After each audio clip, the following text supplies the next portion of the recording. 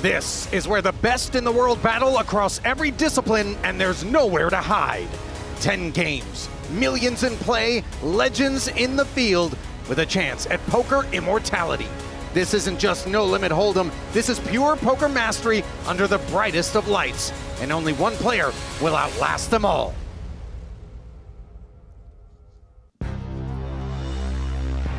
Two grueling days of competition in the rear view mirror, and that which sits outside the windshield is a champion here on day 3 of the Super High Roller Bowl Mixed Games, a $100,000 buy-in event with $1.3 million that awaits one of our 7 that remain. Inside the Poker Go studio here in Las Vegas, yours truly, Ali Najad, alongside Alex Livingston and Chris Vitch, a crew very much familiar with and in support of these mixed games. We welcome you warmly. Those who have been with us across the first 2 days, or perhaps those just tuning in to see the champ crowned. And wouldn't it be something, boys, if Chad Eveslage were to go back-to-back in this one? He took it down last year for 1.2, 100K more available if he were to ride it out and win this one. But Benny Glaser's going to have something to say about that. Very much on form with 8 MTT Mixed Games wins under his belt. How about this man, though? You want to talk about form? The PGT Series Mixed Games leading into this event, he went 1-2-1 to round it out, and here he is sitting on a lion's share of the tokens. 3.38 million. Glaser not far behind, and then you see the chasm between those two, Bleznick and the rest of the crew, with Eveslage, Schulman, and Wells jockeying for a relatively significant amount of pay differential between 7th and 5th. Here are the blinds at level 18, broken down between the limit games, stud games, and then those big bet games, no limit PLO and no limit deuce to 7. Every pot so consequential, so significant as we get things underway. A peek at the payouts brought to you by Poker News. 70K, the immediate ladder between 7th and 6th, but of note is the 145 total between 7th and 5th, boys. And I would imagine that as we all mount up, it's going to be a lot of jockeying between those bottom 3. What say you? Yeah, we've got some clear separation here with Yuri and Benny at the top of the board, Tobias Leknes and Chad Bleznick in the middle, and then 3 short stacks. So it's going to be interesting to see how the stack sizes affect the maneuvering of the players here. Yeah, with these limits that we have now for a single winner game like Raz, things can change in a hurry for those middle stacks, and even the big guys have to watch out for, you know, a little bit of run bad. Things can change in a hurry in mixed games.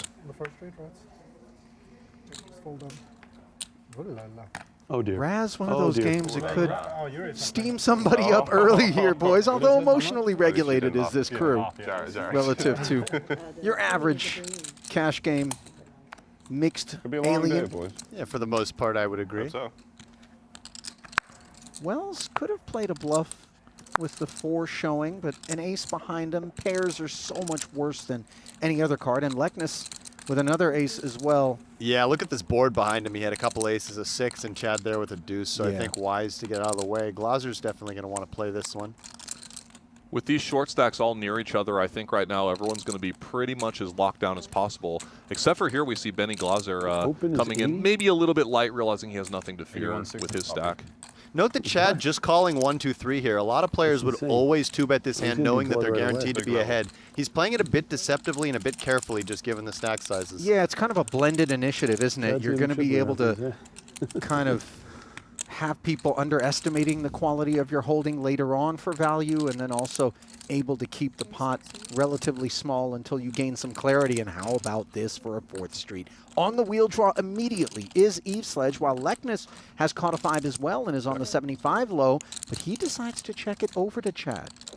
This is definitely a very cautious check from Tobias Leknes, like thinking that he must have the best hand here given the passivity of everyone's play on 3rd Street. It looks like maybe he's actually going to go for a check and raise, though, to shut Benny Glaser out of this pot. It makes some sense, but I'm a little surprised he didn't just bet himself and then sort of dare Benny to peel one off with Chad behind, as it's much easier for Benny to get out of the way now. And note that in spite of having such a quality hand, Eveslage is not eager to announce that hand. He's happy to just flat and see what this key street brings. And how about the 4? He's got the nuts right here, right now, and there's not really a world in which Leknes can assign that to him. No, Chad has played this very deceptively. Especially, I was just noticing with Chad's stack here, even if Tobias Leknes really hates the situation, he may just feel like it's not too many more chips to commit. Now Chad's actually hoping for a brick on 6th Street if he were to get it, because otherwise he might scare off his customer here. Any paint card, any pair would be so beautiful for Chad. Rare situation where he wants his opponent to catch good and he wants to catch bad. Well, they both end up catching a jack. Certainly, I think this will be too good of a situation for Tobias Leknes to get away from his hand, as he can believe that Chad has either paired or has like a mediocre card in the hole here, and his 9-low could be the best hand, and his 7-5 draw would very likely be live. We can see that Chad is Hollywooding here with the wheel. Of course, overcalling Glaser after the complete from Leknes, and Tobias with no 8 in hand, you can kind of feel that sense that Chad has an 8 and then we're drawing live to this 7. With a made 9, and of course, perhaps Eveslage has a pair as well. We do interfere with a good bit of that with a deuce and 5 in hand if we're Tobias. That's don't ever run my chest. I'll tell you what. Eveslage has Leknes drawing dead as he manages to get all of his chips in here. And the river is of no consequence whatsoever. An incredible start. Not often we talk about a double up in a limit game, but that's exactly where Chad is, with some extra frosting in the form of the Annies and, of course, Benny's money. Yeah, a great start for our defending champion as he gets himself kind of right out of the danger zone and into that middle pack. Oh, yeah. Great one.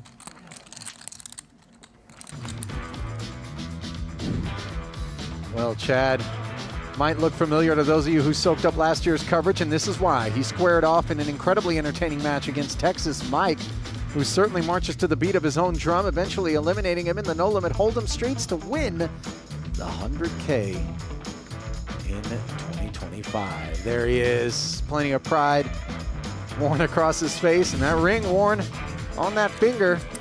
Love to add one to the other hand here today, and he's off to a good start. I think if I had like 3 bets, I would check. But Eveslage with nearly $12 million in career tournament earnings. Hometown, Louisville, Kentucky.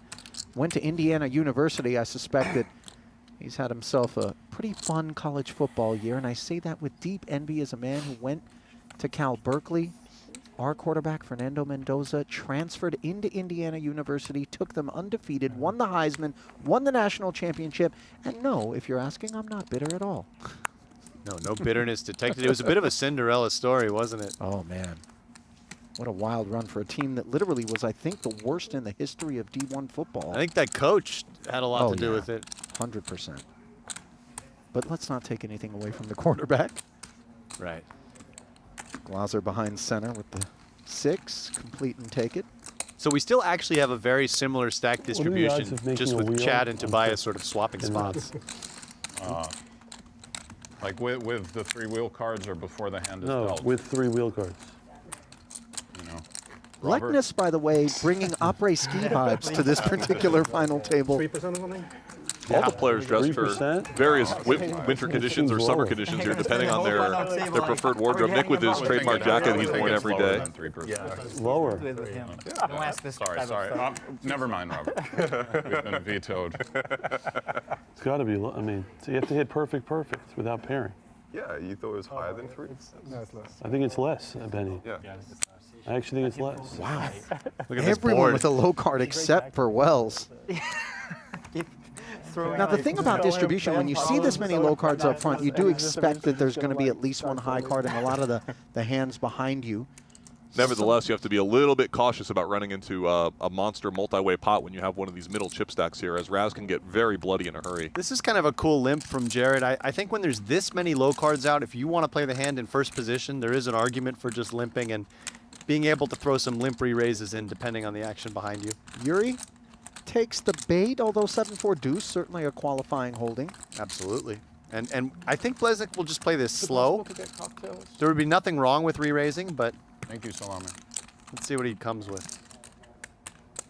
Yeah, Jared probably correctly recognizing that he'd only be pushing a small edge initially, and stack preservation foremost on his mind with 1.2 million.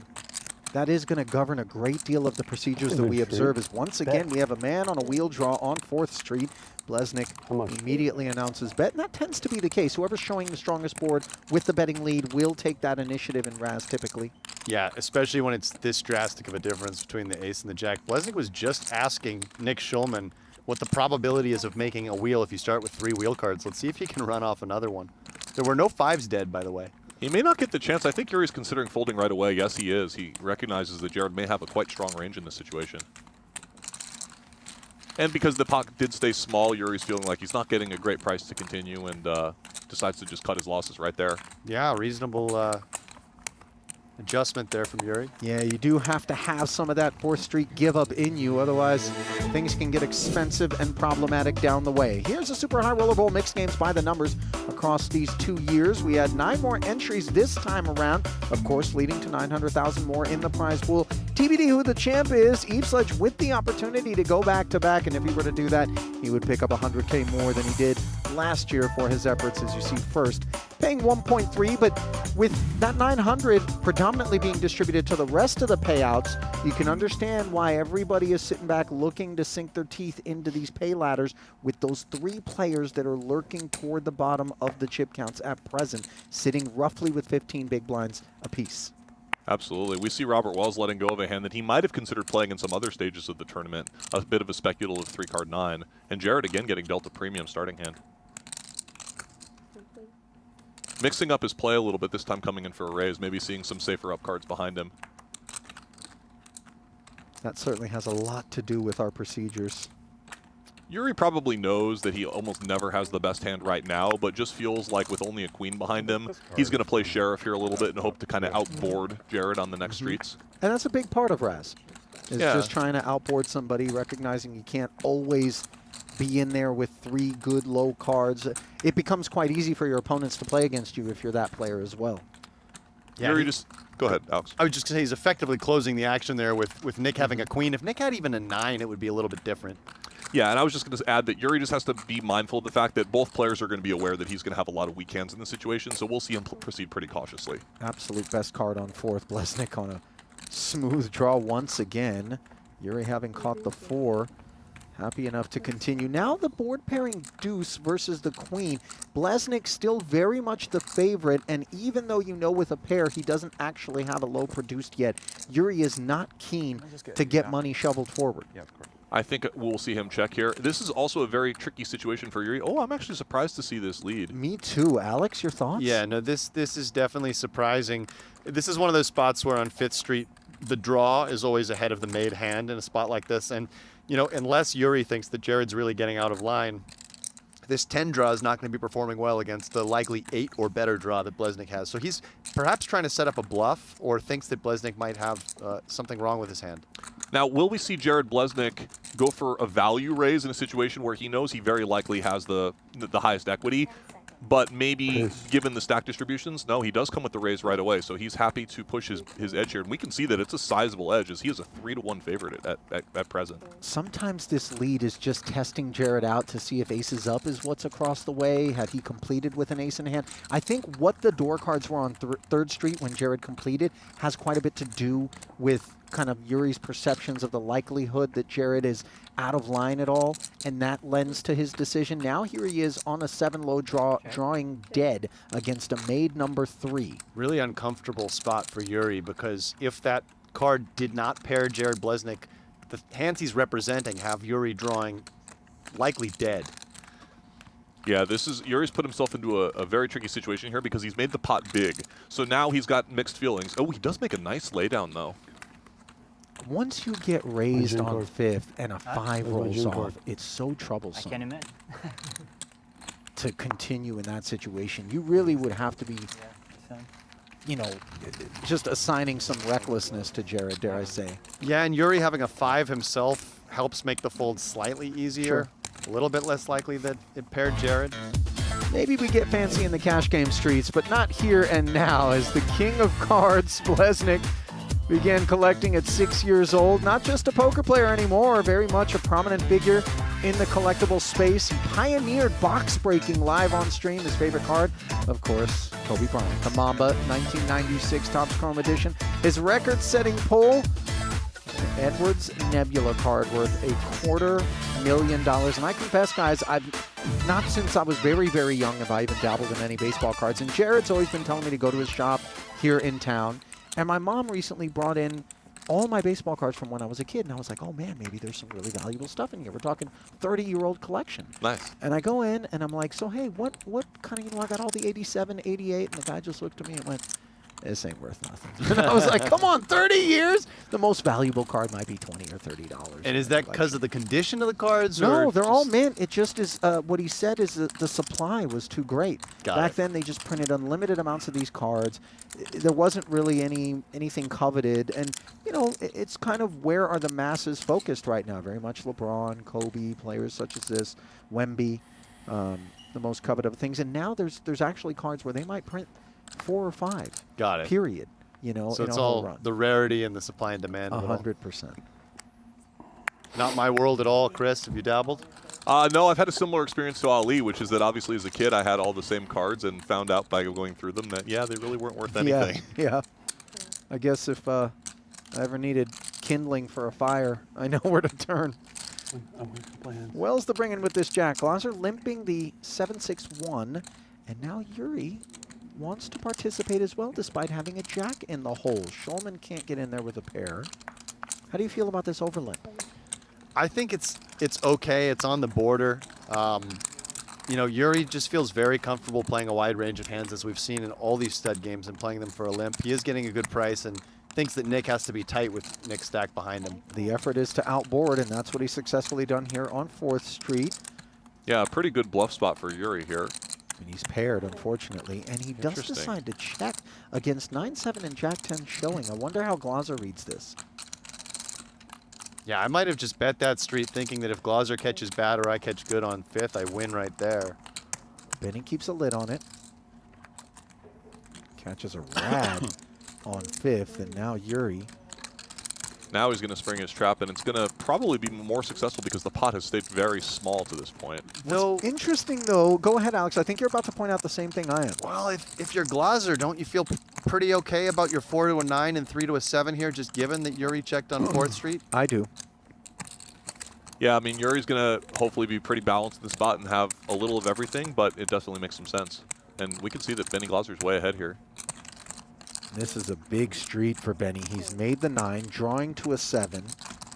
Yuri's showing a 10 at best. Of course, he checks, and in comes the barrel.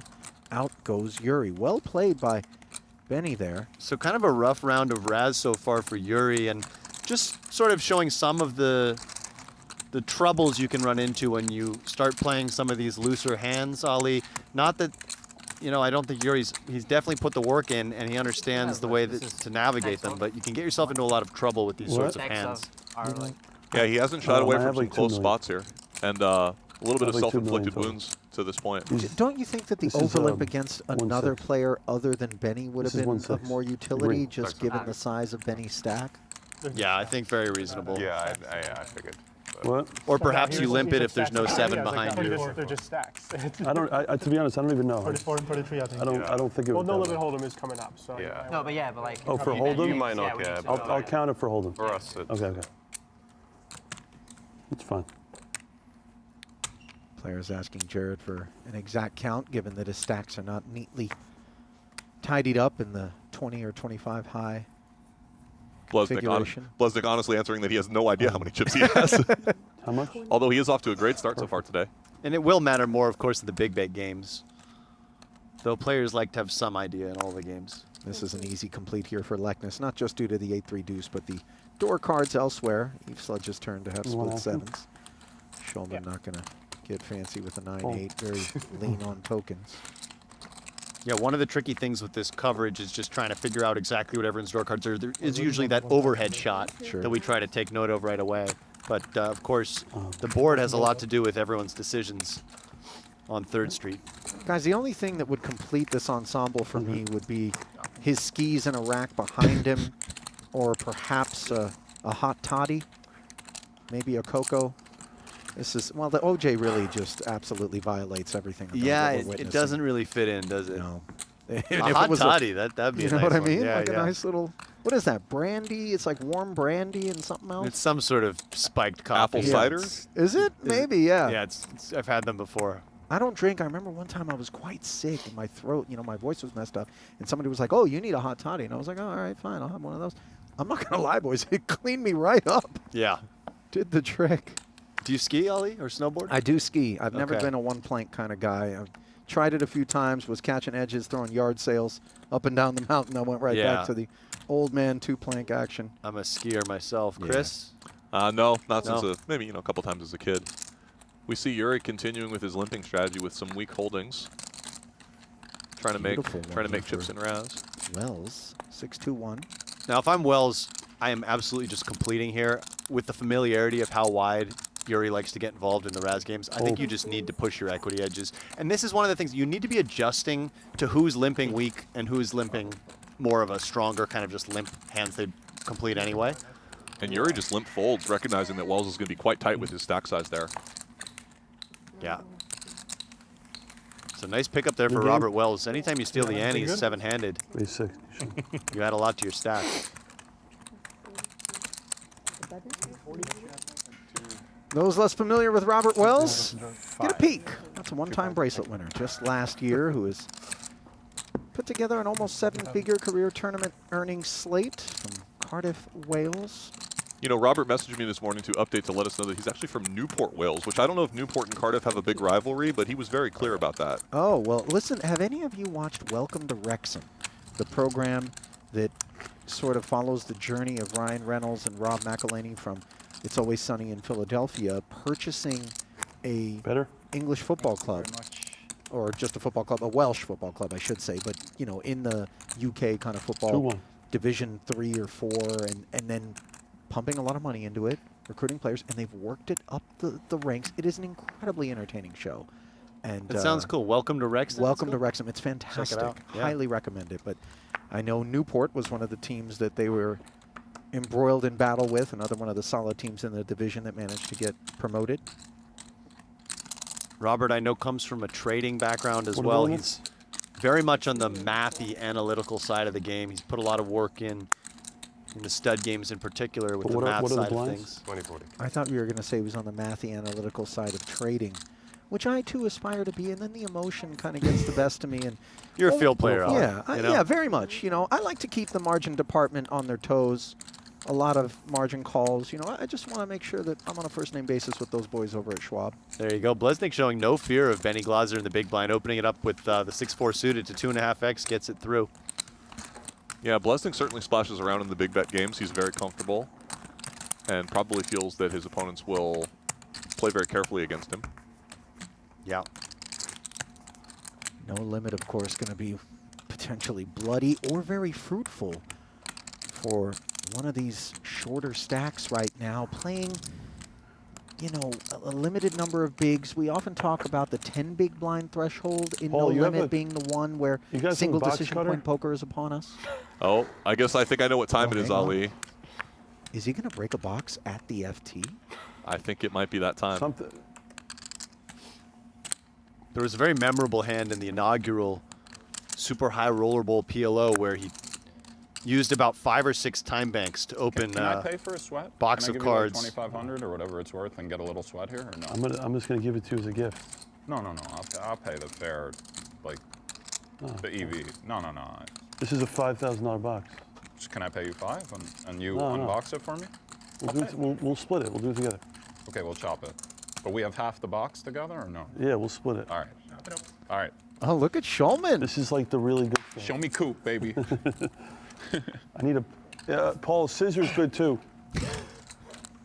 We're going to get a box break here with a 50-50 split. I think so. I see him on the box. Nick Schulman looking for a little action.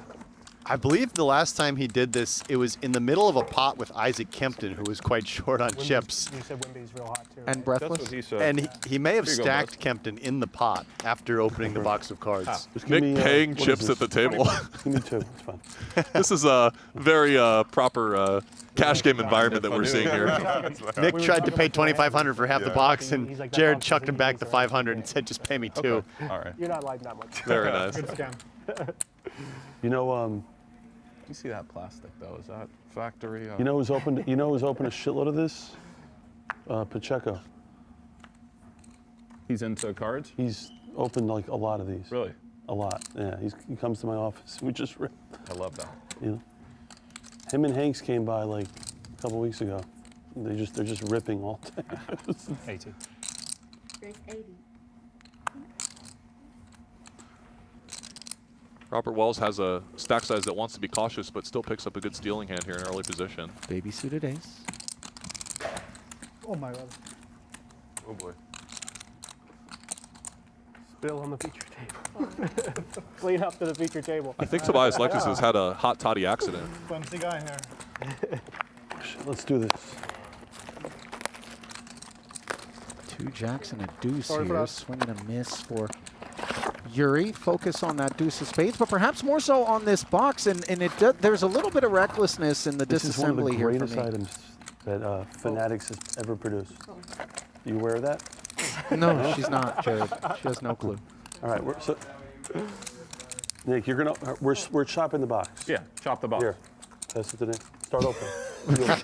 Can you scan the cards onto the What are we RFID? Will looking that for here, work? Coop? We're looking for anything that's not blue. Anything that's not Any blue? color that's not blue. Okay. But we want cool. Is this the whole box? Yeah. Well, you take half. I mean, you're You know, just give me 2 I because had you're the kind of same- you got the sauce with this. feeling, So by if the it's way, prime, that that's the we whole want box. What is it, passive 5, sauce, 6 right? packs? Yeah, about 1,000 a card. You know, I don't want like Same. Yeah. You get a How many million cards in dollar each card. pack? condition here. What's It the looks most like about expensive 6. card You can could- hit a $500,000 Oh, card. half a there's million other bucks each, cards. That's the most expensive one in there? Probably. What you know about Dalton Necht? Lake. That doesn't sound. Oh my God. Wait a minute. I got Anthony Edwards. Hold on a second. You have first- what off the bat? First pack we have a redemption, which means it could be. Jokic and Larry Bird? No, hold on a second. I don't know what the. Nick, wait, hold on. Larry is my favorite player. I mean, is that worth something? Nick, we have a redemption, which means it could be Flag, it could be LeBron. Let's go to work. This is. We have a redemption. How often? Still, How we common have is a a redemption? redemption here. Is that like a 1 in Okay. 50? Hold on a second. This is important, actually. Action on banks do you plus. have? I'm going to use like 3 of them here. And he has a hand. He's going to No, use I some have time to. I extension have to. chips. We have a Tobias. We have a redemption. This is huge. Run the clock. Run the clock. Leknes If is this is LeBron, breathless. This is huge. Like this is not. Jared's amused. using his time bank, so this is fair play. Gambling. Dude. Are you allowed to do this? Come on. Congratulations, you are due to receive. Issue rookie. Show me Cooper, We baby. want Flag. Orange. If it's Flag, we make. No. Thomas Sorber. No. Go ahead, Blez. That's such a disaster. I'm sure he's a great player and all. You know, worked his whole life. That is such a disaster. Thomas, legit never heard of him. Sounds like it. Congratulations. All right, I'll fold. How many time extensions? By the way, get that kid in the gym. That's so annoying. Thomas Sorber. Where are my time extensions? Uh-oh. On your table. What? Under the plastic stuff. Wow, so Blez Sorry. out of there with the ace-9, well-timed against ace-10, and look at Eveslage waking up with kings as he continues to make a bid to spin up. Oh, Schulman no. with disaster, gentlemen. We got Knip. First it was the bad card in the deck, and now it's 2 bad cards in the deck with 2 Yeah. jacks in this spot. Yeah, and this looks unavoidable off of his stack size. Chad can definitely be light here. It is. Well, I did they stopped the clock, I would have been fine with it.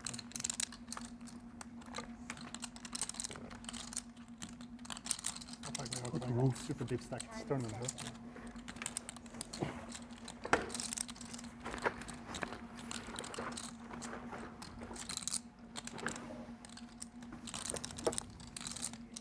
I'm sure Nick cannot love the situation. You have but those sleeves, Paul? I need them, actually. maybe just a little too much hand. I think so. I mean, 11 big blinds, and he probably knows that Chad can really put a lot of pressure on Wells here. Yeah, but at the same time, Chad, off of a medium stack size, is 3-betting an early position raise from a conservative player. True. I mean, Yeah. let's just give immediate credit to Nick for recognizing Bad auto. the situation here and even contemplating with 2 jacks. Absolutely. Sure, he wants to go for the win. This is a prospective opportunity for a triple. But picking up that extra 70K and then staying in the hunt for another ladder beyond that How many? by 3? folding and hoping that this turns into a bust-out altercation has great value as well.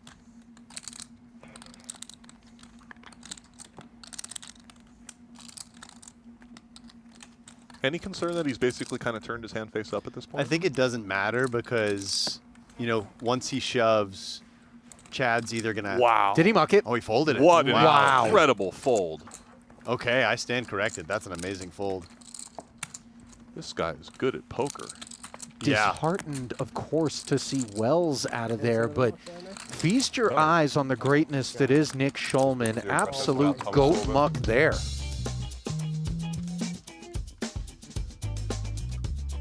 Well, don't miss the biggest shows in poker. New seasons of high-stakes poker and the National Heads Up Poker Championship are streaming right now. Head to pokergo.com or download the app and watch legends go to work.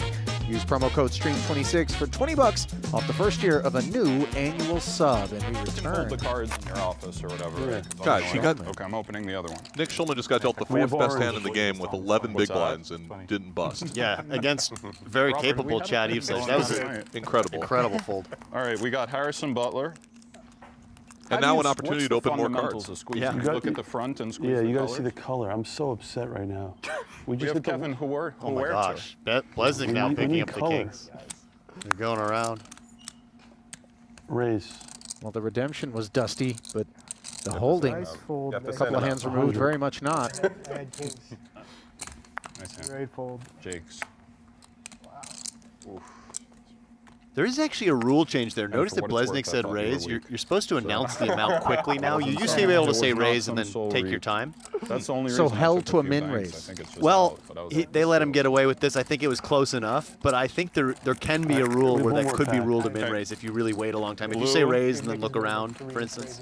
Good folds against Now, I've legit never heard of any of these guys. I'm so upset right now. This was the worst box. You know what? We're doing one more. I'm covering it. Listen, Nick, I'm gonna I'm covering it. We're I'm doing. gonna return these to you and just kind of lock in. We got I have a dust. situation here. We're With, doing one more. okay, I'm in for 2K. No, I by the got way. it. No, I don't take like handouts, Okay. bro. We're doing one more. Okay, we're at 2K your way. Blez, how common is like a redemption thing? Like a 1 in The 20, 1 in crazy 10? thing is, if you hit a redemption in Sapphire, it's so the redemptions in Sapphire. LeBron's a redemption. Cooper is the most common redemption. Like we ran so bad. Like we're probably like 75% to get like an elite guy, and then we get Thomas Sorber, who's complete dust. Wait, but is there any chance he's gonna be great? Like we Yeah, have there's a chance, but we just ran so bad. What you if have he's no just idea. watching the stream somehow right I now? was just thinking the same thing. That's a real We got person. so unlucky, Nick. You have no It's idea. about the process, Thomas. Oh, sorry, my bad, my mistake. The thing is, when they say he's complete dust, the card is complete dust. I mean, Sorber himself, we don't know. I don't even know what sport he plays. So basketball. Are they all basketball cards? Yeah. Ace Queen here for So Dzivielevski, impressive. far from dust. I mean, I heard them talking about basketball players, but I thought it might be a grab bag of athletes. Fold. Fold. Good fold.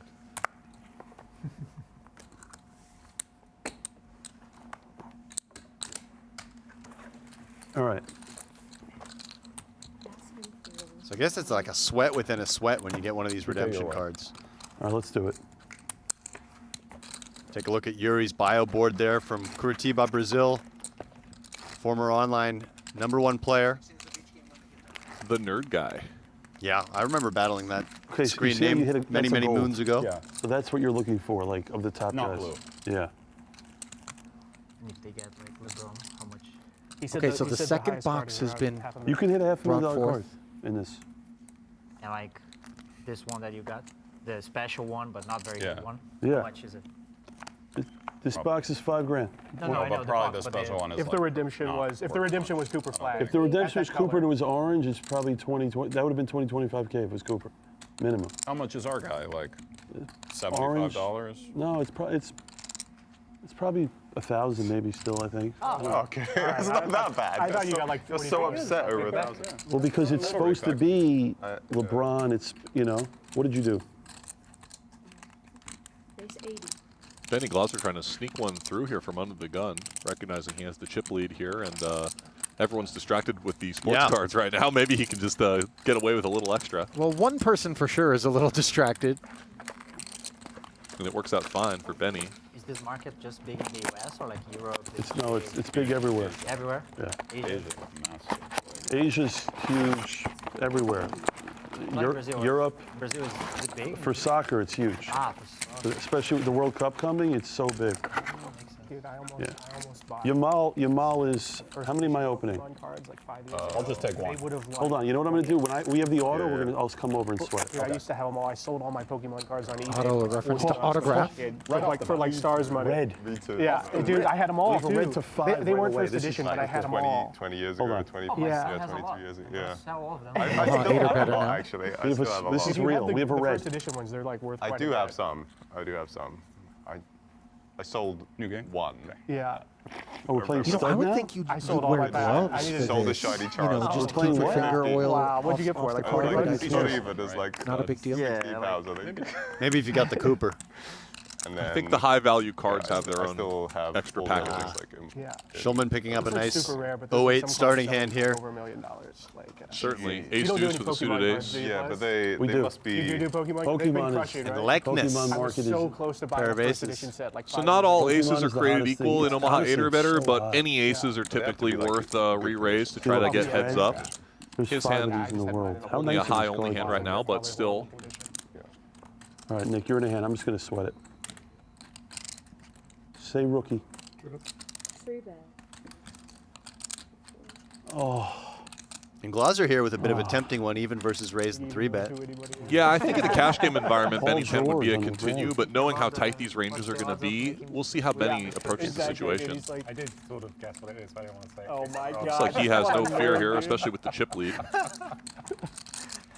I told you. Not to do Glaser this with calls 3 bets out of the big blind with 3, 3, 4, 5 and small diamonds. Yeah, and no reason for Nick to put in any more raises here. Just see what the flop brings off of his stack size. You know, So the Tobias Pokemon Leknes is looking market for is- high cards on the flop, and the other players more It's on the low if you end. bought, see, I don't know that market. Though I know it's hot, but Yeah. what you're talking about, if you bought that set 5 years ago, I would be crushing. It's probably up. It's probably like 8 to 10x if I Yeah. had bet. Yeah. I would maybe not mind more. seeing Tobias check here, You're not given into soccer? the multi-way nature of the hand. nowadays.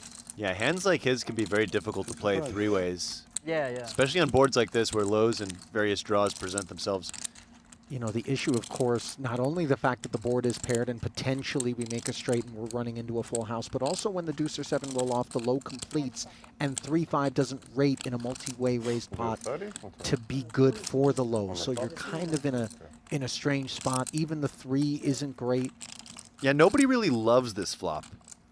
Everyone has a little bit of something, and nobody would be able to fold for 1 bet, but nobody smashed it. Important to have the check back with ace-deuce without a shot at the high here in our arsenal, if you're I Nick? think so, given the chip situation as well. I mean, he's really trying to preserve chips any way he can. A great card for Tobias Leknes to see here on the turn after it checks around on the flop. As raggy as they come. Yeah, those I would jack of spades. go ahead and value bet this now as Tobias. Very unlikely anyone checked a 6 on the flop, and none of the draws completed. Glaser will be in an interesting spot with Nick behind him if he does face this bet.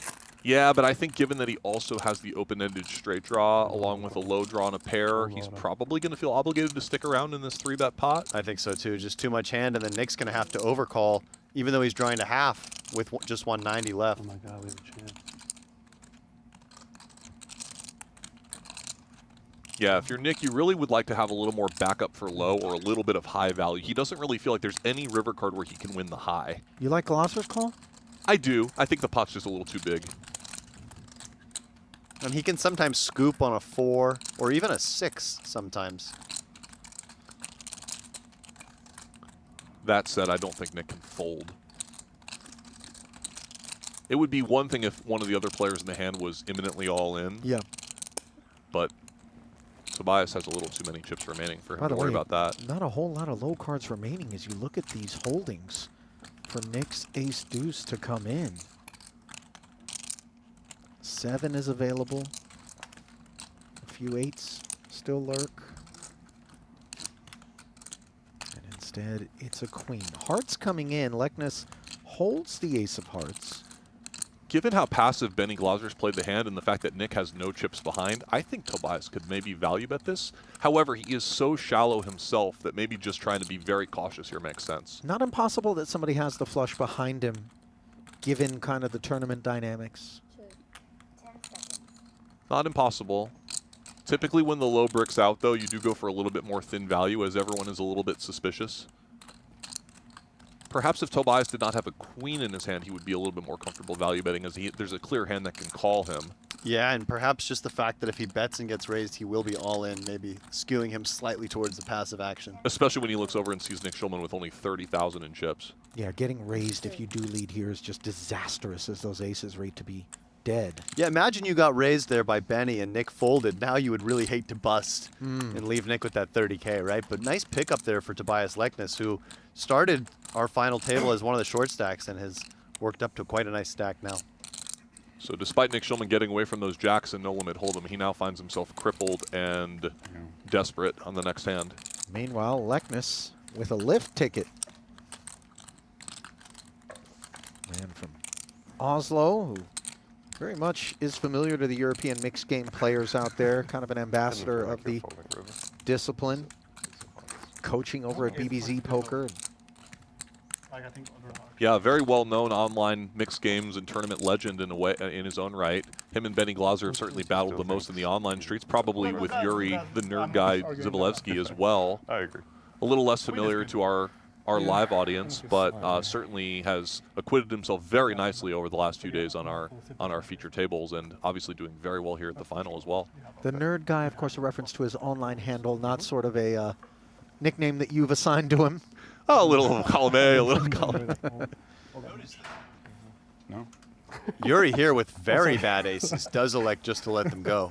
Did he have spades? He did, but no, three no low aces card. and a king, no low potential. It's interesting because you do block the continues very well with a hand like that, Wish I but could not enjoy once you myself face a with you guys. continue, it's very, very awkward to play. Don't ever run like me, Chad. I've Okay, seen brother? it. I've seen it. I play like Nick, but don't ever run like Nick. You'd walk away. But me, I'm right here. It's okay. So Benny Glaser has a terrible hand, but he may feel he could put a ton of pressure on Chad Eveslage here, given the other short stacks at the table. Absolutely. What do you mean? This is So all he I got decides right to come now. in very light. Yeah, quite We light. have an auto. This would have been an interesting Badoogie confrontation. Auto declared, by the way, on the sweats as gold Nick auto. moves over to see whether or not he can actually pick up a little ROI on his investment. The rookie. Two pair for Chad here, gutter ball We for wanna Benny. see. Neither player with a low Let's draw. see. Let's go, baby. Oh my God! All right, good. Let's go! Wow! Wow! Flag Sports gold cards. auto. Gold? Gold auto. Wow! Looks like some good Flag news. gold auto. I don't know what Papa, that means, but it flag. seems like it's worth They something. got Cooper flag. Flag rookie, baby. Auto. Right, so that easily covers both boxes by itself. Beautiful. I'm still breathless, but It's you insane. feel a little better. That's like 20 Gs, 25 Gs? It's less, but Okay, all right. Bless.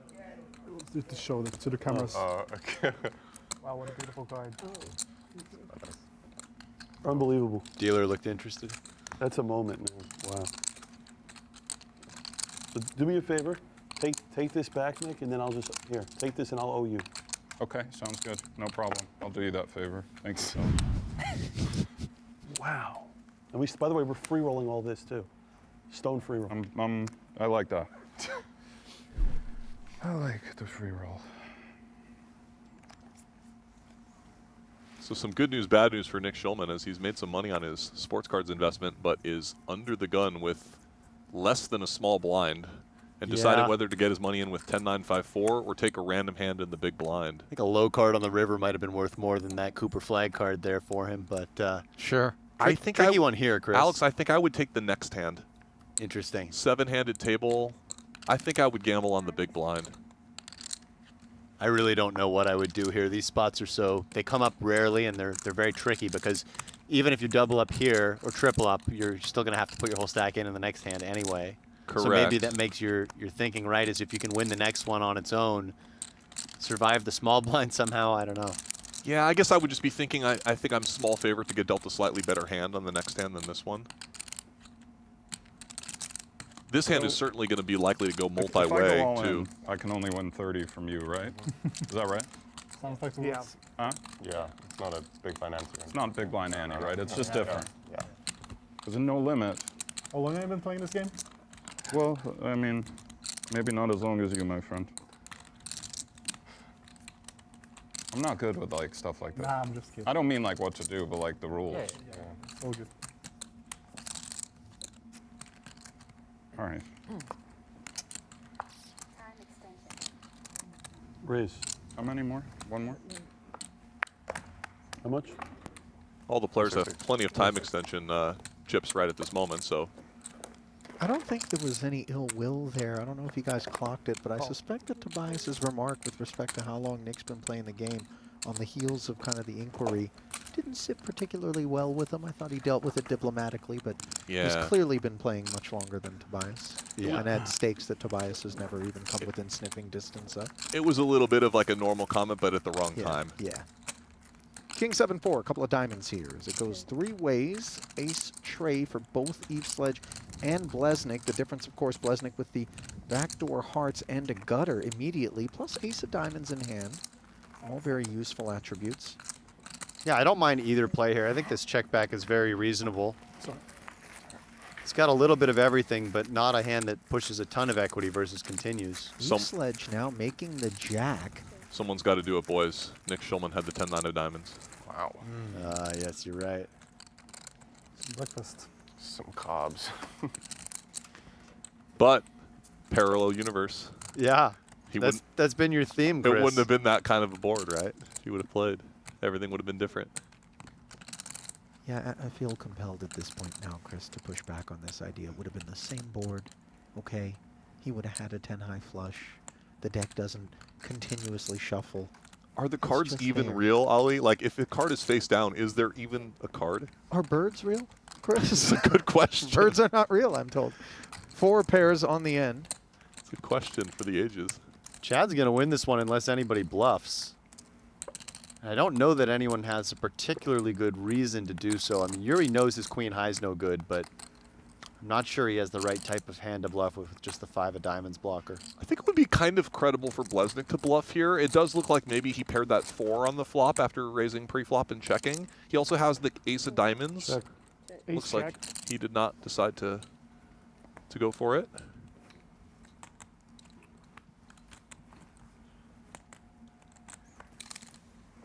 Chad does take it down a nice one there. And now Nick Schulman will be all in the big blind for his last 30. Yeah, Chad are a big winner so far on the day. Moving up nicely. Chad and Tobias definitely both moving up. So it's still 80K to call. Little peek at Eveslage's resume. I'm always curious when it says attended Indiana University as opposed to graduated from Indiana University. If it's that common, it's a good note. note. I tried school on, but wasn't for me. Found poker, you know, at some point during college and went that direction. You think we should update the bio to say briefly attended? You're the only one that's come. I'm in the attended category. You know, I don't know that I briefly attended because I was enrolled for a couple of years. I was on campus for about 8. So does that make me an 8th year sophomore? You know, I'm not sure. Yeah, you attended a lot. You well attended. Yeah, oh yeah. 24, living at the frat house, chilling. Life was good. Were you a drinker back then? No, never. Never have been, right? Trust me, it would have been easier to drink alcohol than the concoctions I was force-fed during pledge. Oh, God. Schulman all in here with Queen 8-7-3 in the big blind. His last stand, Leknes limping. So normally in Limit Omaha 8 or better, you want to come in raising, but Tobias Leknes is employing some tournament ICM implicit collusion, we might say, where he's recognized that there's a lot of value in knocking a player out and moving up in the pay jump, so he's decided to let other players into the pot. And he's done exactly that. He's invited a series of limps from medium strength hands behind. Pretty demoralizing for Nick. We have a sweat there. Yeah, Nick did not pick up a better hand than he had last time. So completely buried. A very dominated type of holding, although he does have the live diamonds. Ace 10-4 rainbow flop. Middle set here for Yuri. Schulman with just dire straights. Check. Typically in these final table situations, you won't really see someone put a bet into the pot without the nuts because they don't really want to push anybody out of the pot when there's an opportunity to bust a player. Backdoor heart draw comes in for Glaser, who's got deuce 5 for low. Yeah, Glaser is the type of hand I would definitely consider betting here on the turn. Just nobody bet the flop. You'd expect deuce 3 to make an appearance potentially. He's got so much equity versus almost everything. Double gutter as well. It's funny because if other players did fold here, Benny has no high hand currently. Right, so Schulman could win with the queen, with the pair of eights. But Yuri will not be folding a set of tens. Very, very unconcerned about aces in this situation. But a very clear just call as you're free rolled by a lot of hands like the one Benny has. Of course. He's got the second nuts as it stands, and you just don't assign anyone aces in this situation. You certainly assign Schulman a departure, given he's drawn dead to both sides of the pot now. Yeah, we see that disappointing 0%. And Tobias is actually sticking around here with aces and eights, which makes some sense. He's in a world of hurt. Certainly. Oh, quads on the end now for Yuri. Terrible card for Leknes. Yuri could have considered a lead here to try to put Tobias Leknes in the middle. Yeah, I kind of agree with that. Because now if Benny bets and he check raises, it's just going to be a chopped pot. Benny may actually just decide to check. He only has the naked second nut low. Very true, and he could be getting quartered or even none of the pot in some worlds. I have quads. 3-7. Good luck, guys. Game, Nick. Good game, Nick. Later, Nick. Game, Nick. Quads. Quads 10. Well, it's a better sensation than bubbling, as Nick Schulman did last year, but seventh place and 155K was the most modest of paydays. The best time. As we noted yesterday, despite being in for 2 bullets, he did qualify in on a satellite, so still showing a profit in this tournament. And he had a piece of that Cooper flag card. Yeah. Gave himself run by mucking those jacks in the no-limit streets, let's not forget. But his run comes to an end, leaving behind 6 players who are guaranteed 225K now. Robert Wells assuming short stack duties with 670 in front of him and some distance between he and Leknes. Glaser winning the low there. He and Yuri running 1-2. Perhaps worthy of note the fact that when we get down to 3 players, we'll be playing 6 games in the rotation for each discipline or variant, and then when it's heads up, we'll be playing 4 of each. I figured the other one, like to have one. Cycle through our rotation a little faster. Sure.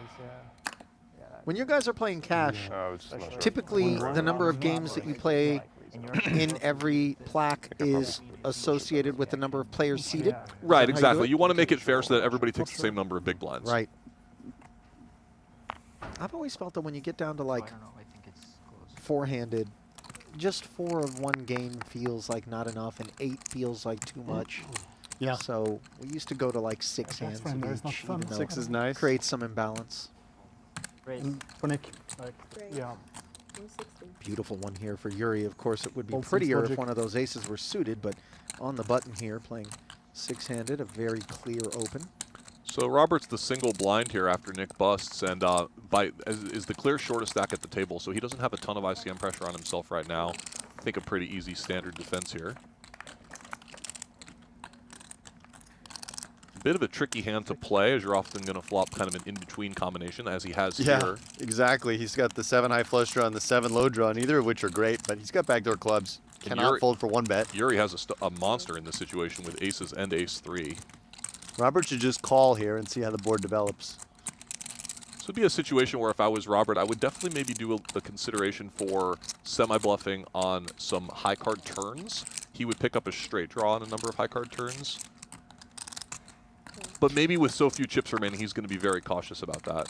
So a weak 2-way hand. It comes in on the turn in the more preferred manner in terms of the heart. Of course, Yuri has the ace of hearts. I would have definitely considered leading this as Robert. Yes, you can run into better flushes some of the time, but when you have such a short stack here, I would be more concerned with getting value now from the low draws. 100%. And I think as played, it's interesting to see whether he's going to go for a check raise or he thinks his hand is a little too weak for that play and he's just trying to preserve chips. You know, the other upshot to leading in this situation, given that Yuri was the raiser pre-flop, is if he does raise on the turn, it's so seldom going to be a hand that doesn't beat that 7 high flush, I would imagine. You know what I mean? Perhaps. Robert Wells just has so few chips remaining that I think it's a situation where if he's beat, he's beat. Yeah, I kind of think so too, because he's going to have to call the turn raise anyway with the 7 high low draw. No. He's succeeded now, however, in getting 2 bets in very nicely, and if a high card bricks out, he has a scooper. Yeah, this worked out really well. He already thinks I run Yuri good. drawing a half. That's where you want your opponent to be. Oh, he's Nick is And up. that half comes up? in Yeah. ace-7 What? for Who low. thinks you run good? Nick does. He doesn't think. This is a great card in Robert Wells' mind, I believe. He counterfeits a hand like ace-3 and has a live low with his own 7-6 of hearts. But it looks like we will have a chop All pot. right, you want to do one? Yeah, the trouble is when that ace-3 gets counterfeited but has a little 7 as backup, it is going to haul in half. So an exciting hand that resulted in no chips changing places, but All right, let's do one, Blez. What did Nick pay you 2K per pack or per box? Well, circle your calendar just a few days from now, February 17th and 18th. You don't want to miss 2 days of live, no gamble, no future action here on Poker Go. Nick Wright and Antonio Esfandiari, among others, will be in the mix, so you can expect a show you won't want to miss. It's No Gamble, No Future live, February 17th and 18th. It's confirmed. Then it's like, confirmed. good. Then it's confirmed. no, like 75% We're split. chance Hey, of beating. we're splitting it. We're split it. Yeah, yeah, yeah. Chad Eveslage wanted to get in on the action here with the card opening. 80. 80,000. You want a piece? You want a piece? Just because it's you. Benny's out. I would take like, Benny's out. what, a little slice. Benny's 100% out. 10%.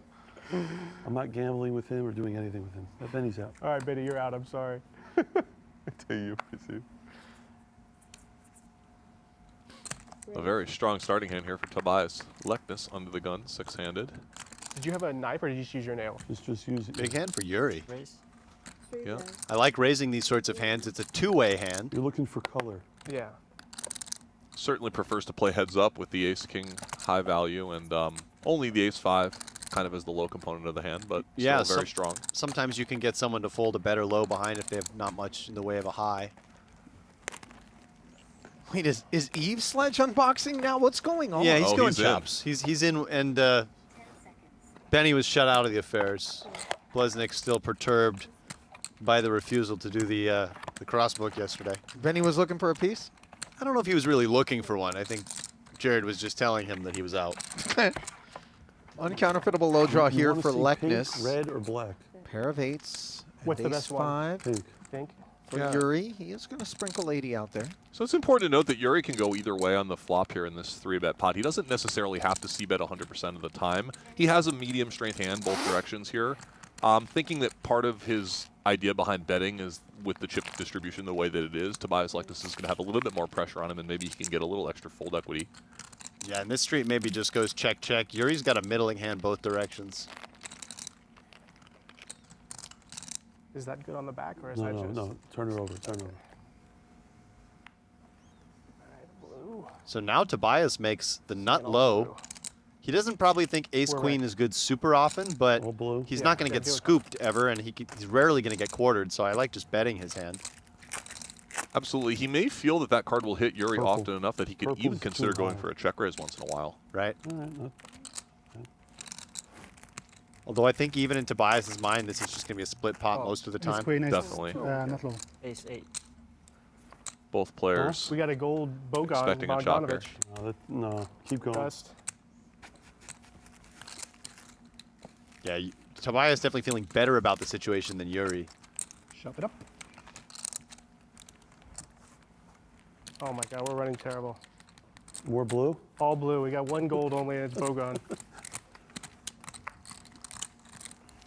Eveslage really is shredding Come on, through baby. these things. Yeah, different strategy Yeah. than Blez and Nick. Not much of a peel, just sort Oh, of. that's big. Flag.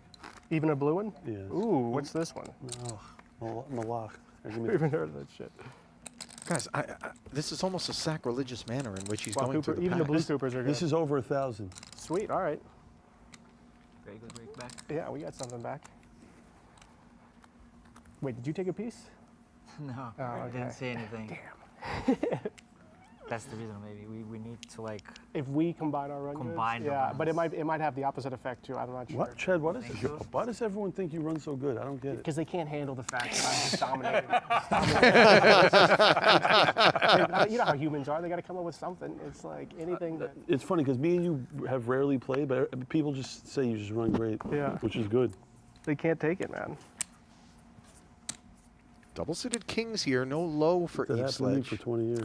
Yeah, this is a bit of an I'm still overrated here. hand in Limit Omaha 8 or Everyone thought I better, ran but good for 20 years. I'm still Chad here. testing his run good. play I less will say poker that than if you I are used to going to buy. play it, I think you certainly want to come in raising to sort of kick out some of those dusty or low hands and preserve the ability to represent the ace-x low. Of course, when Yuri wakes up with ace-ace deuce 6 double, you're in a world of hurt, especially with club coverage. Yeah, a very dominant situation for Yuri Dzivielevski. And notice Tobias Leknes quietly folding the 2-2-4-5 in the big blind that earlier we saw Benny Glaser defend a very similar combination, maybe having something to do with the difference in their chip stacks. Yeah, a lot more luxury in terms of the buffer for Glaser. Ooh. King, queen, 8. This guy runs good. And now we know why he runs good. Top set, and Yuri is just thrashed here. He has no Broadway draw. Backdoor clubs are a thing. Good start for Yuri by Backdoor finding low. a check back. Yeah, now he finds the low draw. Eveslage with the heart draw and top set certainly will come out swinging. If you're Yuri, you're actually tempted to value raise here. Aces with the nut low draw, and it's an uncounterfeitable version. Certainly. But he has a good read on the situation and recognizes that he may need improvement. Ooh, an improvement wow. he finds. Top set in turn on the end along with the 62 low. So I think if I'm Chad, I'm going for value here. I have a 10 in my hand, and I can see myself easily getting called by something like aces up that would get scooped. Yeah, I think if you're Chad, you don't expect to lose the high super often, only to aces really, and Yuri has a clear value raise. Absolutely. I mean, even if he's beat for the high by a hand like Jack 10, it would be a very odd combination that can scoop him in this situation. Yeah, exactly. Deuce 3, Jack 10 is the nightmare. Raise. But that's just not a hand that we expect Eveslage to have. And you see Aces. Chad. 6 getting torched. This guy does not run good. Not in that pot. And we have seen, and I'm not saying that this is always going to be the case, but we've seen, I think, a theme in this tournament when people step out of line pre-flop or pre-draw or in the first betting round, they've Don't been ever run punished like me. Yes. at quite a high rate. It's certainly had a feeling true. you had aces That with- hand was I very really- dominated, kings with and in hearts. this case we No, see kings with one hearts, way so in one which it could outscore. get. Okay. Wow. Looks like a Could 4. lose the maximum. That's the minimum. Anything? So they've Oh, a purple. drawn for the Anything? number of Purple's hands dust? left on the level. Yeah. Perfect. So we're gonna play Oh, four stud. hands of studs. Nothing from the last pack. Dude, no, we're cooked. Grady Dick. What about a Julius Randle card? Is that worth anything? Here. Let's do 20. Is that about it? All right. Here, pass those over there. That was bad. All right. Stud high, the game that all of us agree has the most layered complexity to it. Les is making some money on the side here. Really an It's, oldie that nice. seldom Oh, wait, is you lost spread to Nick, on didn't its you? own. Not an You a and la Nick- carte offering, You just did good, right? more part of the mixed you guys platter. We did made good. money. Nick made money. Yeah, that's true. I suppose after losing Nick Schulman, we don't really have anyone at the table that people would consider So to we're be playing an four old hands school until a stud new level, specialist. Paul? I know Yeah. Jared Break, Bleznick certainly has played a lot of high-stakes 7-card stud Yeah, games. I think he's going to be the most polished in Stud stud high. high. We see Yuri and Robert Wells employing a lot of limps in this game on our stream tables previously. Definitely a game that they have reinvented a little bit of the strategy for. 4 hearts. 20 is green. Oh, sorry. Race. Complete 80. Split eights here, completing.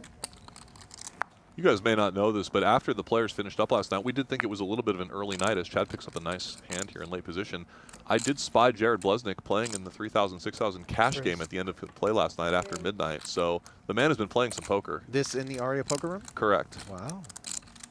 In fact, wearing the same outfit on our stream table as he has yesterday. So some speculation that he has not stopped playing poker. Some people have that superstitious thing where they're like, okay, this is the outfit that's been working. But yes, I think you do cast some suspicion upon whether or not you've gone around the horn. Who else was in that game, Chris?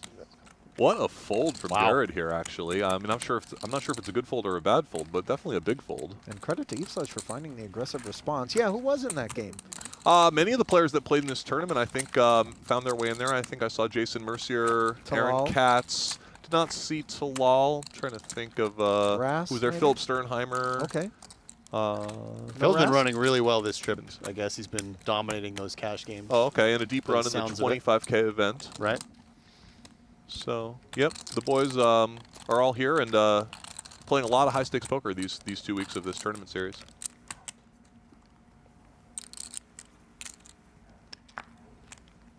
I assume the big game was on pause while they were playing in the tournament, but now now enough runners to restart. Yeah, for those that stuck around.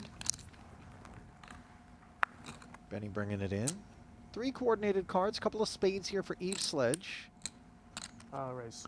And typically in stud high, these 3 connected straight cards are sort of situational, but here not seeing too many other big cards on the board and his hand being well connected with 3 middling cards, he feels comfortable raising. Clears both split deuces and split eights, by the way. Second time Jared's been binned with split eights. Yeah, Jared giving a lot of respect to Chad Eveslage's raises in these 2 hands. Nice quick fold there from Leknes with those 2 8s. When you have a split pair and you're facing an open from a bigger card, you really want to have at least 2 to a suit or some straight, prospects, some other direction in which you could potentially head than simply looking for 2 pair of trips. Certainly, I mean, overcards are usually the most important factor, right? Because you want to have a clear way to take the lead in the hand against their most likely holding. Oftentimes, an idea is having a split inferior pair to the door card opener, but having a larger wired card, in particular an ace. You repop it and then kind of seize the initiative, take control of the hand, maybe able to represent a larger wired pair and bluff your way out. Certainly. I think what we're seeing here is because the limits are so high right now and the players are somewhat, there are a few shorter stacks out there, everyone's just playing it pretty straightforward, a little bit close to the vest. A lot of honest poker at the moment. On display here with the split aces. Could look dishonest, potentially. We'll see whether or not anybody's got something of note. Tobias immediately to the left of Jared with the 3 suited and lays it down. Maybe because he had the 4 diamonds showing, he was a little reticent to play the hand. If he had the 10 up, maybe he feels like he could represent more big pairs. Yeah, a little bit of a tight fold there. I didn't see any other diamonds out, but also just cognizant of the tournament situation with Wells so short, trying to outlast him and hit that $75,000 pay jump. Yeah, anytime you get involved in a stud high hand, it can be a little bit hard to find the exit, and it can get expensive with 3 big betting streets. If I can check river, but I don't think I can. Right, and 3 flushes are nice multi-way hands, but still underdogs to big pairs. Yeah, for sure. Up with king, queen. King, queen, 8. Yeah. King, queen, 8, rainbow. Turn 4 hearts, backdoor hearts. How do you check that flop back? What's going on? Dude, that's how he's final table with like 4 tournaments in a row. The spider sense is very sharp. 4 clubs bring in. 3 suited again is like. For some reason, I can actually see his head on like a spider. I don't know why. It's just like, it's just ridiculous. For some reason, it works. All right, we're on break for like 2 minutes or something. Yeah, but gentlemen, I'm just going to ask you to stay at the table for 1 minute. Okay. Sounds like Paul Campbell has an information for the players, maybe a scolding for all the playing card opening instead of playing poker. I don't know. Somehow doubt that. Paul seemed to be into it, if I'm honest. So this is a much different situation than the previous hand where Tobias Leknes folded a 3 flush. Right here, Jared can basically have any 3 cards as we see him completing a completely, hopeless hand of Jack 8-2. And Tobias fighting back immediately and taking it. But I'm totally fine with the way Jared played that hand. Just go for the steal. Doesn't have to work that often, and then no reason to stick around with a nothing burger. And also applaud Leknes. No, more. With that re-raise. Just able to win it right then and there. Absolutely a great result. Aria and Poker Go just wanted to wish Was a very happy birthday. Oh. Oh, wow. Happy birthday. Oh, wow. Oh, look at this. Happy birthday, Jared Bleznick. No idea. Thank you. Paul and Candace apparently arranging for a little birthday party. It's very nice. Gus must feel, I think Gus feels pretty bad now. He had birthday yesterday. I confess I was around for the unboxing of the Now we cake. got a short break, right? Thank you so much. I gotta pee. That was really nice. Go. I actually wouldn't mind one of those hats with the little rubber band, you know, for the cone, and then maybe you blow those little noisemaker things. Appreciate it. Thank Poor you. Bleznick has to share his birthday with Valentine's Day. We've been a little reticent to say Is happy that Valentine's today Day or to all our yesterday? viewers. Yeah, it's today. Oh, really? Have you been in touch with your girlfriend today, Ollie? Well, you know what's funny is she left me thinking it was yesterday. Want to play online poker for free? With Play Poker Go, you get the thrill of authentic poker anytime, anywhere. From quick casual games to action-packed tournaments, Play Poker Go lets you compete against real players around the globe, all for free. No bots, no gimmicks, just pure 30 poker seconds. fun. Hone your skills and enjoy the poker experience you love. Explore Play Poker Go on web, iOS, and Android. Deal yourself in now. Yeah, yeah. Back with continuing coverage of this final table of the Super High Roller Bowl Mixed Games 100K finale. Yeah. Nick Schulman, the only casualty on the day, and perhaps I'll be a casualty, They're leaving a lot on the table. given that I've scheduled work on Valentine's Day. And yesterday, she made me think it was yesterday. I mean, shame on me for not knowing. I'm sure it's the same day every year, but Well, maybe I you could punted it celebrate off. tomorrow, now that, you know, yeah. days have all lost meaning. The boys seem to have polished off that birthday cake on our break. Did they put a dent in it? I don't know. It may have just disappeared. And they've got a lot of like. Let them eat cake. Benny, It would be so the good. white Yeah. 100K chips are, I believe, in Yeah. play now, which are Yeah. Even if they- small even and if it's just your valuable. first games, like, it just makes We've lost some you chips on the steady table, and but hold them games those later. 100K I mean, limit chips are holding's pretty- the ones to be pretty rooting bad. for now. Yeah. Because there's so many Only bots. 2 remaining yeah. denominations Like, now, but the steady greens and the whites. Yeah. I would No never need for the 5Ks from this Yeah, point yeah, forward as we yeah, play for sure. 100, These 200 are with a weird colors. quarter ante. Marshmallow. Yes, S'mores no color, more cheap s'mores poker. color. No, can't Yeah, overstate I the guess. size and the gravity of every Kind of collision, the even for the bumblebees big stacks at these limits. that they normally have. Oh my god, now I'm gonna have to wear my Four glasses. clubs bring in. Oh, it's me, right? They've slid around a little bit. Yeah, Yuri has make moved to room. the end seat, so it's a little harder sometimes to see all the way across that large Poker Go table that we have there when you're playing 7-card studs. So I understand Yuri's desire to get his glasses to check things out. Blockers everywhere. 10, 7, 4. Like this Beautiful gets a hand. steal Easy through. to catch a pair. 10 seconds. Should I raise, man? We raise? Pretending that you don't know. If it comes to me, it's pretty sick. There's one person. One ace out. You Yeah. bet me on the bubble. Yuri, there's Pretty one, reasonable, actually. It's Yuri, probably there's making one money off person it. that would If you raise your just, hand like, here. There's one person that would raise in that spot. Oh, Phil Ivey. I thought he was going to say himself. But it's not like the 7 blocker is good. Yeah, it's terrible actually. If this, I block you all from having a hand, but Yeah. I can't make one.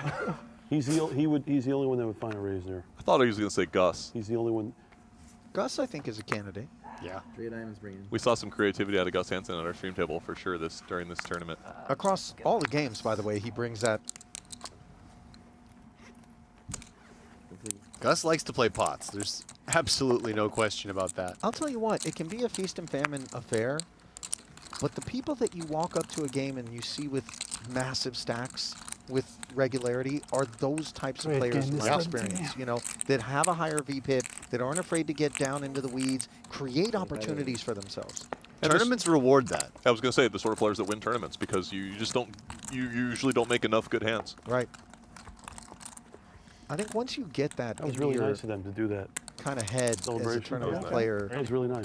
you really shift and pivot away from this am expectation I- that the road am I to the victory is oldest just one going to be here? who gets luckiest. It's who creates the most opportunities for Yeah, themselves. it's- You got to 43, earn what it. are you? A good way of putting it. And being able to 33, shift gears, I think, is so important, too. 34. One thing I really respect about I'm the the way Yuri youngest. I'm the Dzivielevski youngest. goes about his poker is that he How has old are the you? image of a studious, 39. cautious player, but he plays It's insane. with a That's lot what- of aggression in all the pots that he's involved in, It's and just he is insane certainly when not a I, you know, passive come in, player. I was the young Very kid, true. And now I'm like the second oldest guy at this table. It goes to show you how much poker's evolved. Yeah, I mean, same for me too. You guys would all be drawing completely dead without these old computers. But Chad with a conservative you're fold. 36. Wow, I thought you were closer to my age. Pretty one here for Yuri. He's going to limp it, You're though. 90 or As he is wont to do in this game. Yeah, with another 10 showing behind him with Wells, a king as I don't well, like which drawing happens to be split for Blez. You can understand. I Keep can't a lid ask on what he had things. right up. No. Yeah, and he's just very balanced with these limps. He will limp some weaker hands, planning to even limp fold, and then I would put this in that stronger bucket of hands. Wow, there's a lot of clubs out, guys. Yeah, Nice and a king. conservative fold there from Leknes, just given the king opening, given a couple of dead clubs. So Yuri thinks he's gotten a 3 flush with a club draw here, but he's more on an ace hunt.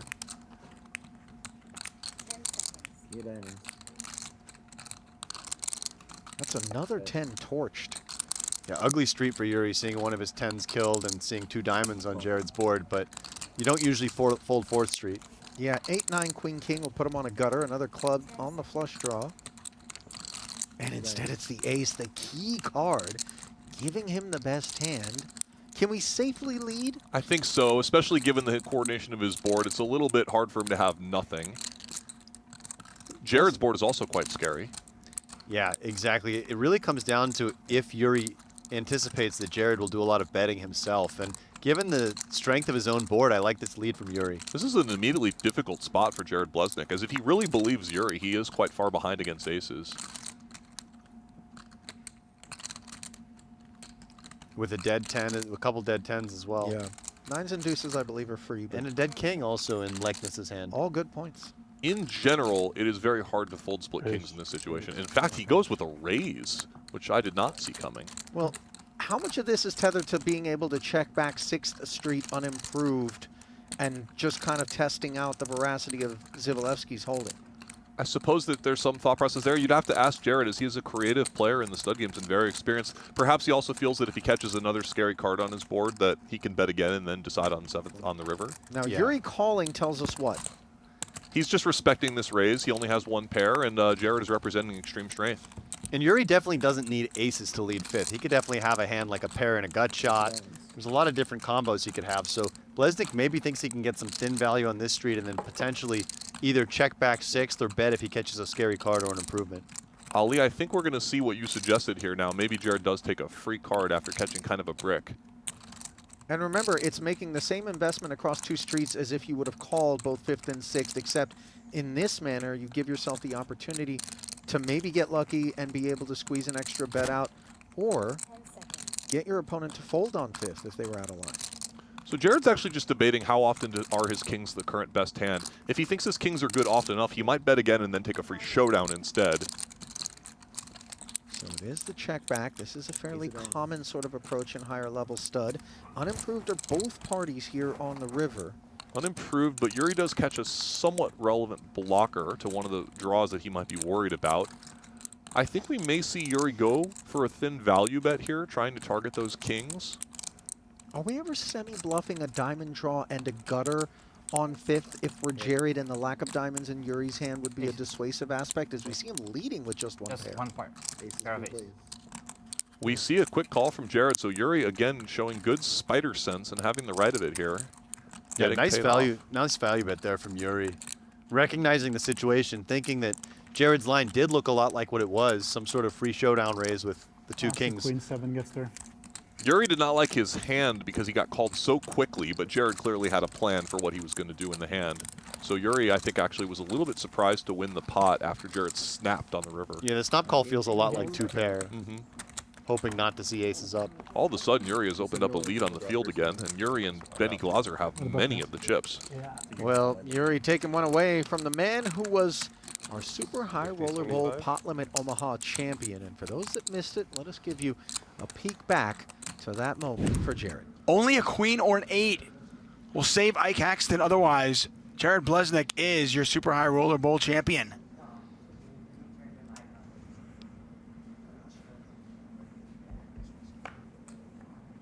It's the ace of diamonds. Yep. Jared Bleznick gets it done, and you can see the celebration there. Well played. That was 2023's edition of the SHRB PLO. Alex, you were here. You were there. I was everywhere. Yeah, that was the first Super High Roller Bowl I covered, the 2023. And that was very memorable again with Jared opening sports cars on stream, as we saw again today. Switching gears. Yeah, let's try some no limit deuce to 7. Yuri picks up a bit of a difficult hand to play, but certainly given his chip stack, he really has no concerns at this moment, and certainly a reasonable hand to open in a cash game anyway. Ooh. Robert Wells picks up a very premium draw. 7-6-4-2. It is something we need to do in terms of denying the opportunity for players behind us to get involved, re-raising with draw 1s, not just pat hands. Note the straight 8 for Leknes. Can't get in there. So Rob could have gone either way in this situation, but perhaps he feels that Yuri will be opening very light given his big chip lead, and thinks that he has more fold equity than normal. Otherwise, he might just prefer to play the river with such a premium draw.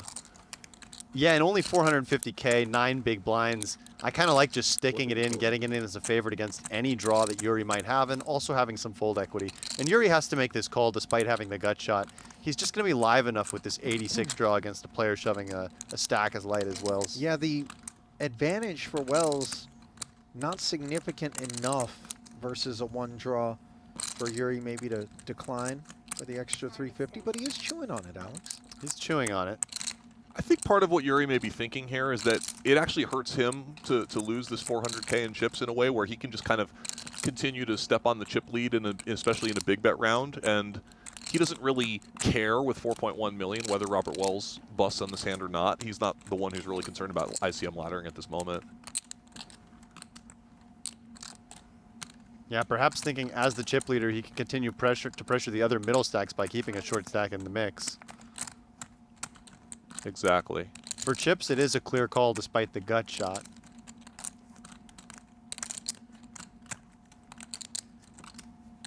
Let's it go.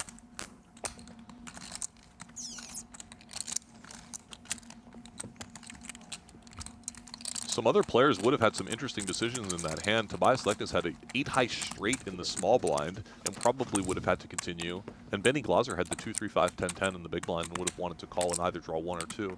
Yeah, I think it would have been a 3-way pot, and I imagine in that case Glaser would draw 2 to the deuce 3-5. Seems reasonable. Nevertheless, a nice shove that gets through for Robert Wells, giving himself a little bit of room to get through the blinds. As in no limit single draw, you do have to pay both the big blind and the ante, which is the size of both blinds, so a little extra expensive when you're in the blind in this game. Bleznick slipping drastically after that big stud pot. Yeah, he's under $1 million now. This is a precarious territory to find oneself. There is a logjam down in that territory between Eveslage, Leknes, Blez, and Wells, with Yuri and Glaser just coasting. Yeah, you really have to like Yuri Dzivielevski's position here. Not only does he have the chip lead, but he has the second in chips 2 to his right and can certainly put some pressure on Benny Glaser as well. Bleznick's got a pretty marginal one here with the 10-9 draw off this stack size. Let's see if he goes for a steal. Yeah, I think I would prefer playing cautiously given the other short stacks around. 125. Jared disagrees.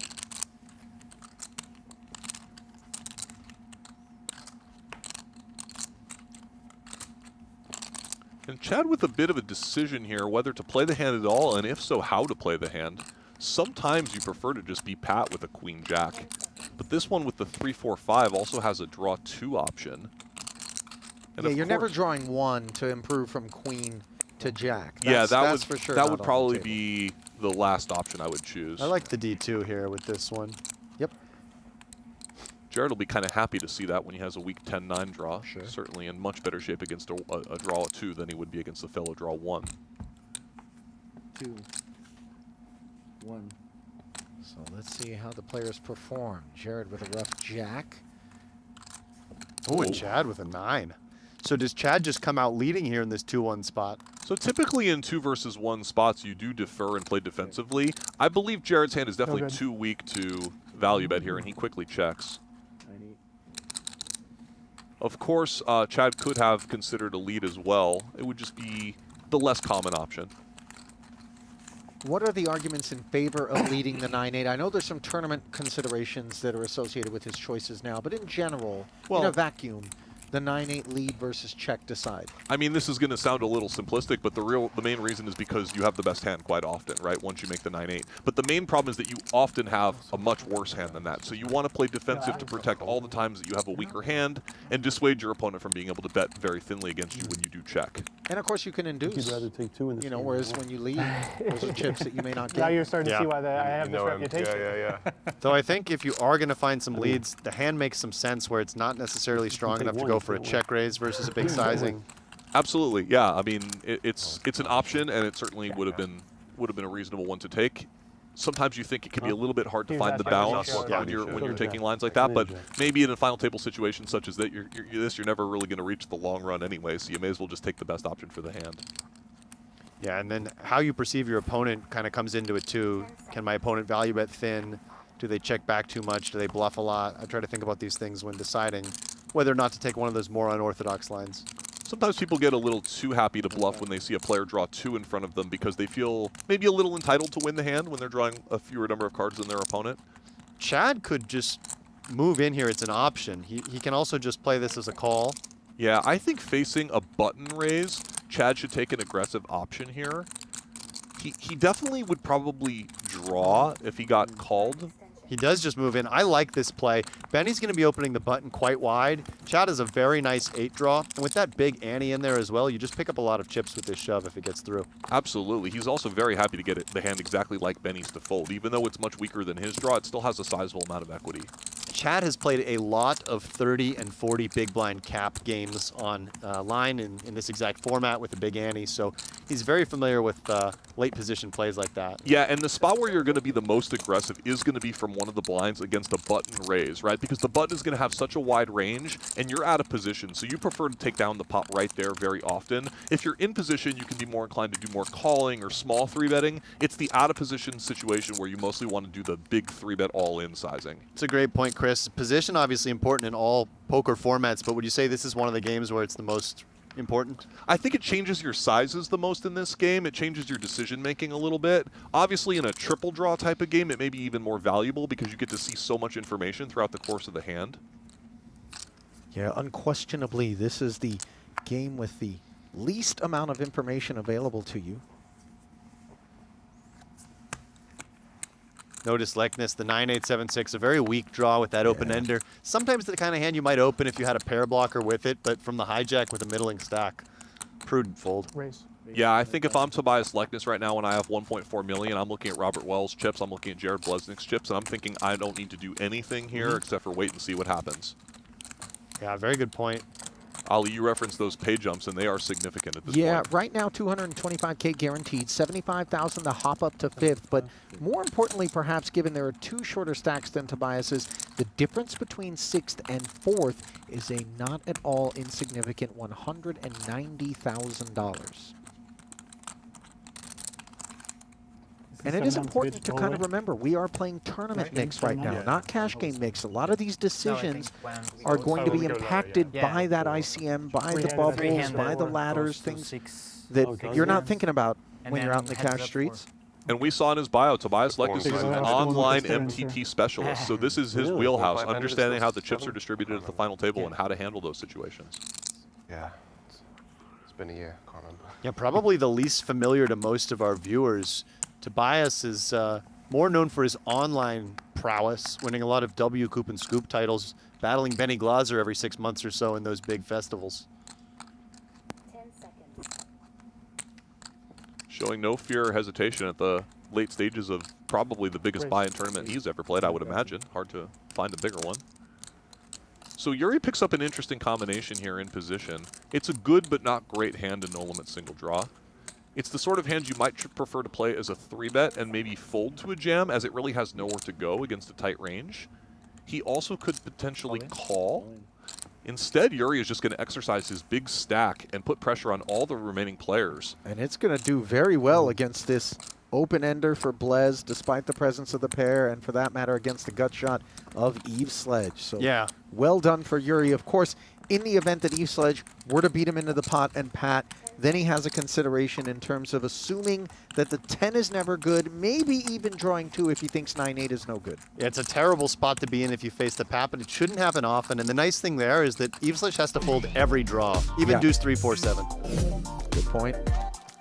Well, there he is, the pride of Brazil, your PGT Mixed Games Series champion, who just tore through the final 3 events, 1, 2, and 1. Number 1 on Brazil's all-time money list, a list that includes a lot of talent, gentlemen. 5-time bracelet winner, 1 PGT title, and you saw the millions in career earnings, all leading to that smile. But just a generally really positive, warm affect on Yuri through thick and thin. Absolutely. Late last night we saw, I'm not going to call it an outburst, but by Yuri standards, I think, the most emotional kind of irritability I've ever seen from him on a stream. For sure, a very rare occurrence, but overall he's back to his cheerful, calm, and happy self. So I think if I'm Chad, I might consider just letting this hand go after kind of getting the finger wagged at me by Yuri the previous hand and realizing I really cannot take any action with a hand like this. But he opens it, and once Yuri folds, he's going to feel much more comfortable. Yeah, it's one of those things where he definitely doesn't want to play too many hands with Yuri behind him, but once he gets through Yuri, he probably thinks he has more fold equity than normal against the other stacks. Tough spot for Jared Bleznick. It's a marginal hand. He is the second shortest stack. He decides to wait for another spot. Bit of a tight fold, given that it was just a min raise. Could have considered calling and taking one there if he didn't want to move in. I was gonna call. Yeah, I was pat. You know, so often Pat, when it Jack, comes to rough no limit Jack. hold'em final tables, boys, we expect the big stack to just, with a measure of impunity, open a high percentage of hands, knowing that all the middling stacks are supposed to sit back and not intertwine. Whereas here, you know, it isn't quite the same, especially when we're playing the limit games. Eveslage, second biggest stack at present, if I'm not mistaken. Is that right? I think he's No, third. Third, Yeah. sorry. 1.8. Yeah, glossed over Benny. But showing a little bit of fight.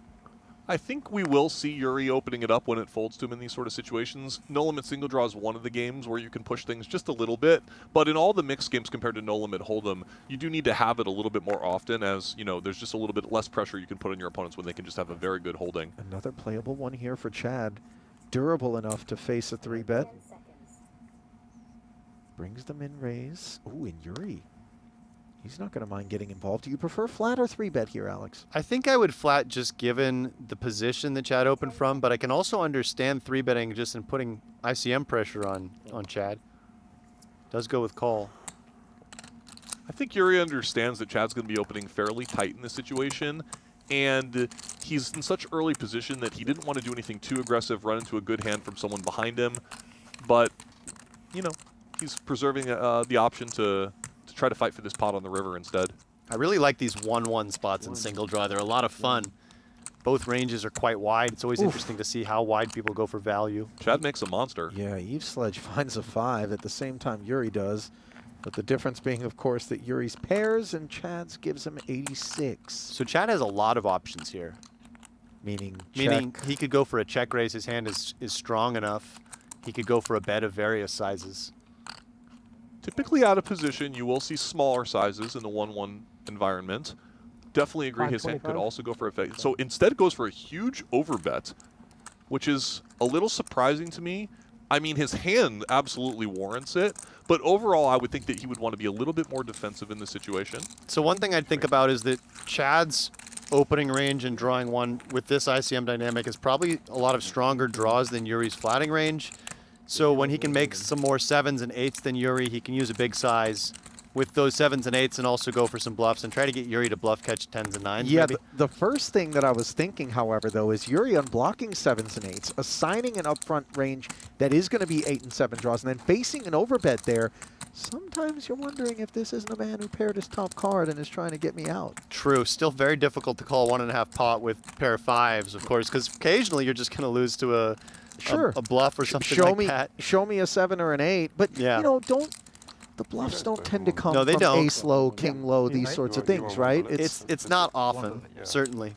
Those are the accidental value bets. Yet at the same time, I can't help but feel if Yuri had made 97, he would have called, you know, whereas he didn't call the pair of 5s. Yeah, sure. So even though the 7 is kind of blocking some of the bluffs, it's one of those weird things, right? Limit? So Limit Hold'em is always an awkward game to play as a short stack because at some point you sort of just have to put your money in, and Jared is getting pretty shallow here and has ace-8 of hearts. You have 475 behind. All right, thank you. As he tangles with Chad Eveslage again. Chad's gotten the better of him in the last few encounters. Nice flop for Jared. One that Chad may feel inclined to take a card off on as well with 2 overs. No club in hand, but still 2 clean over cards. Never would fold here in a cash game, and he does call. Probably understands that Blez will be opening pretty tight in this situation, So I don't think that Chad's going to get too sticky with king, queen high. Pretty dreamy turn for ace-8. Can comfortably barrel again. Absolutely. Don't expect a whole lot of 3x to be in Evslage's defending range. Yeah, the problem for Chad now is that if Jared doesn't have a pair, a lot of his range here is ace high. And he doesn't really even have enough chips left to fold, so I think this hand is likely over. Of course, Chad's dreaming of all those big suited cards and connectors that Blez could be bluffing with, something like queen jack, jack 10, all makes some sense. Yeah, but blocking a lot of the offsuit combos with the king and the queen in hand doesn't leave a ton of combos that you beat. He may also feel like Blez would not value bet here with an ace high that often. So if that's the case, there are a lot more hands that he can beat. That's a good point, Chris. If he thinks that Bleznick's only betting his pairs here and thinks he's opening maybe some more of those offsuit jack 10s and those sorts of hands, then it becomes more reasonable. A good fold. Pick one. King, queen. They're both good. Pick All one. right, this one. All right, all right, all right. They're both good. Verified. Yeah, in that case, either card would be Chad's hand, so yeah. Good fold. Thanks. I mean, I didn't have much, but felt like you didn't have much either. You know, you got a reputation yourself. I had ace 8. I had 6 outs. Jack. Little peek King, at queen. Blez's bio board. King, queen. Wow. Wow. The fact that he's from New York, as we pointed out, gave him more exposure to stud high, which we played a few rounds ago.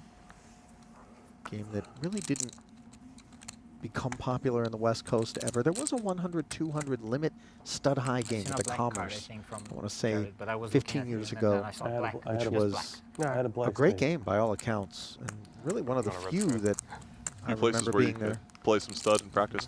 So Benny with a nice disciplined fold here, knowing that Tobias Leknes is likely to be opening pretty carefully. Ace-2 suited, sometimes a hand in limit hold'em that you would 3-bet somebody with to be able to overplay your hand and hit various board textures that people may not suspect that you can hit. Very defendable ace-4, merciful not to find just an ace. Curious to see if, one, if Leknes will c-bet on this board with his marginal holding, and two, if Yuri will think that ace of clubs in his hand is worth anything here. Yeah, he could consider even going for a check raise here.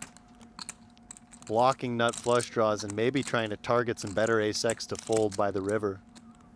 10 seconds.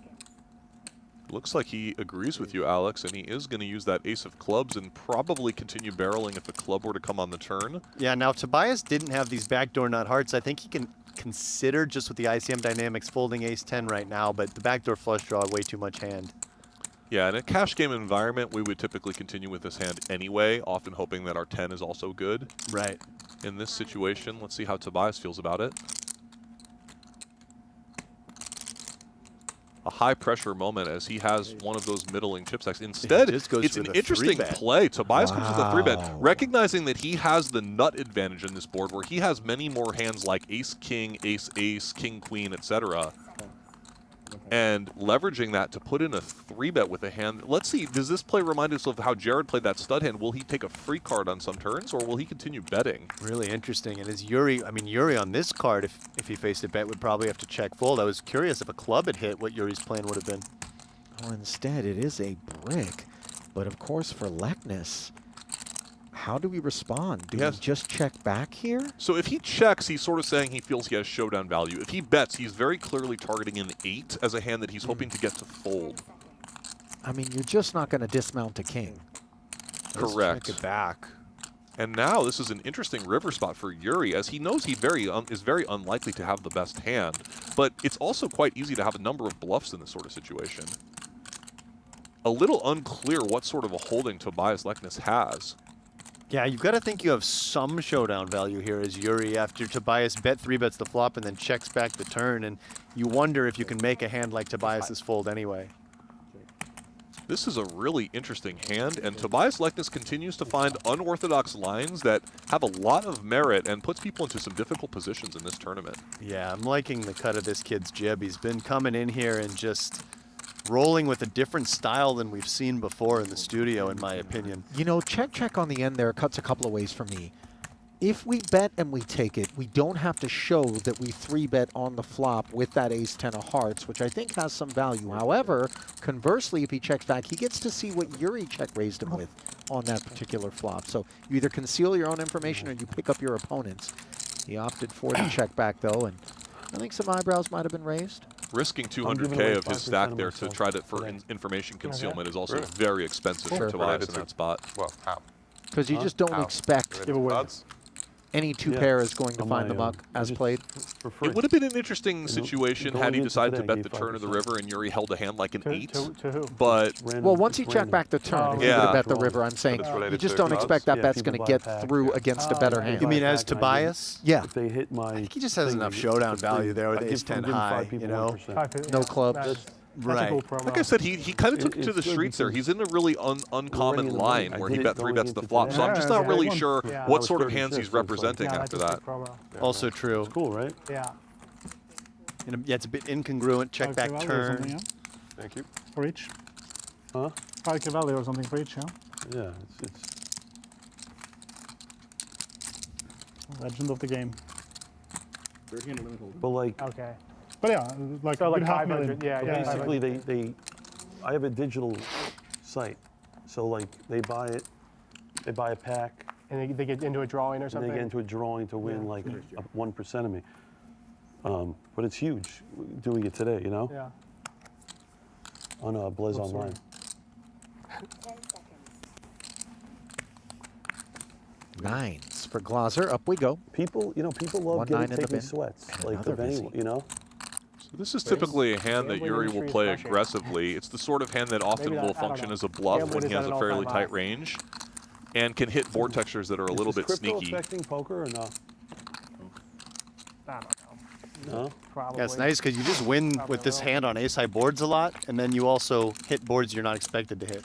Exactly, and Yuri does flop an open-ended straight draw, and he has a lot of he'll put a lot of immediate pressure on a pair of 9s here, seeing 2 overcards.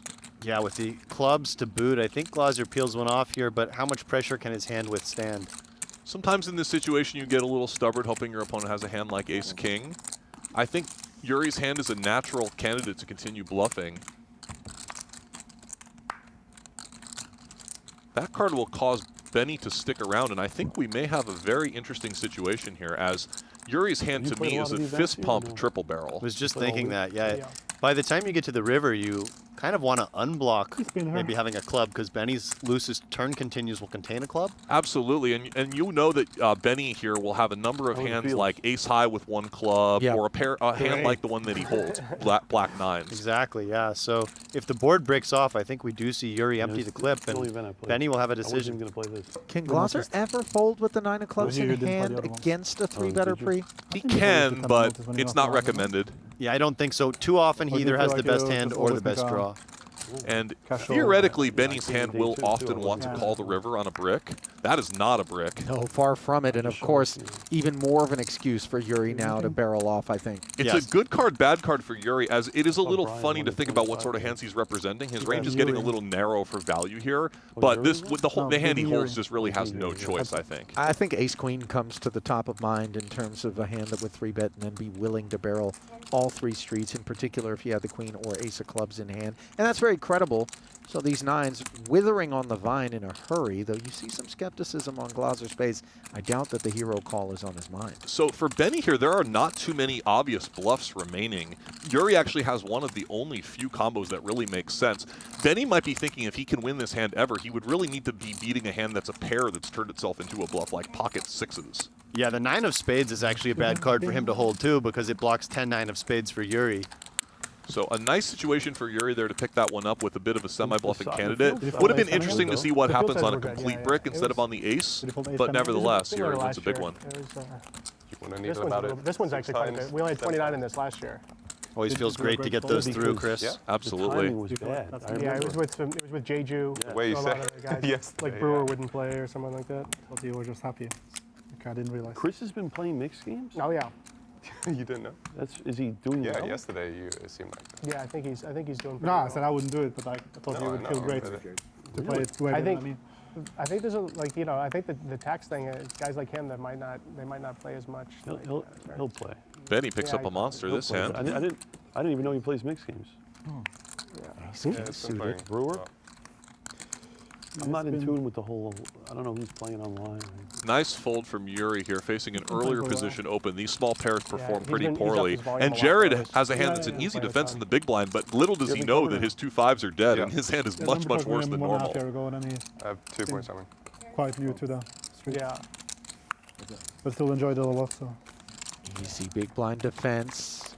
In the lead right now and stays there, though this board is really not what he wanted to see. Jack 10-9. This just smashes pretty much everything that Glaser would be willing to open with other than small pairs, which could still be bigger than 5s. So I think it's exit stage left, and indeed there is the check fold. Certainly a very scary board for Benny's actual hand as well, but you know, knowing that he has a pretty big range advantage, he's happy to bet there and happy to get a fold.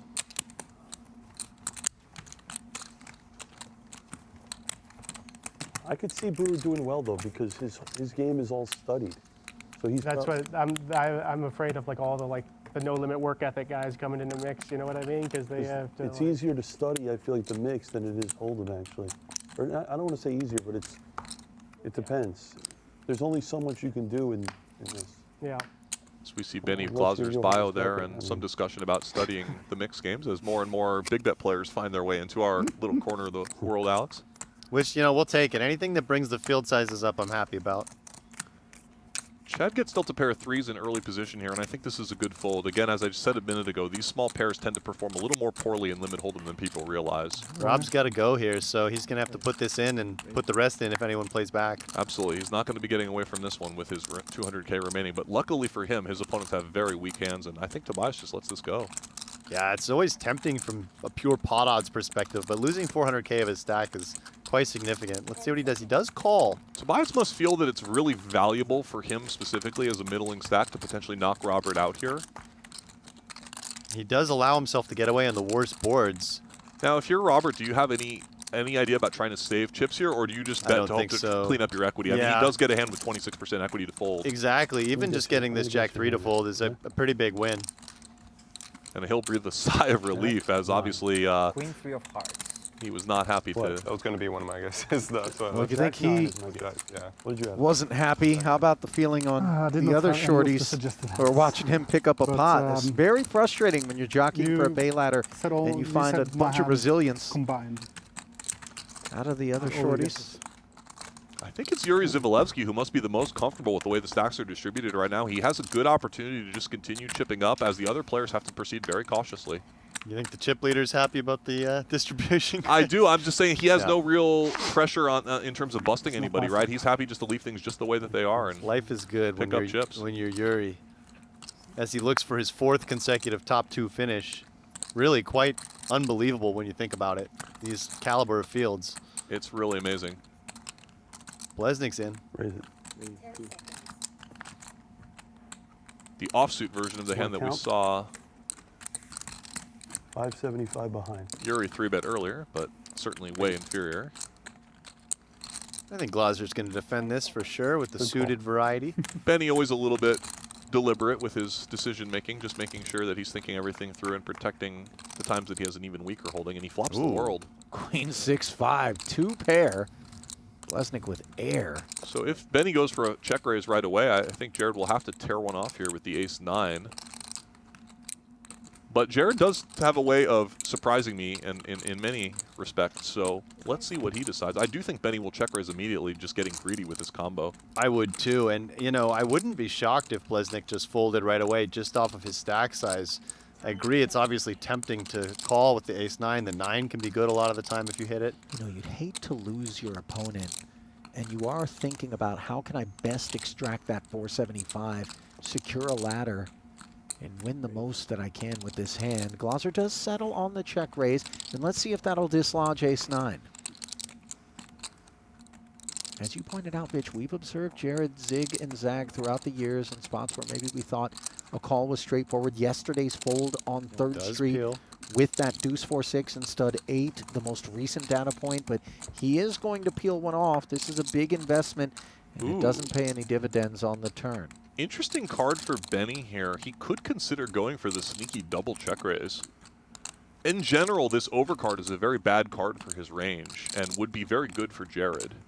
And as a big blind defender, you could see some combinations that were just trying to clear on the flop that were semi-bluff, straight draws, gut shots, things of this nature. They could look sheepish and induce, but instead, Glaser just decides 200 if you do, my man, and I'm not so sure Blez does. I think the bet makes some sense if you think that Jared might have a lot of hands like ace, jack, ace 10 that would be pretty content to check back. 10 seconds. Blez here imagining a straight draw that he can beat, but deciding to save his last chips. A nice pickup there from Glaser as he inches towards Dzivielevski's stack. And we have two very clear short stacks now in Wells and Bleznick, with Leknes and Eveslage a little bit handcuffed at the moment. So dire straights now for the Blez. Clear short stack behind Wells. And while he hasn't been enjoying poker of late, specifically with that last pot, those of you who want to, well, you'll love Global Poker. Whether you're into tournaments or ring games, they've got something for every type, and action runs around the clock. Find your next game today at globalpoker.com.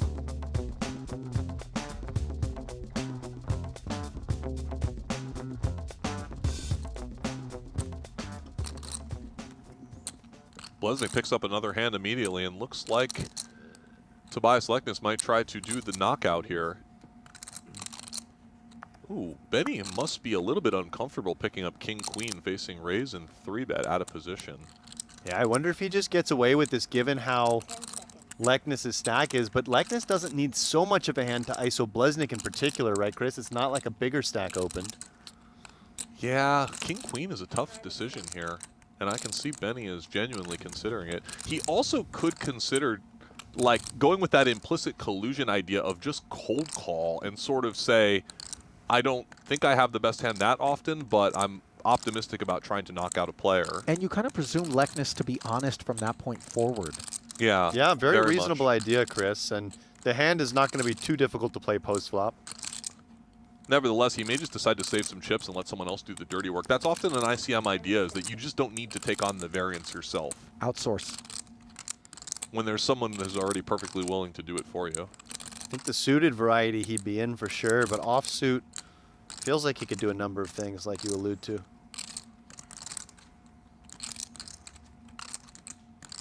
In this specific situation where both parties have an ace, his hand performs better. And he is going to hop in. Call, yeah. Good recognition, Chris. And notice that Chad immediately folds the king-jack and thinks, well, you know, not only am I beat by the razor and the re-razor sometimes, but Benny's cold call here is quite scary as well. Yeah. One king into the bin is problematic, of course, for Glaser's prospects, as we will go to the flop three ways. Jared. I suppose Jared is giving a tiny bit of consideration to folding. I mean, he knows how dominated his hand is. I don't think, though, really, because it's not like Leknes can get stacked in this hand. Look at the price. He doesn't like it. He's thinking about maybe putting the rest in. That's all I have left. All right, we're just going to call here. That's what a tournament player do. They would call. Good call, Jared. This is called the stop and go. Jared announcing that he's going to bet the flop, I think, with the stop and go announcement. You know what? I'm going to give you two. Overpaying his time extensions. And a lot of interested observers to this hand, but probably Robert Wells chief among them, as he could see himself laddering up here. 10-8 tray, all spades. Glaser, 2 overs and the only flush draw. And if there's ever a flop you can get away from as Jared Bleznick, I would not. Maybe it's this one. Jared announced that he might do a stop and go, meaning he would bet his last chips on the flop. I would not recommend that here. No, I don't think he's going to do it. And for that matter, I don't think Leknes is going to be speaking up either with ace-9 of clubs. Yeah, I would start with a check and hope it checks around. Maybe. Yeah, there's some chance you can check down and save your last chips, right? Yeah, or maybe you catch an offsuit ace and then you feel a lot better about your hand. But if it turns the 9 of spades, you can just get away, right? Tobias must be wondering what sort of a range does Benny Glaser have for cold calling 3 bets in the small blind here. He understands it's quite strong. Hey, wow. This is nice. Alex, how good are you? Clairvoyance on display out of our Canadian. And Benny here feels probably fairly comfortable with the hand. There's a number of worse hands that can pay him off here, so he could consider betting. And Bleznick is not going to lose any more chips in this pot. He will not be eliminated in this hand. Benny would really like to see a spade roll off on the river because then his opponents could imagine him playing the board. True. No, Bleznick isn't giving up on the idea of kind of looking around and Leknes might be considering protection betting his hand, as crazy as it seems on the 4-spade board. Jared looks genuinely disinterested. He and is. Straight draws are looming as a possibility here. This is sort of a two-way bet where he could maybe get Glaser to fold some better hands, and certainly when his hand is good, he protects it from a chop. Or protects from, you know, an ace-jack making a straight against him or something. Glaser can't really love this, right? He has the second nuts, not quite because there's some straight flush possibilities, but in this situation, it's very reasonable for Tobias Leknes to have checked back the ace of spades on the flop. Sure, but he's just always going to call and call. Absolutely, but he's not going to raise. But nice that Bleznick's able to get away from his last 75K there. Sure. And I would assume now that Leknes is looking to check this down on the river, as he did not want to get called. No, I don't see a world in which he's ever betting, even with a 9 or an ace. Yeah, but I think that Leknes was, as weird as it sounds, kind of going for thin value / protection on 4th Street there. So quick check, and a big pickup there for Glaser. Yeah, the rich get richer. Really has been a 2-horse race for the bulk of the day. So Bleznick on Vapors, 75K. And he is going to have to pick a hand and get his money in Badoogie. Yep. So kind. I can't believe you called me.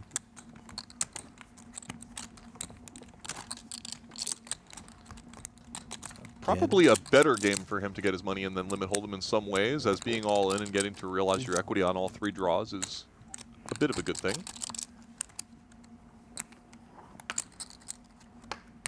There's a peek at the rules of the game for those that are perhaps just joining us and didn't already get a I've never peek. played .7 Low ball. Badoogie. I don't know what the 1, 2, 3, 4 rainbow is what you're looking to make. That's the nuts. Ace is a low card. In the absence of any Badoogies, the best 3 card wins the pot. And Jared does make a good hand right away. 10-8. Get it in there and hope. An above average hand in this situation for sure. Call.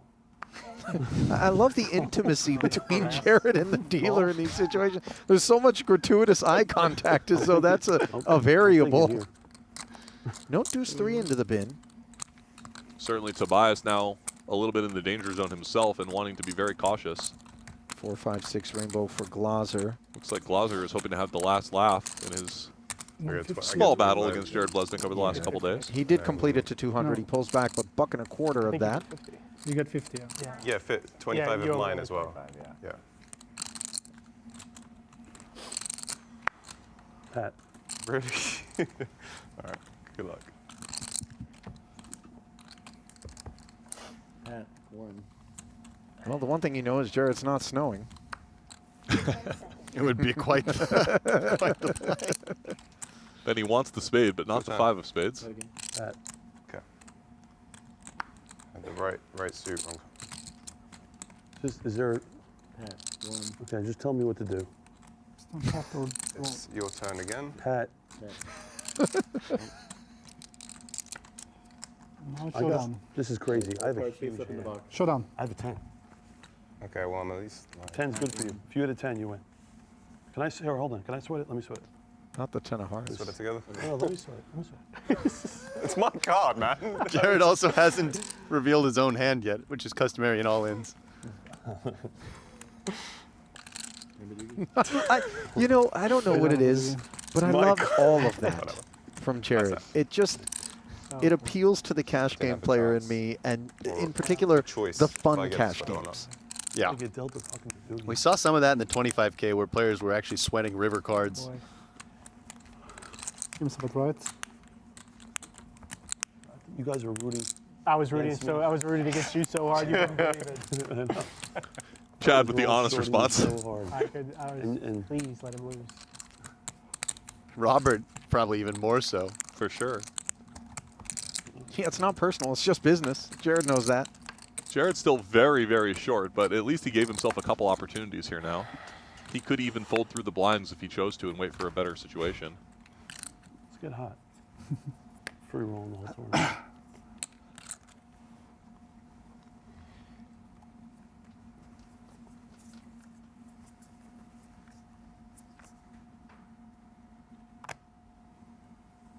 Hold.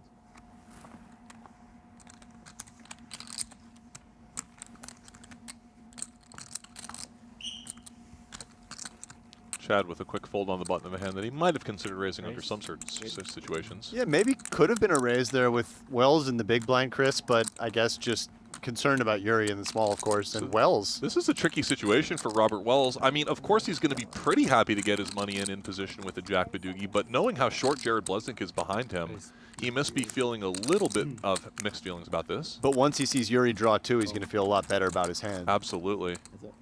That is a much better situation for him than facing a draw 1 where he would be only a small favorite. Yeah, he would still pad against the draw 1, but he would be having kind of mixed feelings with that decent 7 draw going. Check. And I think this pat, I mean, like, everyone should assume that he'll be pat in this situation, as he probably would have wanted to be very, very cautious here and not even 3-bet with a premium 3 card. Now, I don't know that Yuri can fold right here in a 3-bet pot with Wells as short as he is, even though he's still taking 2, but it's definitely tempting. Not exciting, yeah. is it? No, It does just fold. You really don't want to pump Wells up either. You're in a spot where you can kind of keep him into honest poker realm and just, if he loses a pot or 2, he could be out of there. Absolutely. Yeah, very reasonable from Yuri. No further fight in that 3-bet pot. And Wells all smiles, of course. Every one of those a critical pickup. As much as I bluff, I'm not good enough to bluff in the inner spot. I wouldn't do it. It feels like in Badugi, your results are often determined by how you fare with those 10 and Jack Badugi hands, because you're going to get dealt them fairly often, and when you hold up and win all those pots, you're making a decent amount of chips, and when you get check raised on the turn, it's very devastating. Exactly. So Jared's the clear short stack here, but he may prefer to wait to get a hand in position where he can see the draws in front of him in Badugi. Although with so much of his stack in the big blind, it's going to be tempting in a game that equities run somewhat close in.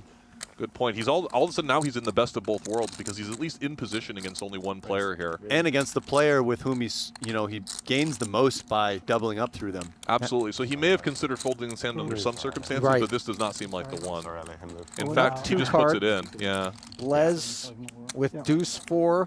Halfway to number 1 himself, but lacking that ace with 1 occupied.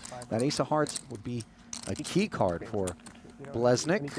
If you're new to Badugi, Wells should keep the ace of hearts, not the ace of diamonds, because it gives him more chances to make a Badugi on the end if he catches the king of diamonds. Yeah, good note, Alex. I was also just going to say, so this is a bit of a race to the best 3 card right now for these players. A Badugi would be a bonus in this situation.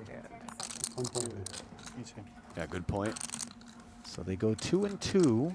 Wells does not improve.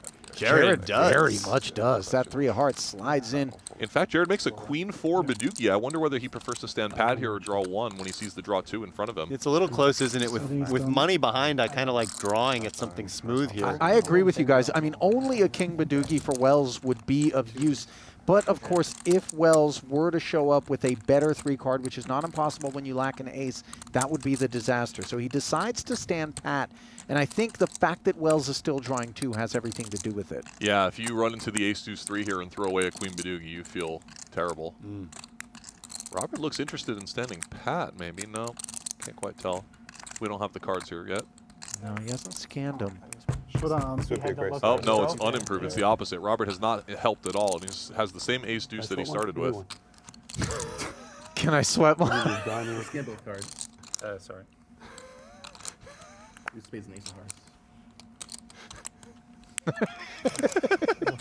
He didn't really give him a choice. Looks like Jared has doubled up again. What? I'm officially scared. You're scared? Yeah, you're getting your. Wells wound up with a When people 3 come card back 10. from that low, they always go way out. It's, you never see him run it up and then back down. Funny thing is the hand, the hold'em hand. I tell you what I had. Yeah. I had ace 5 of diamonds. What'd you have? Yeah, I'm with Benny. What's the funny part there, Jared? Crazy. I had the best hand. I had the second best hand, I think. Oh, you had him beat? Yeah. I had the best hand. Not pre-flop, no. I'm saying pre-flop. Oh boy. I had ace-5 of diamonds there. I had that dominated. You did, yeah. A lot of tournament players were just, you know, they just put it in. I mean, there are 4 spades. It's probably... No, pre-flop. I'm saying pre-flop. No, there's no merit to doing it. No, there is, because if I, think about it, if I raise pre-flop, if I re-raise, he can re-raise, and then you fold. You're wrong. So I never thought about that. No, it's true, right? Because then I want to get head up. Because I don't have 50, I have 75. Jared imagining that if it went 4-bet, 5-bet, that Glaser would now fold King Queen after Yeah, already not a putting lot in of 3 worlds bets. in which you put 3 scoops in and don't apply this extra 2. So we have a clash between the chip leaders here, as I'm sure Yuri is going to be interested in playing this 3-card 6. The question is, will he decide to play 3-bet or call? So he's really respecting this early position raise from Benny Glaser and just playing a cold call with ace 5-6 here. By the way, this isn't the most respectful open from Benny, this 7-6-5. No, you're right. It's definitely a little bit on the loose side. But makes sense with this stack distribution, right? With him and Yuri so far ahead of everyone else, and Chad and Tobias needing to play so cautiously. He's kind of picked up the one guy he didn't want to have in this pot in position against him. Absolutely. I'm going to make one. And he's not going to be happy if he makes a Badoogie here either. That's a big hand. Ooh! Oh, wow. Benny makes it right away. Trouble for Benny. Yeah, goes 1-1. Both parties make the doogie. Glaser's 9-7. I'm going to win this tournament. Yuri's if I make a it to 6. the PLO round. So Benny starting with such a weak 3-card did have options here to consider a check raise versus a lead. If I get to the round, I just have to get there. It doesn't matter how many chips I have, I will win the tournament. You're thinking because he's got those middling cards, Yuri's more likely to have a good D1 that might bet for value? Yeah, I definitely think it's possible. And a 9 seems like a good enough hand to put in 2 bets on the first draw. Now, I don't care in terms of Yuri's range, he flatted preflop as opposed to 3-bet. Now he's raising after the D1. If I get to the how round, much I'm gonna win. comfort do we have with a 9 doogie here? Not much. I'm in call down mode. Yeah. Okay. Yeah. But we're not breaking it. No. Well, there's nowhere to go, yeah. No, and the thing is that Yuri could just raise with any Badoogie on this street, thinking that Benny's just betting good 3 cards still. No good. Sure. He's going to double check, make sure all out. suits are present and accounted for and okay. unpaired. Indeed, they are. I think the line here is to check call again, and then in some worlds you can make a hero fold on the river. Right, you expect your opponent to value bet maybe some hands that you can still beat, like even worse 9s and 10s, but maybe not across all 3 streets. I think perhaps more importantly, you expect Yuri to be playing honestly against your stack. You know? The only problem for Benny Glaser here is that he's basically shown a lot of weakness on the first draw by just bet calling and standing pat in front. So he may be a little bit worried that he's underplayed his hand and his opponent could bet a slightly worse hand. Yeah, you end up leveling yourself in some sense. Ace 2, 3, 4, different suit. It's always good to think about where your hand ranks among the possible hands that take the line you've taken. And Benny is not at the bottom of that range. So it goes check call, and it'll go pat once more, presumably. And I do think once Yuri bets the end, it's getting harder and harder for Benny to think he can ever beat a value bet. Yeah, would 9-8 or a 10 be barreling? At the same time, Yuri is the one player at the table that maybe people would believe could actually have a bluff in this situation as well, as he's been very creative in Badoogie. That's actually a good point, Chris. Bluffs are definitely possible. It would be hard for most players to find a bluff that takes this line, but Benny is extremely good in these spots. He has made really good folds and calls in big pots like this in the limit games. I think he just muttered that he hates it but doesn't think he can fold a hand this strong. The verbal hedge. And that is a transfer of power that will send a shockwave through the top of the leaderboard. Yeah, Yuri is thrilled to see these shallow stacks just stay out there while he just finds a way to keep accumulating. Glaser needs to shake it off, though. He's in fine position. Sure. No big deal. Alex, you mentioned it earlier, but Benny Glaser again getting slightly punished for what we'd call a bit of a loose open in early position there. That has been the theme of the tournament. It's been a theme, like a lot of these stud 8 limps and the Raz limps with the lemons we've seen have just not worked out well for these players. Having said that, you know, by incorporating some of these more marginal hands, you do build an image that can help players fear you more and help you get paid on later streets. So there's always some sort of subtle benefits to the maneuvering. Chad, I don't think I'm beating any value. you have a chip. Oh, thank you.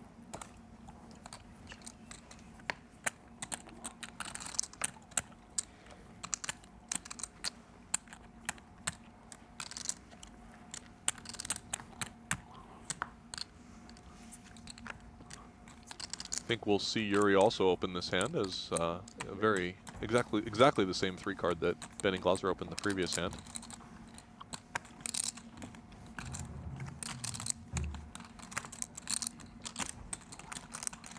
Should just get it done. Yep. Yeah, Benny might want to take a hand off. 9. You know, Benny is so competitive. I wonder sometimes whether or not he doesn't maybe get too hard on himself in spots. It's so important to kind of shake it off. I'm not alleging that he's going to come undone now, but, you know, dwelling perhaps a little bit unnecessarily on the situation, even if it was objectively a mistake, and I'm not alleging that it was. None of us felt like that 5, 6, 7 was compulsory, but, you know, skewing toward the aggressive side with a big chip stack, every now and again you're going to have a hiccup. It doesn't mean that you're vomiting up your stack, you know. A good For sure. or no? An important part of any tournament, but especially at a final table. Obviously, just kind of evaluating your new position, shaking it off, and getting back to baseline. Yep. Yeah, I think Benny is one of the things that makes him so good at poker is he takes every small decision very seriously, and he wants to come up with the answer, what the threshold is, what your best value bet should be, and what combos you should be bluffing. So a lot of that is just thinking it back in his head, wondering if Yuri can ever have a worse value bet.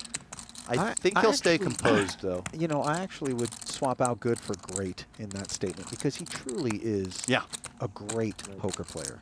Absolutely, and across all the games, really. I mean, he's shown that time and time again. 3 bracelets last year, still not getting the Player of the Year, but yeah, what a race weird. that was, though. Yeah, I mean, but when the grinder wins PPC and main event, that's going to make it a tall task. Although ultimately the grinder didn't win it. Was either, it not right? Sean Deeb? Yeah. Yeah. Ooh, Benny picks up a Jack 5 here and is probably going to stand pat with it. Bit of a close one here, but this is the situation Robert Wells was hoping to avoid when he opened this hand in late position. He was hoping to just get a steal through. If Benny had either the Queen or King of Hearts or perhaps a better 3-card, he may have drawn. Jack 5 just on the cusp, but plays it as a pat. Very reasonable. And I guess the more you think your opponent's opening tight, then the less value you give to your own 3-card 5, and you'd rather just take the Badoogie. Yeah. Yeah, and the other small note is that with Wells' stack being so short, less implied odds. If, for instance, one of the reasons you want to draw the Jack is to get 3 or 4 bets in on the end if you make number 2. Yeah. You don't have that same upside here. So Robert is actually considering a bluff here. This is a cool play, although I don't know if he has enough chips for it. But the fact that he lacks chips makes this look so credible, boys. Yeah, but the problem is he's going to be all in on the turn. He's not even going to be able to bet through to the river. Right, but Glaser could just fold right here if he had some weaker Badoogie. Sure. I mean, but with this hand, it's convertible. Glaser may break this, but the problem is what's Robert going to do now? He's going to stand pat, but he's going to be all in. Yeah, No, he's going to break it. Okay. I think this is actually cool from him because it also enables him to potentially check back this street and then value bet on the end. He ends up making a 7-4. This is remarkable. Wow, what a hand. Wild. I guess this is the only way he could preserve the right to bluff the river. Maybe it goes check, check, 1-1, and then he bets on He has the to end. check back and keep himself chips in order to bluff in position on the end. Yeah. So now Benny has the ace-3-5, but probably will feel after seeing Robert raise and draw 1 behind him that he doesn't have the best 3 card. Exactly. Anytime someone raises and draws 1, you automatically give him like number 1 or number 2 3 card. Robert sees the best card he could ever hope to see, considering he was out on a wing and a prayer with this 3-card 7. And if Benny sees his hand at Showdown, if he ends up hero calling here, he might think that Robert had the ace-3-4, not the ace. Yes. And look, did Benny call? Yeah. Oh, okay. Call, draw 1, pat. Benny not drawing dead, but drawing thin as Robert turns up the 7-4. Let's see if he can break a heart. 7 clubs, 4 diamonds, 3 of spades, ace of hearts. Looks like a no for Benny. I played with you for 2 days. This is 100% your best. diamonds, trade cards. This is this is A round of applause. It was a nice one. It was sick. This is his best game by far. It's not The even close. short stack. This is your best It game. was sick. I'm Risking telling being all you. in. You're Round of phenomenal at Badoogie. Congratulations, Robert. So I've been playing him for 2 I full was so days. convinced that he was like. That range you made against him he is had a fucking bad hand, sick. and then You got him to one break. was like. I actually thought he was good at. Yuri, Because I feel he's like Robert's fucking such a. phenomenal at Badoogie. I'm telling you. Phenomenal. This guy's I world feel like class. Robert's such a math. It's your best game, All I'm in telling you. anyway. Might as well try and get a little. You can make it right now if you wanted to make He a was fortune gonna have teaching to- Badoogie right now. You can make he so won much that money. ball. He's The students lined up out You know what I love about everyone in the Jared row. is There's there's no no one that's grade. teaching Yeah, straight I was a to little do it. It's surprised. either, Yeah, you know, I suspect- 130% I positive on was something like- or negative on Say something, something. I was like, but there's never a tepid Yeah, take. like 20%, I would say. Yeah. Very right. Can I just tell you guys something? Helps to run into That the play? 5 draw. That one right there by Robert, Yeah. that was the greatest play in the history of Badoogie. Just That said, let's give Robert actually Wells could be credit for for finding Yeah. a very Badoogie. creative hand. For actually, Yes, he like, caught if the this card was that a- he needed, but he had a clear plan, I mean, and I'm there's by a far decent the chance worst that it player would have in worked out Badoogie, even if he hadn't but made the all you Badoogie other there. guys, this is Yeah, like I the mean, toughest Benny could have Badoogie just table. folded something or Seriously, broken besides to me, 'cause something I that suck. 7-4-3 But was all ahead you of, other perhaps. guys, because you're a draw player, right? I mean, Yeah. Right? You're the best in the world. I mean, Yuri's phenomenal, and Benny's just good at everything besides Big Ben. Backhanded compliment. Fold.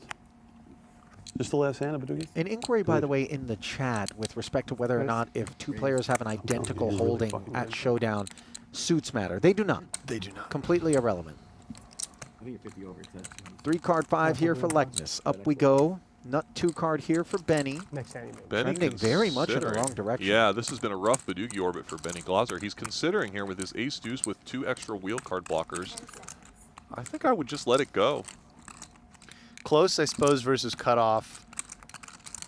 Thinking about calling, playing it multi-way, but yeah, Leknes should be on the tighter side here, right? Yeah, but ace deuce, guys, if he's drawing, which he rates to be, you know, I mean, I think it's reasonable. Yeah. In general, the ace-2 is a little bit overrated, especially when players are playing tight ranges, as you're Yeah. often up against a D1 or a pat. You also have 2 players behind you that could wake up with a hand, and D2s perform pretty poorly against pat hands. Yeah, the pat hand is what you don't want to be up against, but you'll see players oftentimes call all 3 streets with a D2 against a D1, sitting on ace deuce, because it is tough to produce a Badoogie. And you've got 2 pulls at making a smoother 3-card, but Benny does settle on the muck, and Leknes will be all too happy to collect tokens. So let's play some stud 8 now, I believe, which is a good game for the short stacks. Well, if you want to get in the game, Play Poker Go is where we direct you. It's free online poker. Grind, ring, or run deep in tournaments. No deposits, no bots, no gimmicks, just pure authentic poker. They've also got special free rolls that run every hour on the half hour. Get your fix today at playpokergo.com. Available on web, iOS, and Android. I don't know if you guys caught it earlier, but Jared Bleznick declared to the table if he makes it to the PLO round, he's winning this tournament. Okay. So we have that to look forward to. First, he has to survive 7 hands of stud 8 or better.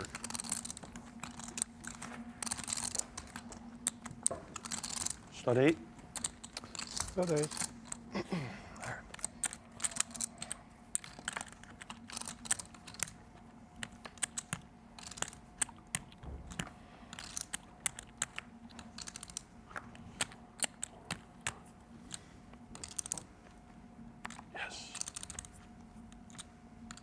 Yes. 50 is a Blez cheering for himself, getting the ace of clubs as his up card, a very powerful card in stud 8.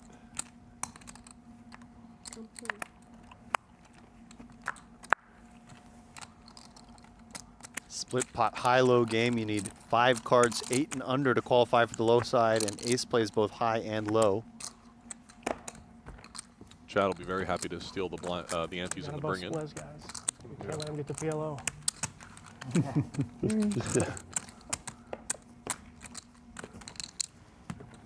Betting limits at 125 and 250K. Yeah, That so is stratospheric, especially with that extra round of betting in stud. If you're short, it's better? I think so. Yeah, I'd assume so. Depends what you think about your PLO skills.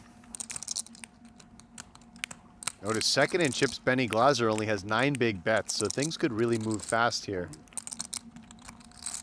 Absolutely. Stud 8-er is a game in which whenever you're chopping the pots, you feel like there's not much going on, but every now and then you get a big scoop and chips change hands very quickly.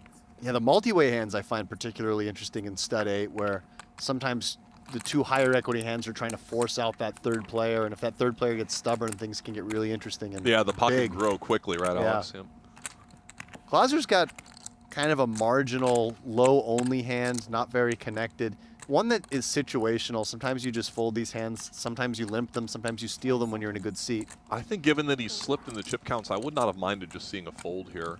Yeah, but perhaps seeing Yuri with that jack as the only stack who covers it makes him feel a little more comfortable. And there were some pictures out there which don't tend to be the best cards in this game. Jared, who's a little bit desperate with his dwindling chip stack here, picks up a bit of a tempting hand. He might consider limping, closing the action, although these hands are a bit overrated in Stud 8. For sure, he doesn't see anything too scary on the board. In fact, he's coming in for a raise, so he is saying, I think I have enough equity with this high hand. If he is going to decide to play it, I assume we favor the raise just to clear out Leknes, which he has successfully done, and then take himself heads up against Glaser with the ability to more credibly rep split kings. Perhaps that, or just feeling like he's likely to make a big pair, which can be enough heads up, and he does immediately improve to queens. Oh, but threes for Glaser. So it seems like Jared's going to just get all in here, as both players now have a little bit too much hand to ever get away from. And you're not worried about trip threes because Benny isn't ever supposed to be limping split threes. I think it's a possibility, but it's just not something you really are going to be able to get away from. Yeah, not worried enough. Now, when Glaser checks, Bleznick does just bet. I was thinking he may take a free one there. Yeah, just thinking that he has no fold equity. Yeah, because Glaser's often going to either have 2 low cards like this, which won't fold, or 2 small pair. Benny has to proceed.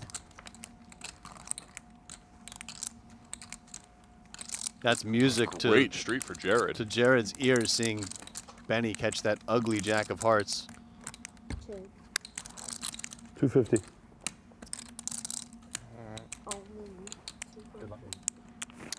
Nevertheless, I don't think Benny can fold. I'm not that strong. 1 pair. I have a good hand, yeah. So it's going to be a race here to see if Benny can find a low or 2 pair and leave Blez unimproved. Critical 6th Street coming. Does Blez catch? 2 Kings up, and now the low draw is the only path to half for Glaser. A 3 would give him 3 the would whole scoop thing. it. Low cards. So no across. No across. Uh-oh. That's good. No across means he either made the low or the 3 threes. That's good. That's the last thing you want to hear. It's okay. Scared me.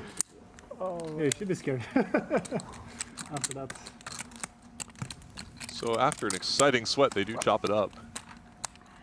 If you're wondering what no across means, the players do something where you can peel the cards by concealing the corners and just looking at the spots in the middle. I was a big favorite. So a no across is either an ace deuce or a 3 there. I was a decent favorite double. So Benny was automatic to have at least half there by either making the low with the ace or the deuce or the miracle 3 to knock Jared out. And you know, the 3s were a little more dead, so really maybe 40–45% to hit an ace there. Brown speaks so highly. Not sure what the other dead cards were. I'm not impressed. I know, that was a specific scenario. 3, 7, 8. What's your head there? What? What's your head there? I think Queen 10. Oh, okay. Wow. What? I mean, It's a big Stud 8 hand. I mean, it's a big hand when you have 5 bigs. I mean, 4 bigs. What do you want me to do?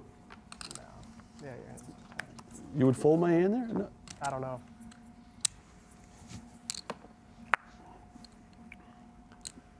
Robert picks up the pocket kings, but sees an ace on the board and decides to limp it.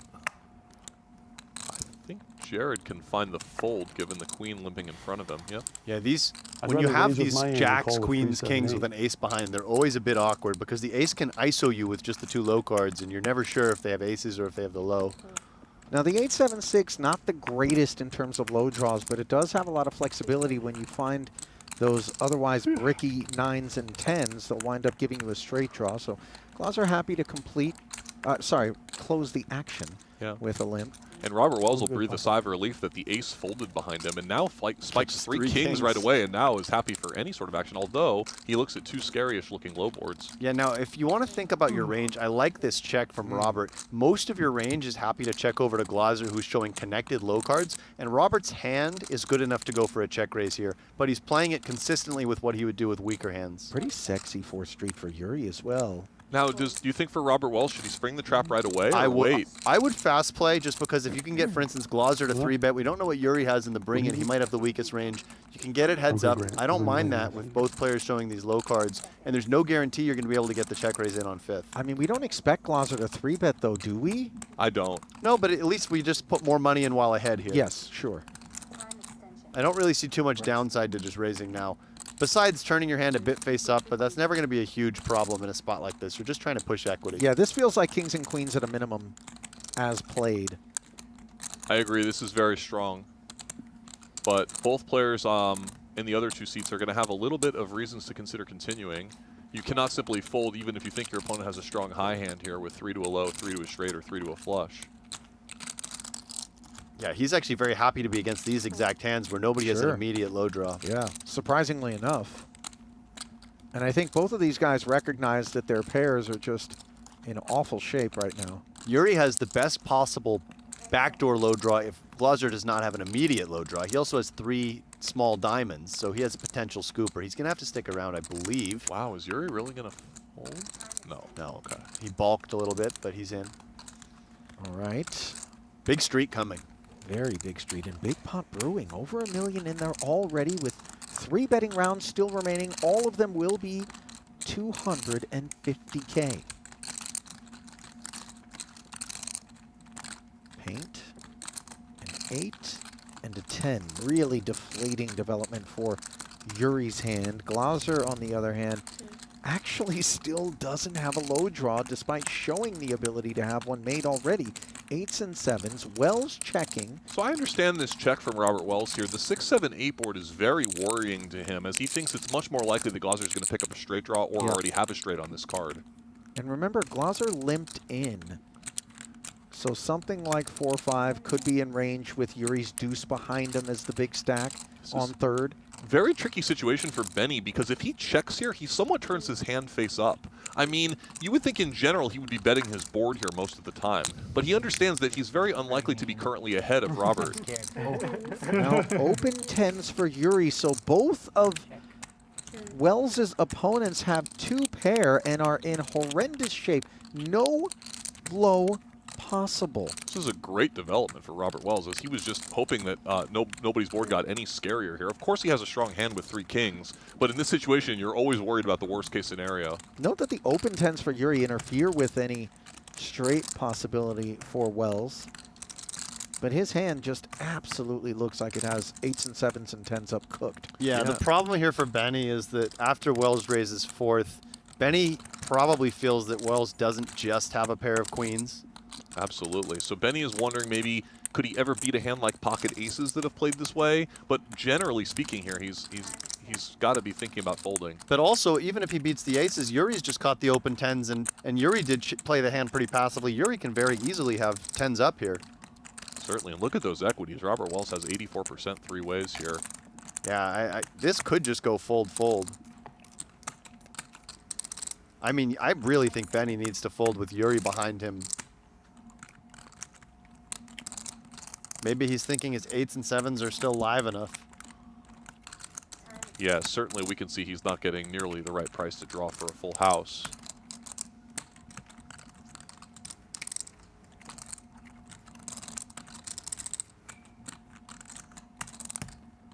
Sort of could be trying to talk himself into his 2 pair being ahead. He sees that the 10s are dead, so the straight is less concerning, but inevitably ends up coming up with the fold. With Yuri showing the open 10s in particular, it makes it that much less attractive. Now Yuri has a similar decision, right? How often does Robert ever have 1 pair in this situation? I think almost never, guys. Just given the tournament dynamics, his willingness to potentially go broke like this. Yuri thinks he better keep him honest for 1 more street. You know, apologies though. I'm looking up, and Wells did start this hand with considerably more than he had, just given the Badoogie pickup.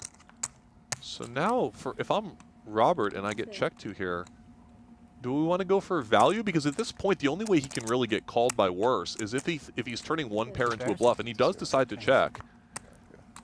I think I bet this because Yuri could show up with aces up maybe on the end, where he had a low draw, binks an ace or binks a 10. Yeah. I think you're leaving some meat on the bone. Sure, you could run into a straight. He also caught a 5, which blocks some of the possible scoops, and the 5 of hearts, with Yuri showing 2 hearts. Yeah. I would lean towards betting in a pot this size. Like he's always folding. Yeah, I thought it was 2 pair, 2 pair, 2 pair. It's risky. You hate it when you get raised. You had low draw, yeah? What a spin up for Robert Wells. We just talked about how those multi-way stud 8 pots can get big, and we saw an example there as he jumps into second position. They were. Tens and deuces light. I checked 5th, and I had 2 pair on all my apps with 5. I thought it looked too much like. What a crazy hand. They roped you in. You call it. They're like, they're trying to keep me in, they roped you in, and the 10 came. Yeah. Classic 50 rope. kilos. Thanks, baby. And here comes Robert. Oh boy. Yeah, I guess I thought it looked too much like I had 2 pair. Yuri thought he had the nuts. I had 2 pair on 5th. That's why I checked. What? I had 2 pair on 5th, and that's why I checked. So You had 8s up on 5th? Would be amazing. Yeah. I tried check raise. Maybe I check raise 4. Yeah, I started 6. That did look strong. Started 6, 7, 8. Next case on the docket, Wells to bring in with the 4 of hearts. It's 15 now. Oh, pretty well. Ace 5 Yeah. buried. Les, ace 4 buried with a 7 showing. He says complete. Ooh, and Tobias is going to have a lot of interest in playing this pot to try to take Jared out. Split queens with 2 hearts and a low dangler. He does see an ace behind him, but he decides that it's enough hand to continue. And when we are willing to hop in there with an ace behind, with anything 9 through king, the presumption generally is that it's a split pair or a wired pair. Absolutely. It's going to be the queens almost always, or if not stronger. Or like an ace 5 of hearts type thing, where you have the 3 flush with the ace blocker, perhaps. Sure. Also a possibility. Yuri quite happy to come along. 6-4-3. Doesn't know that a 5 is busy. Some very strong low holdings for 3 of the players in the pot, and Tobias out on an island with the split queens. Robert can actually consider 2-betting his hand, just knowing that he has the best possible low draw among the cards that are left. Are we with turning the the ace 2 face up though? Perhaps a little, but you're just understand. pushing. It's I mean, I don't unlikely that I mind already turning had my a range a offering bit check face there. up when I'm pushing equity multi-way, and you know, you can still have different things there. You could have buried aces, you could have 3 low of the same suit, you could have do 3-4, so there's some possibilities. So 2 out of the 3 low draws catch a low card, the exception being Yuri. I'm curious to see if Tobias Leknes feels like he's better off trying to isolate against Jared here and clean up his own hand a little bit, or allow everybody in to maximize the chance that somebody knocks Jared out. I think given how short Jared is, I kind of like going for the ISO. That will for sure clear out Yuri. And Wells' 4-8 is not the most concerning board, but he does go for the call. Now, what is Yuri going to do? Yeah, Yuri had a very strong starting hand. He needs a 5 to really pick up a premium draw, and he doesn't see any. I think he'll end up peeling here. He's not afraid that Wells is going to open the action with the 4-8 behind him. 3-7. I'm just looking at this. Yeah, if Wells had caught something a little bit scarier, more connected, but he does get out of the way. I like this from Yuri. 4 ways. Robert probably cannot fold this strong of a 4-card low. No. Certainly not. He still has the ace in the hole as well. This Rob was chemistry is cracking me up. They could have their own show together. Nice street for Tobias. Yeah, Brickyard. And now he should just come out leading, as both players have caught lemons. She happily does. Puts Robert into a bit of a bind. The only thing that's a nice thing for him is that Jared cannot raise behind him. Exactly. Jared has exactly 250, so Robert can just realize his equity with a call here. There's a chance he has the only low draw. Of course, Jared's going to have a 7 low draw somewhat often. Yeah, I don't think I could fold Robert's hand here because I might believe that my aces could still win the high if I were to hit it. Exactly. And you still have a backdoor wheel possibility as well, 6-7. Slam dunk all-in call here for Blez, who knows that he's got a better low draw than Wells. 7-4-3-1 against 8-5-4-1. Leknes's queens hanging on. We said the stud 8 pots could get big multi-way, and we are seeing that again. Main pot complete. Jared binks the deuce. I believe this gives him 7. Perfect. Yes, it does. Yeah, he's and got a Wells lock low. paired his 5. So now Tobias Leknes is deciding, are his queens worth protecting on the side pot when he looks at the 4, 5, and 8 on board of Robert Wells? That side being dry, lending to the check. Robert turns his hand a little face up here, I think. You see the fist bump there by Jared. Hold on a second. Give him a card. It's okay. Go ahead. I'm thinking of one card, okay? One card in the day. If you give me this card, I'm going to give you $5,000. Okay? Wow. I'm going to give you $5,000. If he makes the Okay? wheel. I want you to start getting a little nervous. Get nervous. It's a free roll. You can't lose. If this is that card, you get $5,000. I don't know that this and it qualifies wasn't as a revealed. bribe. Okay? Robert's going to lose some back here as he's bricked. Now, if she were to say what card, turn the stub face up toward herself Okay. and then reach in. Show me the 5 of diamonds here. Hold on. Give me the 5 of diamonds and you get $5,000. What's wrong with the 5 of hearts? It doubles her chances. This That's is what's the wrong with sickest thing it. in the history of poker. It's a diamond. Is it 2 We're dead. across? Nevertheless, Jared winning a sizable half of the pot here and getting himself a little bit out of the danger zone, actually. We split? Yeah. We do splits. Oh, the 5 of diamonds. No one had the 5 of diamonds, right? Wells I had. bouncing off of his recent upswing. We got a chop, right? Tobias's queen Just give is him, up. just give him the whole chop, pot. right? Take No, give him Low. He has a low. No. Yeah, It's okay. See, I think No, it's just a all-in. God, Chad, just get me to be low, man. I'm- Are you getting? We're Chad, be playing for a honest. second. We're playing for a second. Chad, be honest. Are you nervous? Honestly. Yeah, of course, dude. I've seen you work before. It's Yeah, I respect it.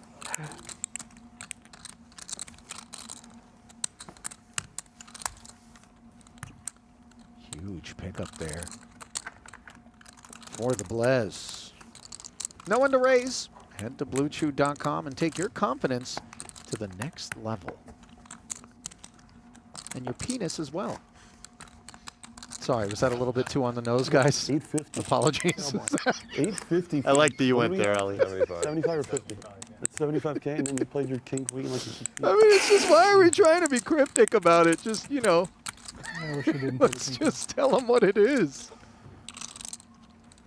I feel like I'm Sean Winter right now. Did feel I like feel it. great. Sean Winter would be so proud of me right now. With that 50K, with that 75K. You've restrained No one yourself plays for it too better than long. Sean. Yeah, it's, you know, I've got don't limited like the way opportunities they to do get the evil out now. It's not even 6 o'clock. Hesitate to think what we might sorry, hear my if this mistake. goes late. So outside of the early elimination of Nick Schulman, the chips have just been kind of circulating around, and we still have 6 players as the stacks are getting pretty shallow. Yeah, and no real clear short stack. I mean, Bleznick's still the only one under $1 million, but others within range. And a great spot for Bleznick here as he picks up queens. Glaser has 7s with a dead queen in the bring-in. He's staring at Tobias's ace, so he does just come in with the limp. And Tobias, this is a nice spot to isolate with the ace. Certainly. He knows that he's likely up against queens, but he still has tons of equity and good playability. He actually just goes with, yeah, the overlimp here surprises me slightly. I would have slightly preferred a raise. I wouldn't even be shocked if Jared once in a while just limp folded the queens. We've seen him make some plays like that. Absolutely, as he, you know, would think, what would Sean Winter do? Exactly, yeah. A great street for Jared Bleznick as he doesn't really have too much concern about kings from his opponents, and he picks up a 3 flush. What's the limits? Split queens performed well for Leknes before him. Jared with similar hopes here. 1 queen buried in Glaser's hand. Interesting combination for Leknes, as if Jared has the queens that he's representing, Leknes now has 2 overcards, and it's a little bit more of a stud-high situation. Yeah, and he still has that kind of unlikely but possible backdoor low. Never mind how deceptive a deuce would be in this spot. Glaser has some inside info with the queen in the hole. He may be thinking Jared's more likely to have a flush draw in this situation, but nevertheless, a flush draw would have a lot of equity here. Yeah, and staring at the king and queen both being dead, he probably feels like his 7s don't have great playability. Price is good. Yeah, there's a chance it's 2 low diamonds on the flush draw with some backdoor low prospects. That ace of diamonds is, of course, face up in Leknes's hand. So he's working through where he's at. I wonder if he's ever considering a raise here. I think that would be a touch optimistic. I think so too. I mean, my default would be to fold given the dead cards, but he's really mulling this over. Benny has a lot of time banks remaining, despite I feel like using them almost every hand. They really give you too many in these tournaments, Chris. It does just come with fold after thinking better of it.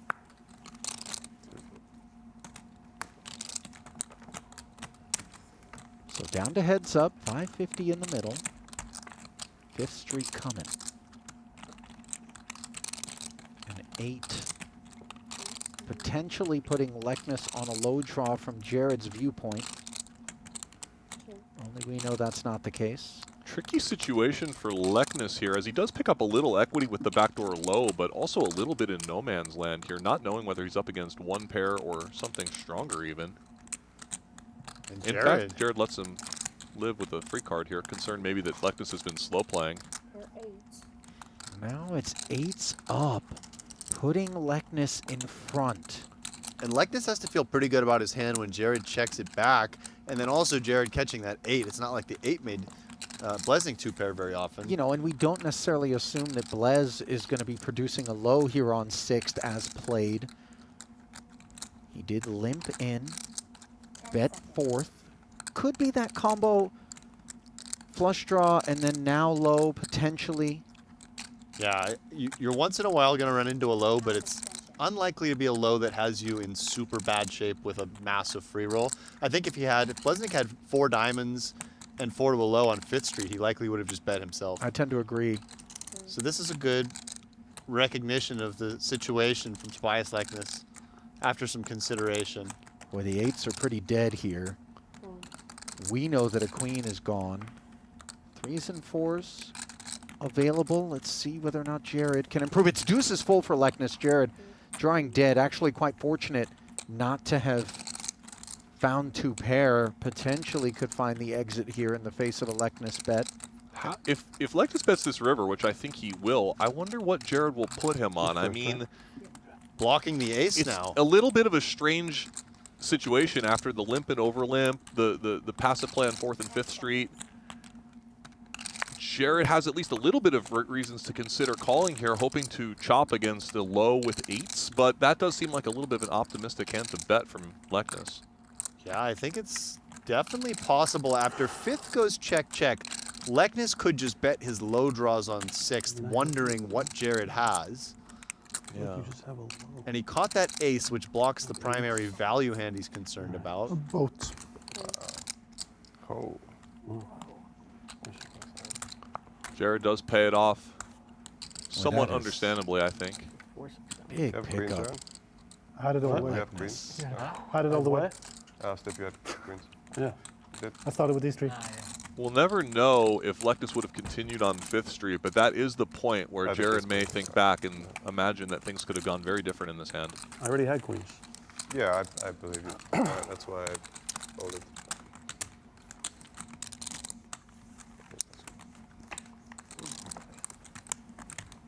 Unlucky. Huh? Unlucky. Yeah. I bet to turn him out of the tournament. Right? Yeah. I wasn't trying to need you. Oh, no, I don't care. I don't care about that. I thought I played it good, actually. Yeah. What? Right? I bet to turn him out. You're not folding. Well, Jared's been here before. With crumbs, Had the best- 175K He remaining. had kings, he had 8, he made an ace. He's so close to making it to that PLO round, but he may come up a couple hands short. Yeah. I owe a time bank, right? I don't think I paid. Have I paid? Time bank? I think I owe a time bank, right? No. You don't. I used on the previous streets. Okay. I used one. I don't want to. Leknes trying to pay his debts. Yeah, You definitely use them, no question. Yeah. If you paid or not. Although oddly, the casino didn't have any record of a marker. I think if in I'm that You have a spot. queen in the hole? I think if I'm Jared, I probably put this in. I can't quite see all the cards behind him, but he has very short here, and you just may not get a better the last spot. hand or one Having more? an ace is very valuable in stud 8 or better, gives him a little bit of equity both ways. Yeah, I guess it depends a little bit on how many more hands of stud 8 there are, where the button is. He does elect just to fold. Looking at those 2 10s behind, I definitely would be inclined to put it in, Chris, even with an ace. Although behind the you. ace probably weighing on his mind, right? Yeah. He could get it in very bad. By the way, Yuri showing no play it fear fine here, or no? defending 4-8 king rainbow against what he knows to be the range steal from Chad Eveslage here, basically raising in the dark. Questionable. And now, if Chad breathes on this pot, You started with it might twos in the work, hole. but he is respecting Yeah, Yuri's most defense likely. here, expecting that Yuri Came is up with only 3 playing twos. some more reasonable hands than the So one even we if see I him raise, holding. I can't. He's not Very folding. true. Now he's picked up 3 hearts. Really nice board development. Could be a flush draw I'm and a actually low free draw rolling from the Yuri's tournament. perspective as Anyone played. else is out of the tournament. I'm Yeah, free rolling. It's true. Not much Yuri can do about this situation, I don't think. Yeah. Yeah. I'm stone free rolling the entire Still time. play. It's not that bad. You can hit. I get here all Take the it time. from Chad. You got it. This is where you got to get lucky. Stud 8? The skill is to get here. Once you're here, you got to get lucky. I think Badriga is also a good game to run good in. I had kings against you. When he was showing a king, I started with kings. When you made aces with the clubs. Yeah. You got lucky against me. I had kings. Oh, yeah. King, Sure. I started with king deuce. Got ace queen. Oh, we had ace, queen, 10. Or you could have like 3 clubs. A7 clubs, yeah. I started I have yeah. a 7 of clubs. I started with kings. I had kings. And That lost. feels a bit more like given from 4th Street to 5th Street. Where's the Queen is, button? like, way more Where's out. the button for? I got it. Button's on me. All right. Well, Chad, my promise is not probably going to happen. I'm going to make the round, but it's not going to be pretty. Maybe I should just. You should just go move in blind here. Save yourself the embarrassment. Busting pillow. Blez does pick up a hand that probably should put it in. Yeah, I think so. 3 flush with 2 low cards.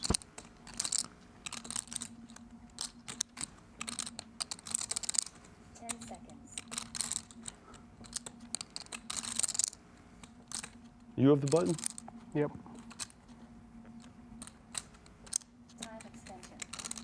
Get 1 free hand.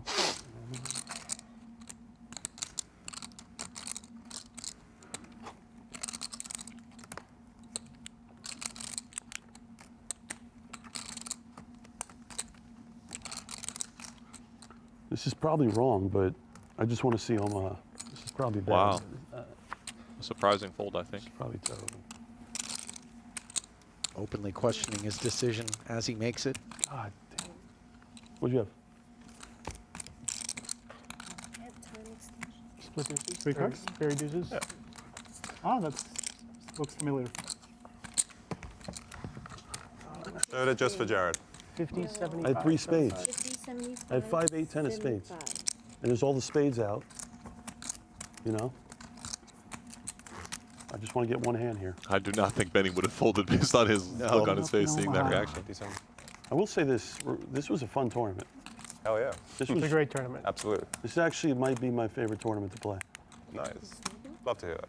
It would be fun if it was like a little bit deeper at the end, but I guess it was just slow play and No, I slow think bust out. So no. It's actually deeper than a lot of them have been, I feel like. No, the structure in this. Yeah, but like, then 8 big the bets 10Ks, average is yeah. not like. Let me tell you something. The big bet's very reasonable. The I feel structure in like, this studio really- for the high rollers they're all phenomenal. Yeah. It's The mixed series is a bit more turbo, but that's no. I'm saying Yeah. the 100 keys, the structure is phenomenal. In all, I'm telling. There's a lot of play.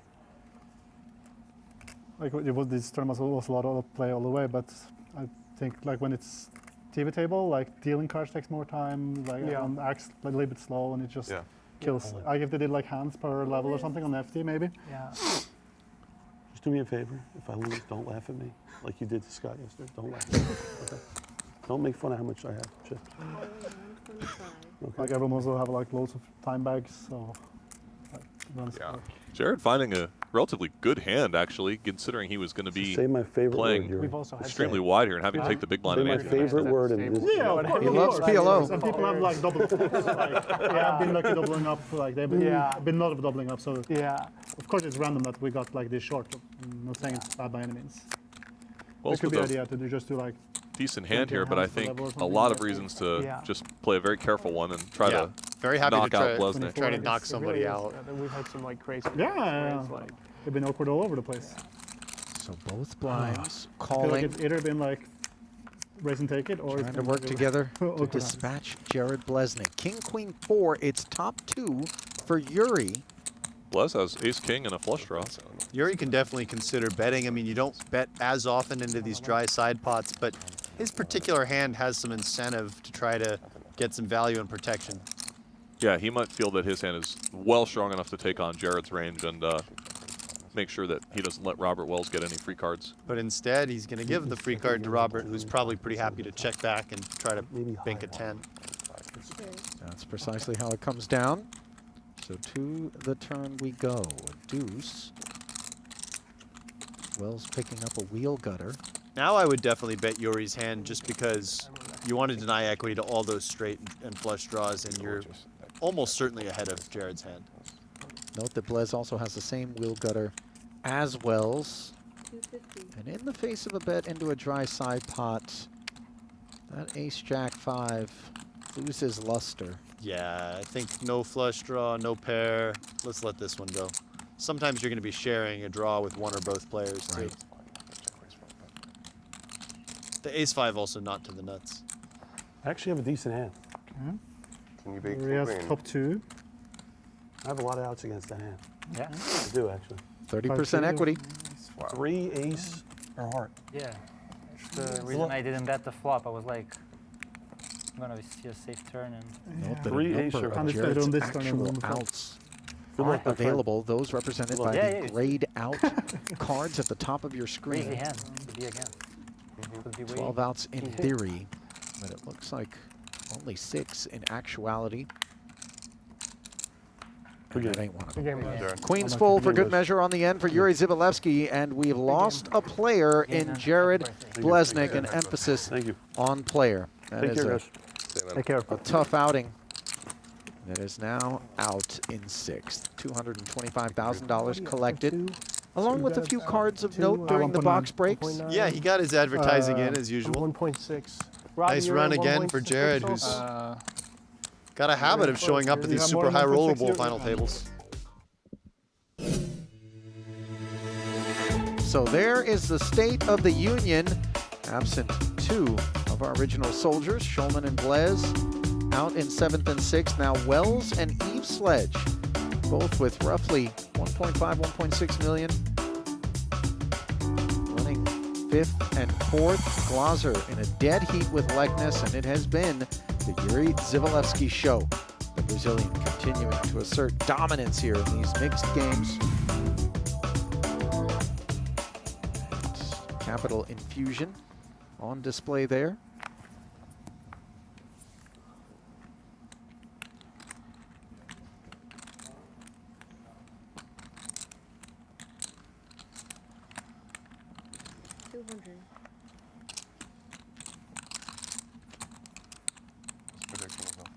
Yeah.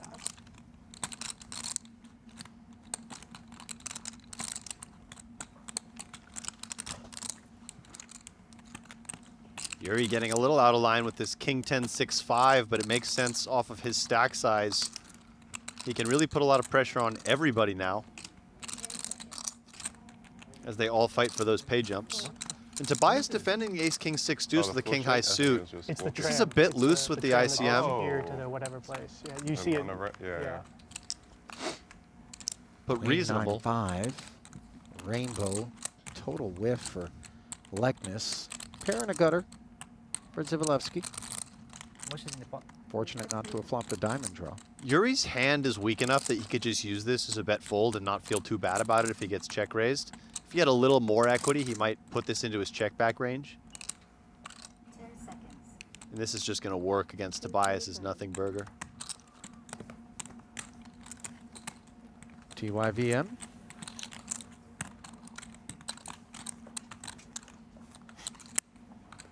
Well, you know, I'm so accustomed to observing Yuri out in the Triton Poker Super High Roller Series where he plays predominantly no limit hold'em, and to see him here performing so well in the mixed game streets just speaks to his overall card aptitude and sort of world-class nature. There's no doubt he's one of the absolute best in the world across so many disciplines.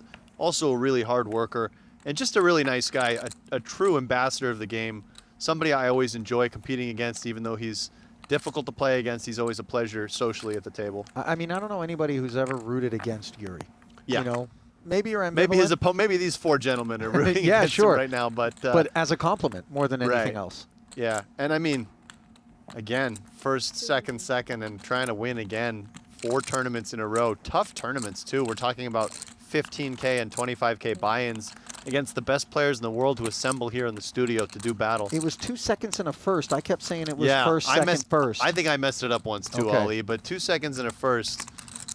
However you slice it, to get into the final 2, 4 tournaments in a row against this caliber of fields just really shows you what a player he is. Now, I shouldn't say he's done it 4 times in a row because he hasn't made the top 2 here, but he's heading that direction. Certainly in a good position with all the other stacks kind of bunched together. I mean, even a top 5 finish in a field like this Right. is another statement, and not a soft one.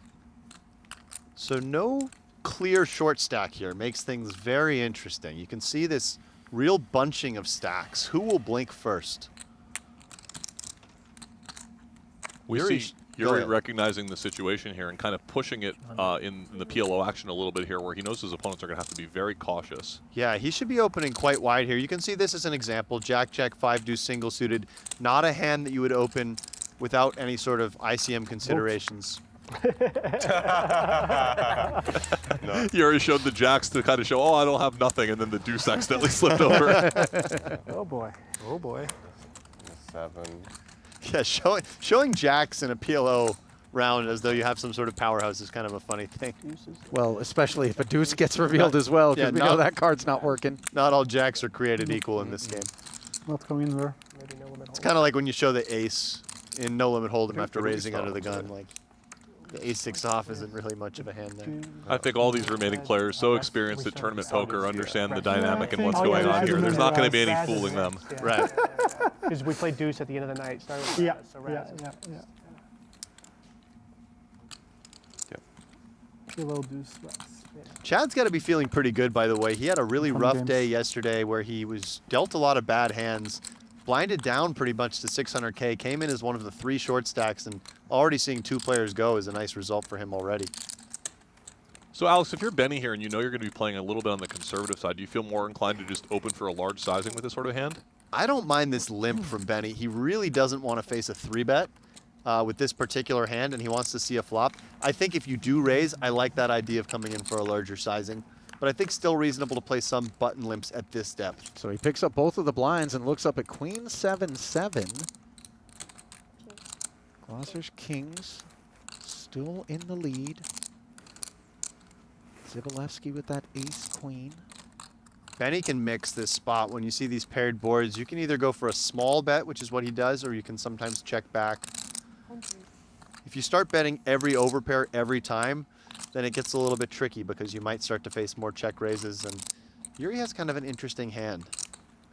Yeah, I think Yuri has enough hand to just call, but of course he could also start trying to put pressure on the medium stack. Exactly. I think that raising is an option. Sometimes you'll see the top pair. If Yuri had a pocket pair in hand, that becomes a more compelling raise. Interesting card as both players pick up flush draws. And if I'm Glaser, I'm pretty happy to check this one back. I don't really want to get 3 streets out of this hand. And I've picked up some nice draws to go along with my pair of kings, so I don't need as much protection with my hand. Yeah, it would be kind of a disaster to get check raised. So both players on the hunt for clubs. Of course, Glaser's are best.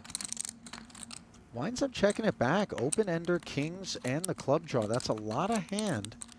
Not to make any noise, but playing that pot control vibe against that deep stack of Yuri. Yeah, I like it, and I wonder if Yuri just feels like he has enough showdown value here. I think he probably does. How complicated is this river? Well, if Yuri checks, it's a really easy check for Glaser. The only thing that can make this river complicated is if Yuri decides to turn his hand into a bluff. And it looks like this is... At that price, though, this isn't turning it into a bluff, is Yeah, it? I don't know what this is, to be honest. I suppose he could just be... I don't quite understand this. Maybe this is designed to be a bluff to target exactly kings and aces. It feels a little mergy to me. It's kind of hard to get thin value here when you check called flop 3 ways. How much king, king, ace, ace as a button limp, though, are we assigning to Glaser? Yeah, I mean, there's going to be some. Certainly the kings more than the aces. I think if I wanted to bluff this spot, I would use a larger sizing. Yeah, I tend to agree. Chris, your take? Well, I would also be thinking that in addition to the kings, he can also lose to hands like Queen 10 and Queen 8 and these middling high cards that also make a lot of sense. Yeah, I think he is bluffing here. I can't see this being a value bet after he check calls the flop. He's just not going to really get here with too many worse hands. So I guess he's just trying to say, look, I don't have a ton of natural bluffs in this line. Maybe this ace-queen could be used as one of them. It's very interesting because Benny looks like he is considering folding kings, so this could work out really nicely. Yeah, he's not assuming that he's beaten by something other than a straight, I imagine, at this point, right? The 7 would have made noise earlier. I think you can definitely have some weak 7s as Yuri, just check calling the flop, not wanting to check raise all your 7x and now going for some thin value. So maybe this is just a really nice find from Yuri if he's able to get kings and aces to fold at a reasonable clip here. And this is a bit of the problem with limping the button is the big blind just checks back and you don't have a whole lot of insight into that combination. Yeah. Yeah, Yuri can really just have any 7 and also 2 straights here that all make sense. And Benny does lay down. So nice one there from Yuri, getting a slightly better hand to fold. Pretty creative bluff in a spot where it's hard to come up with the natural bluffs. He finds it. You know, interestingly, coming with that smaller size than I think, Alex, you and I would have leaned toward, may make it look more on the value side of the spectrum. And when you're asking yourself, what value bets do I expect to face with my 2 kings on this board, not too many that don't have me beat is the answer that Benny came up with. Yeah, it's actually a pretty cool play the more I think about it, and I'm trying not to be results oriented about my assessment here, but it is interesting because when you use that size, it becomes congruent with what you could do with just a 7, or certainly some straights if you somehow get there with 1. And the real interesting thing for Benny when you're deciding whether or not to bluff catch is you have to figure out where your opponent's bluffs come from. And I don't think people expect you to use ace-queen as a bluff there. So, you know, Benny made a fold that I think is pretty reasonable on the surface, and it makes Yuri's bluff look pretty good as well. Alex, I'd be thinking a little bit that the small sizing that he used, could he ever be then going for some thin value with something like a Queen 10? Perhaps, but it just feels too thin on that board where those straights come in as well and where your opponent's going to have a decent chunk of king-king hands. So this time, Benny goes with the option of full pot as maybe he regrets not doing that the previous hand. Yeah, and I think off his stack size, playing limp or pot makes a lot of sense. You really can do either. This time electing to pot it.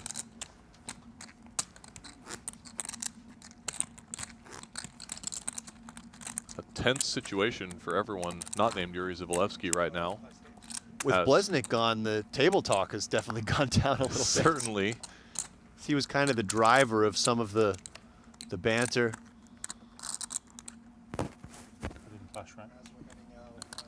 Didn't look that way. I thought you were looking away anyway. Yeah, no worries.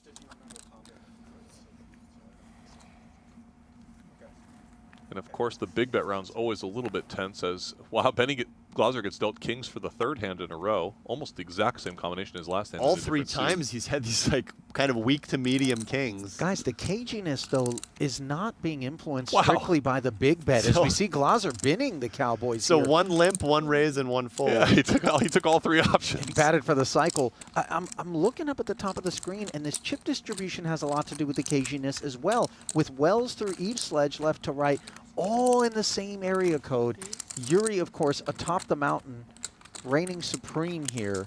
And as far as the setup is concerned, does Dzivielevski love where he's at right now, or would he rather have kind of that clear shorty break away from the pack so that he's got 3 guys that he knows aren't supposed to be in there? Well, anytime you have 3x second place money, you're probably feeling pretty good about it. But I think in general, Ollie, he would prefer the other scenario. Yeah. You'd like to see a couple shorties and a couple mid stacks. That's where you can really boss people around. But you know, the more separation he creates from himself in that entire chasing pack, then he gets to continue to use this massive amount of ICM leverage, right? If everyone has 800K and he has 7 million, he can completely go ham. Yeah. Whereas if they can move up sort of collectively and get closer to him, his advantage decreases. There's some games where he can go harder at it than others too, right? Yeah. PLO was an excellent game for Yuri to take advantage. People are going to want to be cautious, and obviously unless they have aces, they may not even really come in. Triple draw can also sometimes be that kind of a game, but you have to do a little bit more dancing through the raindrops and pretending with some marginal hands.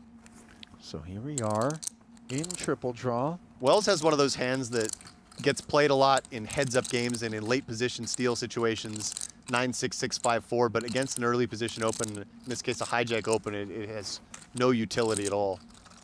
Chad raising an early position here definitely looks strong. Glaser again seems to have a decision. We don't have anybody's hand right now.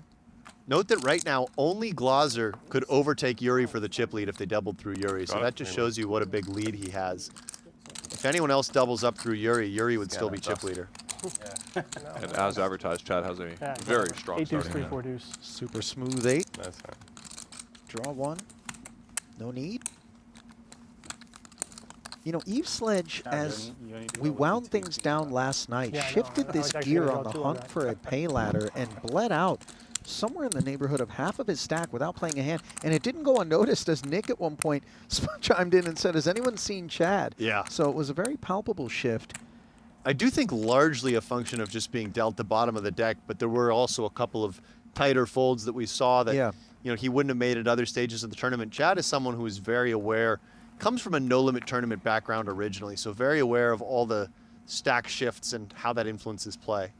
You'd have to say the least experienced player remaining has got to be Robert Wells. He's the only non-full-time professional poker player at the table here, and also probably with a little bit less experience of playing online tournaments, as the other players are all very well known for that. Now this one is raisable from the button, 7-4-3, leaving home without a deuce, generally not recommended, but attacking these blinds, getting through the 6-5 tray, of course, of Glaser, and see how the 8-6-5 responds for Eveslage, who, as we pointed out, is on the stickier side, doesn't like to relinquish his big, and sure enough, he does defend. So D2, D2 coming. Slightly loose open from Tobias with no blocker, but sometimes in these spots where all stacks are similar, you want to be the one putting the pressure on the other players.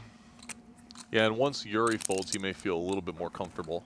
Now Chad makes a 9, finds that deuce, and could draw to an 8-6.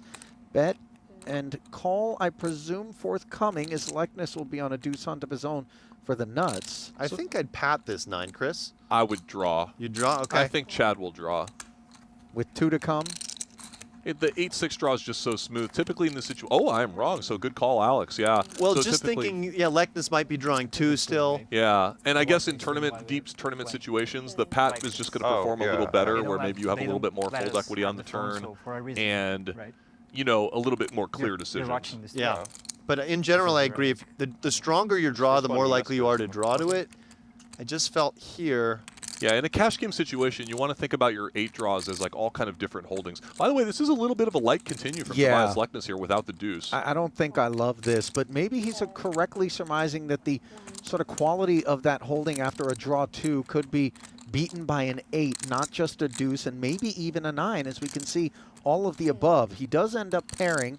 Eveslage properly checking here. Tobias has a tempting bluff combo. I was going to say the same, although he hasn't really seen any other relevant cards throughout the hand. And he gives up and waves the white flag. Yeah, so you want your bluffs there to come from unblocking 9s in particular, because those are Chad's weakest pats generally when he pats the flop. But yeah, you're right, Chris. Maybe he just hasn't seen enough other blockers, and perhaps it's an underfolded line in general from the opposition. I'm not sure. Could be. Also maybe thinking that Chad wouldn't be going for thin value there, so his checking range is a little bit stronger than normal. Yeah, good point. Yeah, so if Chad might in a cash game bet all his, say, 8-7-5, 8-7-4, all his 86s, maybe some of those hands are checking in this situation. But I think it was primarily the first reason that, other than the pair of 7s on the end, he hadn't seen any useful cards throughout the hand. So again, if you're new to deuce to 7 triple draw, it's important, just like in stud games, it's important to track the opposition's dead cards. It's important to track your own dead cards, the cards you started with and the cards you've seen along the way. All of these help shape the story and inform your decision in these close spots. Yep, I tell students that the cards will tell you what to do in triple draw. You know, sometimes the deck is saying you need to bluff because you've seen so many relevant cards, and sometimes it's saying wave the white flag. I confess sometimes I don't listen to the deck. Always an option, but, you know, frowned upon.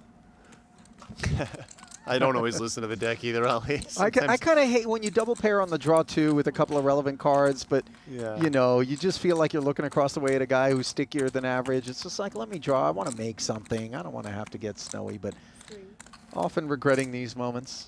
Without question, the rare draw 3 here from Yuri. Defending his big against the open from Glaser, who I think is going to be more inclined to draw 1 or no? No, still going to draw 2. Sometimes I confess, against the draw 3 in particular, I don't mind going draw 1 and then padding early.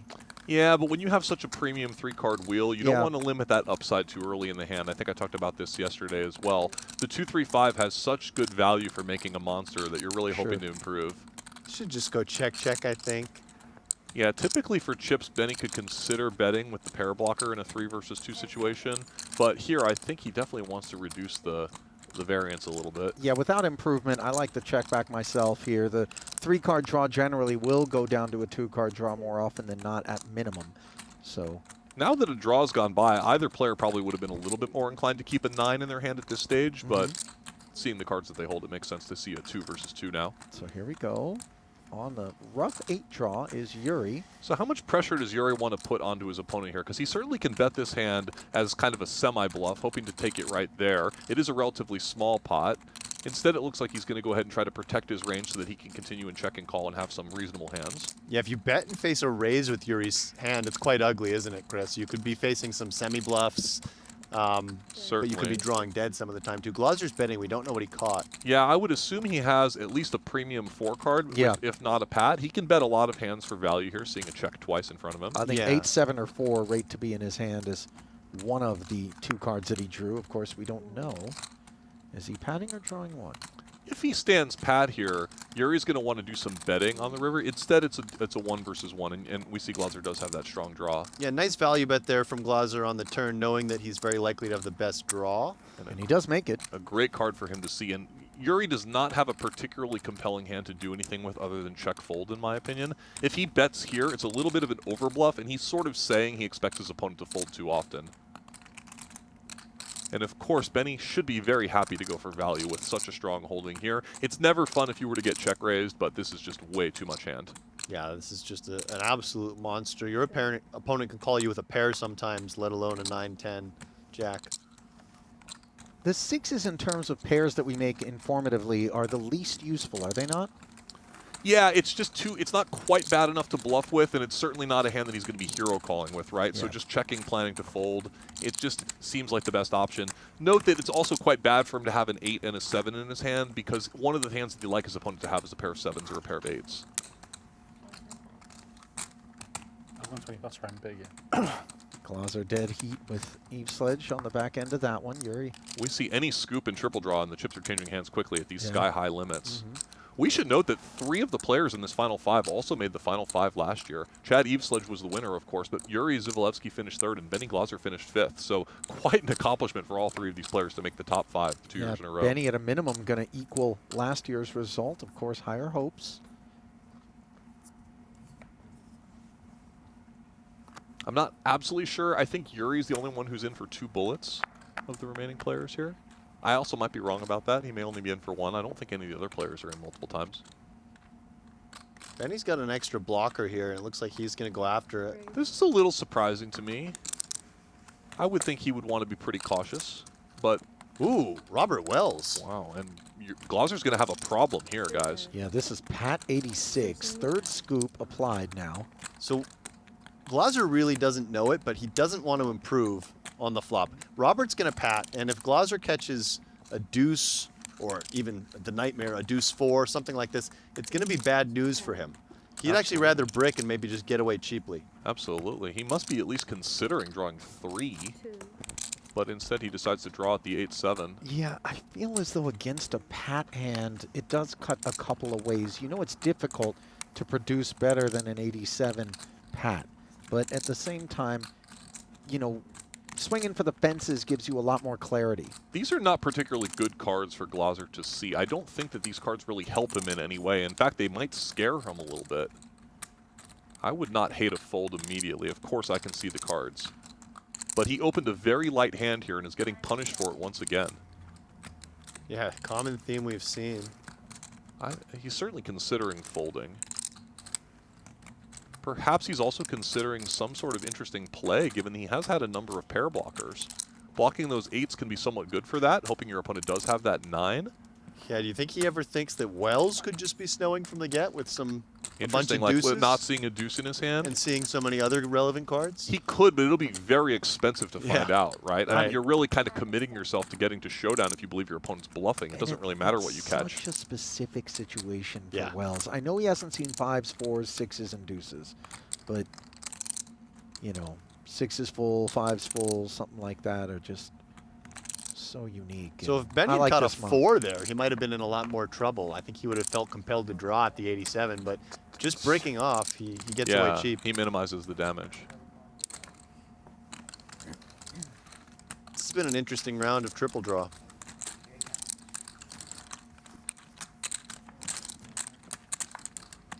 Leknes suddenly all alone on that short stack. He's fallen back of the peloton. Yep, any scoop in these single winner limit games are quite significant at this stage.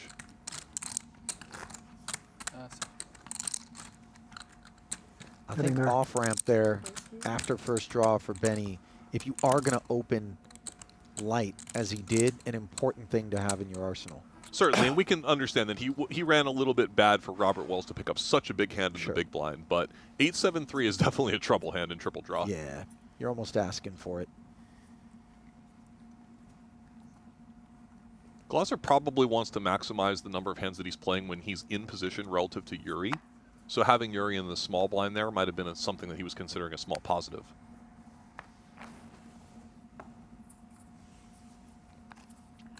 How much does Yuri want to get out of line? The answer is not enough, because that hand would be very light to open. Leknes is very happy to get a walk. Did have 5 low cards. With a tricky hand to play, Did have 5 low cards. Surprise, surprise. That was good.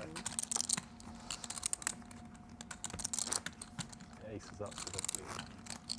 Sounds strong.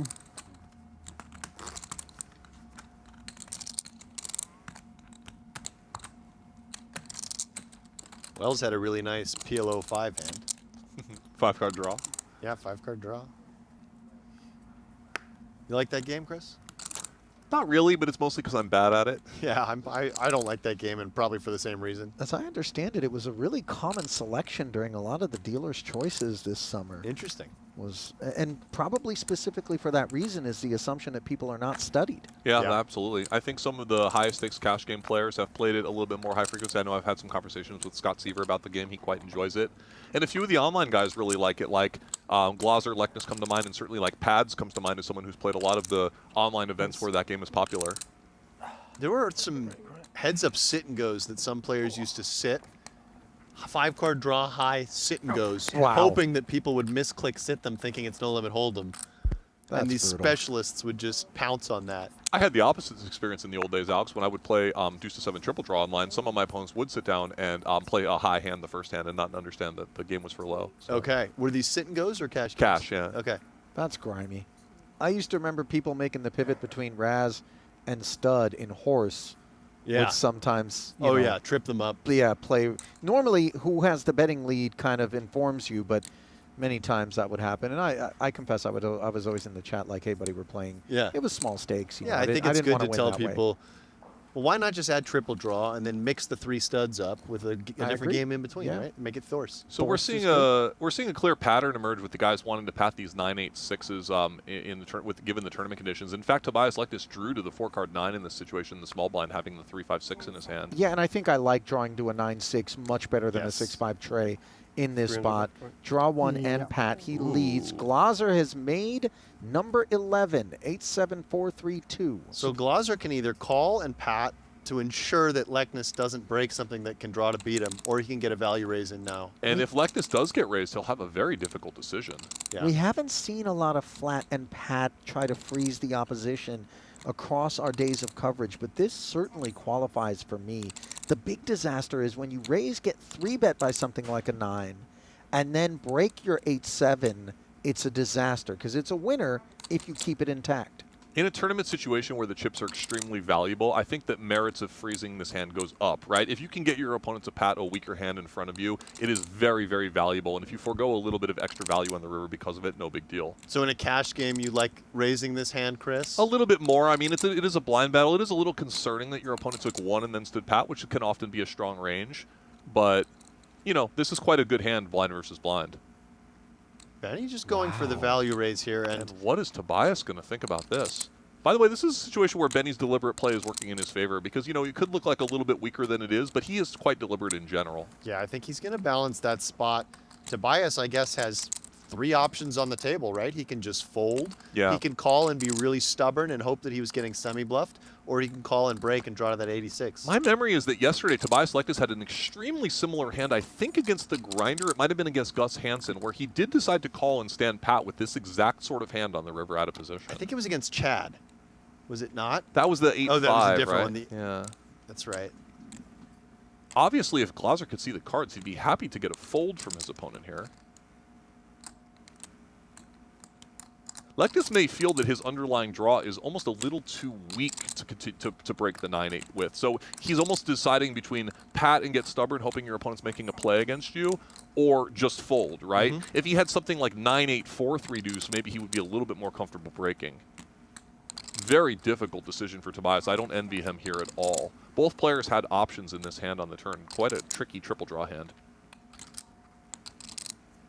Glaser raising, of course, does open the door to the 3-bet, but maybe he can far more comfortably break the 8 and realize that it would be no good, as opposed to flatting and patting back with the inferior 8 potentially, and giving himself a shot at the pot. Granted, it costs you 3 big bets as opposed to 2 across turn and river, provided he pays it off.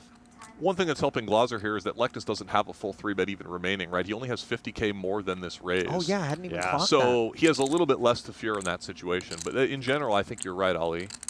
That's got to have something to do with the decision as well then. For sure, yeah. But, you know, still merit to just calling and freezing, you know, not giving your opponent a chance to draw to something that can beat you. I don't know if Tobias is ever going to pay off, though. You call and freeze pat back. I think on the end it's a check fold. I think Tobias is considering just folding right here. Yeah, he really, as you said, Alex, initially, he has 3 options. None of them are particularly compelling. Yeah. But guys, this pot's huge. A nasty situation and a very, very, very big decision for Tobias, of course. If he folds, he leaves himself with very few chips anyway, only a little bit more than 1 big bet. Sometimes when you're in these tournament situations, you think to yourself, well, I'm in a bad spot no matter what. And he is going to break it, and he's going to give himself a chance here. He's made the right decision. Made the right decision against Benny's hand. Just 50K back. And no matter what Tobias catches on the river here, I would want to see him check. Try to preserve that last 50K in chips if possible. If you can check it down, that's a good result. So critical card coming, and it's a pair of 5s on the end. Leknes knows he's never winning this one. He will at least be happy to see. Now, does Glaser want to put the last in here? I think so. I guess so, yeah. Every now and again, we'll see someone check back there to try to retain that ever so small stack, but normally as a chip leader, because the presence aids you in your bidding from that point forward. Had an 8. Tobias looking for info and Benny not really wanting to share it. I think he did reluctantly. With 50K left, perhaps the presumption that there's not going to be an opportunity for Tobias to make use of it. So a validating disclosure there as he shrugs his shoulders and the players head to a break. There's a glimpse at the chip counts as we head to that break, and a little high-stakes poker promo, and then a sit-down between Daniel Negreanu and Gus Hansen, who got into that legendary hand in Season 2 of HSP. We'll be back in a few. Stay close. Yeah, welcome to High Stakes Poker, Season 15. There will be blood. Question is, whose blood will be all over the felt? 100. I've played with you before. Want action? Yeah. Okay. I'm not here to not have action. He tried to bluff me. I'm a nice guy here playing good poker with nice people, and he tried to bluff me. He tried to rob you. Man's got to do what a man's got to do. I'm all in. Wow. I've seen it all. Table change. We're not in good shape. Welcome to High Stakes Poker, Season 15, the season of blood. We got ourselves a game, boys.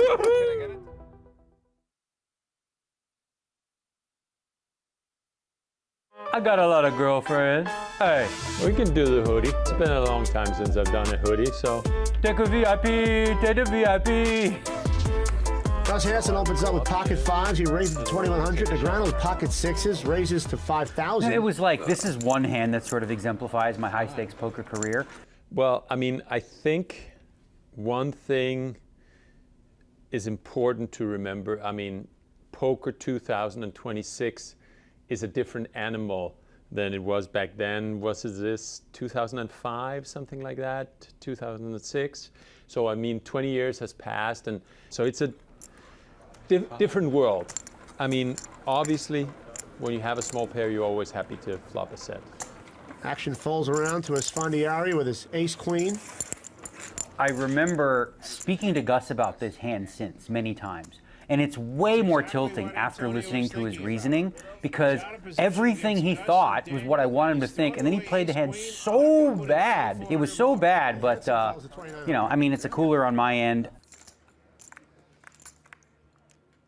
The way the action was going, it looked like Daniel liked his hand on the flop. So it wasn't like I was completely married to it, but obviously you still like it. Lose a lot of money in this hand. Only thing that could save him is The whole reason the hand is goofy, because I 3-bet with a hand for very small that wasn't a thing. You know, you don't do that with sixes. So I'm never supposed to have sixes. And yeah, it was annoying because he thought, well, I checked because I figured you'd bet aces and kings. I would never in a million years bet aces and kings on that board. But he's like, oh, I figured you'd do that. Gus So then is check trying raises. to figure out what to do here. He's going to raise. Here. That's the right move. You don't want someone coming in here with a hand like 9-8. He raises to $26,000.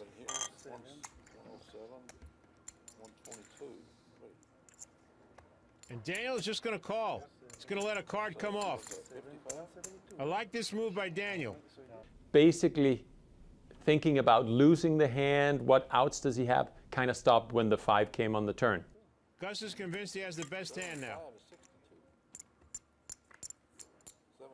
I have quads. It's like, I'm not going to lose this hand. So now the purpose was really just to get as much money from Daniel as possible. On the turn, I'm just thinking, please have a straight. Like, I really want him to have a straight, or I want him to be bluffing with like a gut shot, you know, like Jack 8 suited or something more. I'm going to let him bluff, you know what I mean? Just have a 9, something like that. You know, you look at your hand, you look down at the board, and you think, I'm like a lock. Meanwhile, I have 2%. Ha! The other players seem oblivious to what's going on in this hand. Hansen bets 24,000. Gus is trying to appear as calm as he can with quads. 98, 99. He's not giving anything up.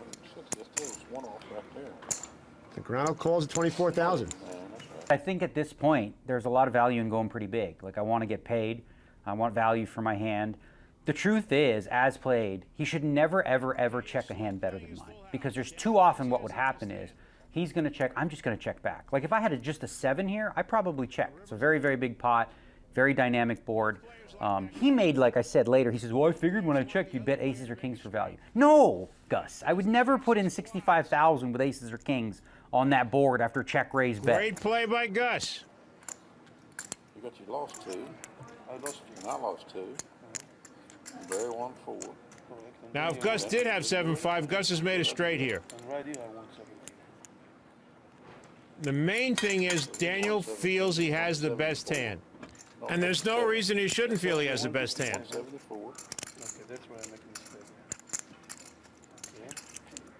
He's feeling the right amount to bet is $65,000. $65,000. 96. I'm all in. I think I actually could have played it a little better. I gave Daniel a small chance to get away. He didn't take it. I think I should have been more forceful, been better at choosing my bet size on the turn and on the river. So, in a sense, he couldn't get away from it. Huh? I'm all in. How much more is it? That shocked Daniel. Wow. Count his. Wasn't expecting it. The pot now stands at over $400,000. Even without Daniel calling, this stands as the biggest pot in the history of high-stakes poker. So that's why I ended up getting stacked for the entirety of it. Because if he would have just bet big on his own, I might find just the call there and not move in.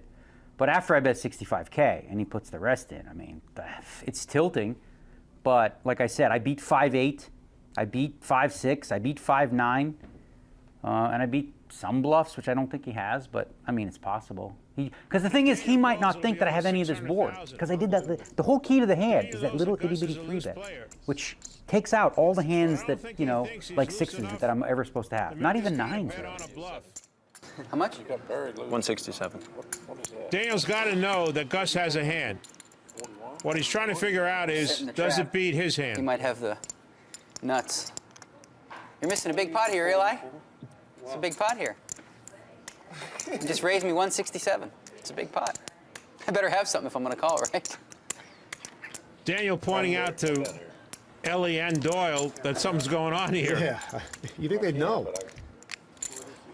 If I lose a spot, it's a pretty bad cooler. Pocket fives, pocket nines, maybe like pocket eights. Ooh, that'd be sick too. That would be sick. Well, you're right, Daniel. It's one of the above. Yeah. The only question is, can I fold to this check raise on the river? Had I known everyone just had it every time, maybe, but, you know, hindsight. What else would Gus Hansen be raising you $165,000 with? And Daniel decides to call. Oh, so sick. Shows in the fives. You had one out. I believe you. I wasn't too happy on the flop, but once the turn came up. Wasn't too happy. Meanwhile, he rakes in a pot over $575,000. You're looking at a man who just lost almost $300,000 cash. I was happy at that point in time. I think it was the biggest pot in televised poker, 576,000. So obviously happy about the outcome. I think in a vacuum, just looking at it now, I could have played it a little better, and Daniel could have played it a little better.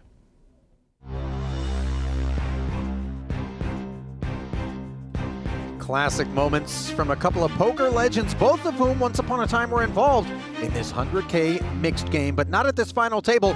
As the night falls on the Poker Go studio here at Aria Resort and Casino in Las Vegas. Arlene Najad alongside Alex Livingston and Chris Fitch to see this one through to a champion.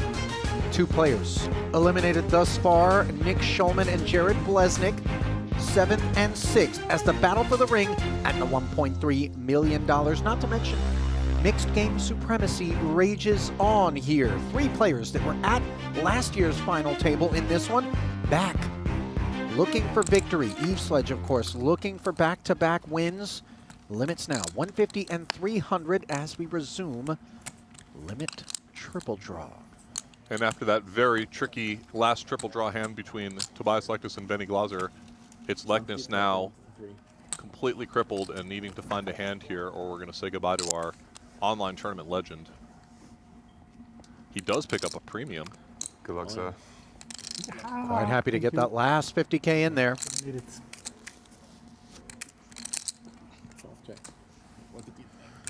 Glaser limping. Eveslage will check back. It's going to be 3, 3, and 1. 3, 1. Another situation where Chad Eveslage and Benny Glaser will be pretty content to play a very small side pot here and maximize the chance that they can knock out the all-in player. They're in legal cahoots. This would be a pretty disappointing one for Tobias to lose when he has the 2, 3, 4, 8 and sees the 3, 3 in front of him. Yeah. 3. I mean, they're all going to be disappointing. Consecutive 3 threes. But yeah. Benny makes the Jack 7 with a gut shot. I wonder if he has any thoughts of padding it, knowing that maybe his opponent all-in could even break a slightly better hand. Does he ever just try to take down the side pot here, too, in the betting round? As there is a 200K side pot out there. Good point, Alex. A lot for Benny to consider here. He is comfortably in second place right now. I suppose if he wins the side pot and allows Tobias Leknes to survive, it's not that bad of a result for him. Instead, he does check, and now I would think he breaks it 3 ways, knowing that Tobias could be pat. And he'll be quite pleased that Tobias isn't. 1, 2. Yeah, no luck for Tobias Leknes so far with such a premium starting hand. He does catch. Tobias making 8-7 perfect. Eveslage improved to an 8-7 of his own. Imperfect. He'll be taking down that side pot, presumably with cause to bet now. Chad should go for value here. He drew 2 into this hand. Yeah, absolutely feeling good about his hand. If Leknes has already looked, he should feel pretty content. Never feeling super safe when your tournament life is on the line. An 8. Both hands face up. I don't think Tobias has looked yet. 8, 7, 6. Once he does, he'll be thrilled, though. Oh. Took some tries, but we got there. Not so fast. Not going to get rid of me just yet. The most emotion we've seen out of the Norwegian. Yeah, I didn't love that shot better. Felt like he might not be You- working. Yeah. You'd fold turn if I bet, right? Yeah. It's really Which card did you get? I had 8-7 deuce. I hit 5-6. Okay, so I would have hit it. Yeah. Either way, but Yeah, if he bets, I fold. Yeah. These players clearly not believing in the parallel I made universe either theory. 8, 5, or 6. As we've moved on to Raz. I made 8-7, so I guess Not the I'll take it. ideal game for Tobias Leknes, as you really are handcuffed if you don't pick up a premium starting hand. Not only that, Yeah, I had but a you're weird just hand. I getting had- bled out with the antes. But one nice thing At is Jack if you 7. do pick up a decent hand, you get all that overlay of the 5 antes. Yeah, he needs to go on a Raz rush. Yeah. Yeah, I think it's... The old Norman Chad. Can be done. It's a good start as he has the ace of spades as his door. Queen of hearts bring in.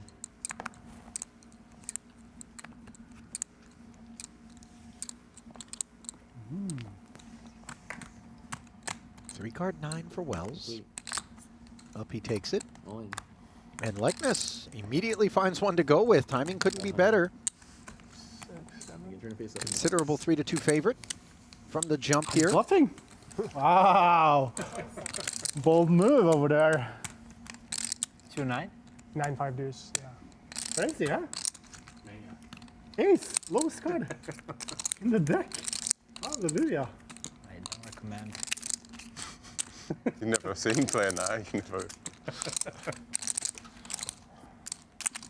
So tense moments once more as the Norwegians back again up against the wall, looking to find a second consecutive double.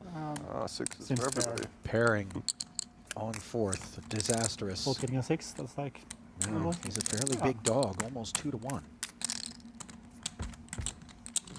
7, man. Okay, both getting a 2s. That's Again pairing, okay. and things Might be really dead. taking poor shape it's for Leknes, over. drawing dead on 6. It was a pleasure. Yeah. Good luck. Wow, 6 for good measure for Wells. Good game, man. Yeah, man. No, kings. Robert making a 6. Not needing it. Tobias Leknes, one of the players in the Good luck. field I was least Thank you. familiar with, having not played online with him, and someone I was very impressed with throughout the course of the event. Yeah, we saw some cool things out of him. Higher level play, clearly a studied and thoughtful opponent.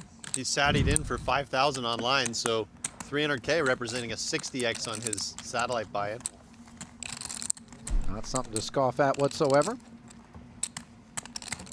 Now we've got 3 of the same players from the final table of last year, along with Yeah. Robert Wells, the party crasher. Yep, I think you're next, Robin. It's from last year's final table list as well. There we go. Yeah. Like the...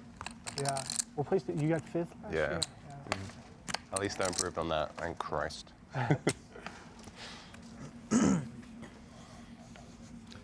The other boys all at one end of the table. Robert alone on the far side. Yeah, just from a configuration standpoint, he seems like the black sheep. And if Robert were the next to bust, do they spread out a bit, or is that, I don't know. No, they all want to be close, except for we'll cross that bridge Jared if we get Bleznick there. doesn't like when someone's too close to him, but everyone else is fine with it. Makes things easier on the dealer as well. Not to mention players being able to read one another's boards. And these tables are rough on the dealer in general. I think the players do a good job of recognizing that and pushing their antes and bets in. Shall I move over? Camel on hand, maybe to do a little bit of housekeeping. While he does, let's get a look at the chip counts on the back end of the elimination of Tobias Leknes in 5th for 300,000, as Alex pointed out, a 60x return on a 5K satellite investment. Wells, back of the pack with 2 million in chips, serviceable stack depth, and not too far off the pace of Glaser and Eveslage neck and neck. Yuri Dzivielevski, still the mayor.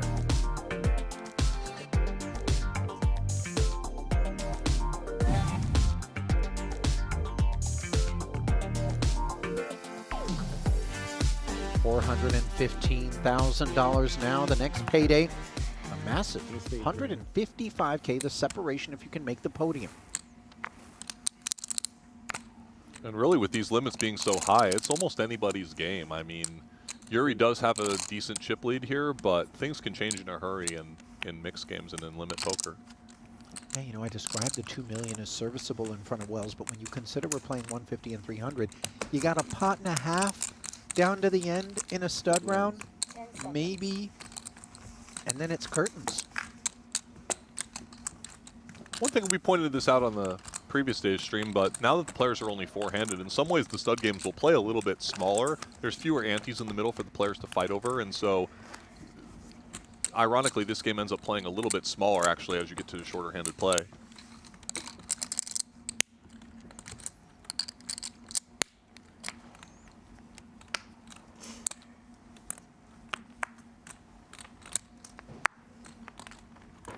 King of spades bring in. Pretty easy take here for the deuce of clubs. Yeah, we see Glaser taking the opportunity to steal with the only real low card on board, and nobody's showing much. You really don't even have to look at your whole cards in a spot like that. Yeah, Raz is a bit unique in that way where there are just some automatic steal spots, even four ways. Suppose you'd see it sometimes in stud 8 too.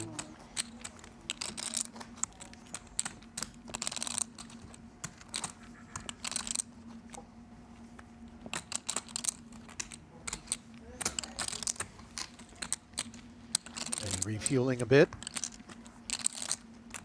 A long series for all these players, as in addition to this being day 3 of this event, the players have been playing the preliminary events for almost 2 full weeks now here at the Poker Go studio. So a lot of long days and nights, especially for someone like Yuri, who's had such good results. He's had a lot of long days in a row. It's a weird kid in a candy store effect, though, that I think allows them to kind of run on pure adrenaline, given that I don't remember any other moment in time where you would have this much of an opportunity to play consecutive days of mixed events. And for guys who are mixed game aficionados, it's like Christmas. Yeah, it's certainly fantastic. We all love it. Chris and I competed in most or all of the preliminary events. Clash here between two premium starting hands. Yuri disguising his hand by just limping in, and Robert Wells, of course, completing with the ace-2-6 behind him. Being out 4th streeted. Yuri now has a big advantage, not only because he has the best hand, but because his range is perceived to be much weaker than this. Yeah, he continued to disguise his hand by not limp re-raising, but this is a fair street, so now both players showing a 10. Who's got the better draw? It's Wells that pairs in this case. Now, Yuri doesn't know this. Let's see whether or not Robert decides to try to represent, maybe blast his way out. You get your answer early as he checks. So, of course, the players will try to stay balanced in this situation, but Wells checking here definitely signifies to me that he's acknowledging weakness like fairly often, as he does have both the range advantage from 3rd Street and the stronger board. Okay. And for that reason, I guess he'll just go ahead and give up. Yep. Got away with him. Proper identification out of Yuri. I was scared, but 6-8. by accident. By accident? Huh? You say by accident? Yes. He could have considered actually peeling one off there, Chris. knowing he's a card behind, but yeah. I think it's quite strong for Yuri to bet after the check there, as obviously some of Yuri's weaker hands would also maybe be inclined to take a free card in that situation. It is, but only one card behind. Yeah, maybe better. The bet goes in better just by betting yourself, especially if you think Yuri still has some weaker ones in the hole.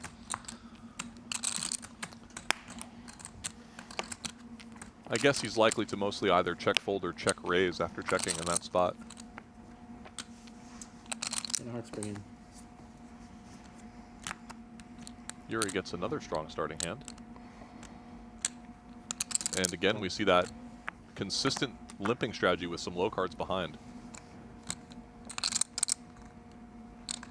Jack is pretty poor, and Wells will pass. 3-card 8 now for Glaser. So Benny has kind of competing interests here. His hand is not particularly strong, but of course he'd like to get Chad Eveslage to fold any 3 live cards in the bring in. Yeah, so one theme you'll see is that players are more likely to ISO in that spot when the door is a 9 or a 10 than they would be if the door is a queen or a king. You don't mind as much letting the queen or king in multi-way. Yuri again kind of slow playing. He could have considered a limp raise in this spot.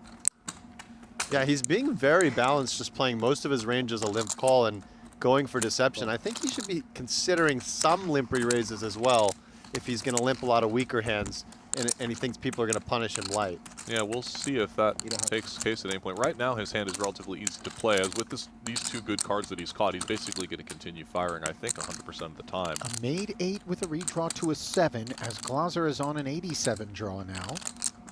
Interesting that he's giving it some consideration, so he must think that in this spot he has at least some hands that would check. Benny has a weak 8 draw, so one of the things to think about is that even if Yuri doesn't have a made 8 yet, he probably has a better 8 draw, but Benny does have a nice back door. This early deception from Yuri is working out very well in this hand, as Glaser feels compelled to continue with quite a weak draw. Now improves, right? Yeah, he's got 8-7-5 perfect. Wow, they have the same hand. And now Yuri checking over. Benny's going to feel like he can definitely value bet his hand, given, again, what he's perceiving about Yuri's range on 3rd Street. When Benny completes, he does tend to skew toward undercards to the 5, maybe a 6 sprinkled in there as well. And this bet is designed to represent a 7. As we can see, it's the same low that Yuri has. It's very rare to have the exact same 5 low cards on 6th Street here. You can Let's see if either player improves. 50% chance they chop, 25% someone catches inside. So a big sweat for both players, although they don't realize it. And it does appear to be a fair street. Yeah. Kind of a fun one for them both to see a showdown. So Benny can absolutely go for value here. He has to recognize that it would be quite easy for him to have a natural bluff with something like a pair of aces in this spot. And Yuri's board is not particularly strong. Wow, I'm actually quite surprised to see Benny go for this careful check on the river. I think the fact that it's 8-7 as opposed to something smoother. Yeah, and thinking that Yuri could be in there with 8-6 plus. The last card might have been the Yeah, Yuri played it so passively, though. I would feel pretty good about my 8-7. So Benny probably thinking that Yuri's always drawing to a better 8 and just wondering how often Yuri pays off unimproved with the 9. But Chris, your thinking is that Yuri's going to be forced to call with the 9 a lot. He thinks that Benny might have paired that ace. Yeah, the more likely Benny Glaser is to have a bluff in that spot, the more he can go for thin value to try to maximize his good value bets in that spot. Yeah, interesting hand all around. So they'll carve it up and re-rack. 50 annies. Whew. This one was a good one. So like, warm up again. Gets the heart going. Yeah.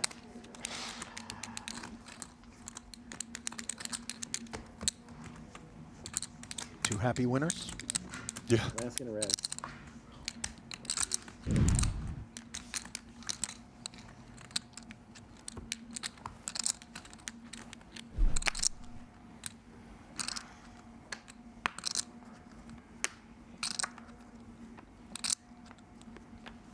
Hearts bringing. This time it's Robert Wells picking up a premium. Complete, 150. The absolute dream on 3rd is to have 3 wheel cards, especially if you've got the ace.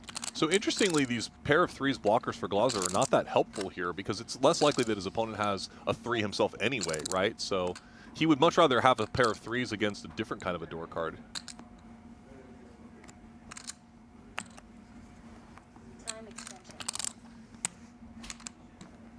Does just let it go, but Yuri will defend with 2 wheel cards and knowing that potentially Robert could be stealing wide with just one other low out there. Yeah, but now with Yuri pairing 2s, I think we're done here, yeah. You. Don't shoot, he says. One of the few games in which, without any action, you'll find a player folding. That game change. Tragic Back fold. out. It's only 4-handers, not enough hands. Just in a no limit hold'em. Bit of a tragic fold. But 50, 75, Well, the 75. event started 2 days prior to today, and here on this 3rd day, we caught a glimpse of the boys showing up for work, if you will. There's Eveslage. Yuri, coffee in hand. All smiles. There's Benny.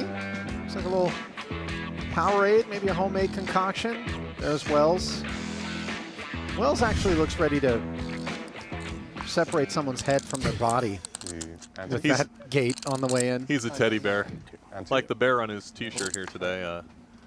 True gentle giant in our game. No, but I mean, he should have realistically gotten a role on Game of Thrones. Poking someone's eyeballs out or something, you know what I mean? Short-handed, no limit see it. hold'em. Glaser's got a nice one here, but he does have Yuri in the big blind. Might make him just a little more cautious in general. Still, I think a suited king on the button, he's going to want to play it. Yeah, this might be an orbit where we see Yuri push his chip lead a little bit more aggressively, knowing the other players are all jockeying for position. Tempting combination for Yuri to get aggressive with. Oh. 10 seconds. Heads up.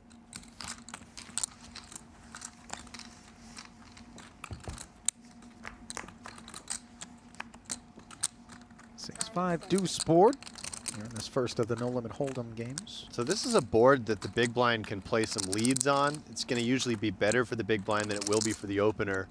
Let's see if Yuri decides to do that with this hand. Needless to say, there is that one card in the deck which would be disastrous. Yes, a king would be quite an action card.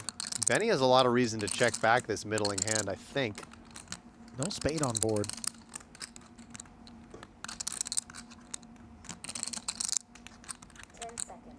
Yuri with all those chips. And they both prove me wrong as Yuri checks and Benny bets.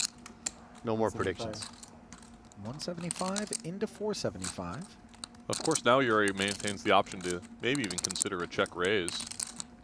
Would get some value and protect his hand from overcards. I think a little shallower, he'd be very happy to do that. We'll see what he does at this depth.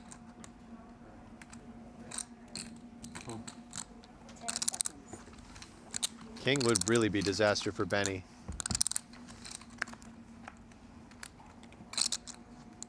Eight of diamonds. Somewhat unpleasant. Again, a very good card for Yuri's big blind range here, but his hand, I think it doesn't really benefit too much from betting on this card. But maybe a nice card for Benny to probably avoid putting more chips in the pot now. Certainly, when you bet the flop with a hand that was already kind of marginal and don't get the fold, and you see a card that doesn't suit your range as well as your opponent's. That's the key, right? It's not so much what do I really want to do, what does my range want to do in this situation? Yeah, and even his exact hand, right? Like he's going to be behind a lot of one pair hands at this point. The 8's going to complete some straight draws. A very awkward card for Yuri's actual hand with a 6 here. The 6 feels like too much hand to want to turn into a bluff, but if Yuri checks, I wonder if Benny ever turns the deuce into a bluff, thinking that it has no showdown value. Yeah, that'd be interesting to see. I wonder, I mean, Yuri might go for a teeny tiny block bet, knowing how big of a range advantage he has on this board. Instead, he just checks. King And, 6. both players are satisfied to take check to showdown. Relatively uneventful after the flop. I think you're right, Alex, that like, as the river card comes down there, Glaser cannot really think he has much showdown value anymore. Yeah, he beats maybe specifically an ace-10 that didn't 3-bet or something like that. Yeah. But at the same time, Yuri's going to have a lot of those sorts of hands that are, he feels like maybe he can't value bet, but he can check and call. I mean, defending the big in that spot on that board, you're just supposed to have the deuces beat so often. 1.7 behind, right? Especially after the flop call. Less, 1.6, I think.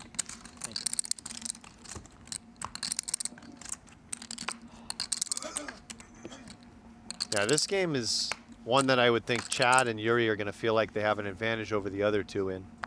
Certainly, although Chad with his exact stack is a little bit handcuffed with Yuri on his immediate left. The one doesn't fear the time his hand. when he has position on Yuri on the button. And Yuri with a hand that will certainly not be folding. How does he want to handle this situation? Yeah, it feels like a decent 1 to 3 bet. You could also flat. He might just go all in. Everyone's relatively shallow. Cool. Oh, interesting. Limps it. Just calls. That's it. Yeah, forgive me. Not a limp, but a flat. So we look up at 6-5-3. Again, a fairly ragged-looking board. Gutter for Yuri. Just the 2 overs, some backdoor heart and straight prospects. Open-ender, Ali. I think you're falling asleep on us here in the booth. Yeah, I might be. Ace-4, open-ender indeed. I was thinking about the wheel instead of the 7-high straight option as well. Yuri gave some consideration to leading, it appears, as he did not quickly check. Yeah, it's kind of interesting. It's a better board for a big blind range in some ways than it is for a small blind range, where the big blind's gonna have a lot more offsuit hands that can connect with that 6-5-3. Chad's got the 9 of hearts working and only queen high. Does he want to start bluffing now? I'm always a little surprised by this, but as you pointed out, Alex, against a small blind caller as opposed to a big blind defender, maybe we're a little bit more comfortable that Yuri's hand isn't in this territory. Yeah, you can target some ace and king high hands. You know, king jack of spades is going to have to fold immediately, hands like that. And with just queen 9 high, you don't really have much showdown value. And the 9 of hearts works as both something that gives you future equity and future blockers. Wow. Or just do that. Just drops, and look at how wet a queen it is. Yeah, Yuri picking up the nut flush draw. Yuri has a tempting hand if Chad were to bet here to go for a semi-bluff raise all in, right? Absolutely. With the combo draw, open-ended straight flush draw. And of course, Chad now starting to think about getting some value for his turn top pair on such a draw-heavy board. 750 in there.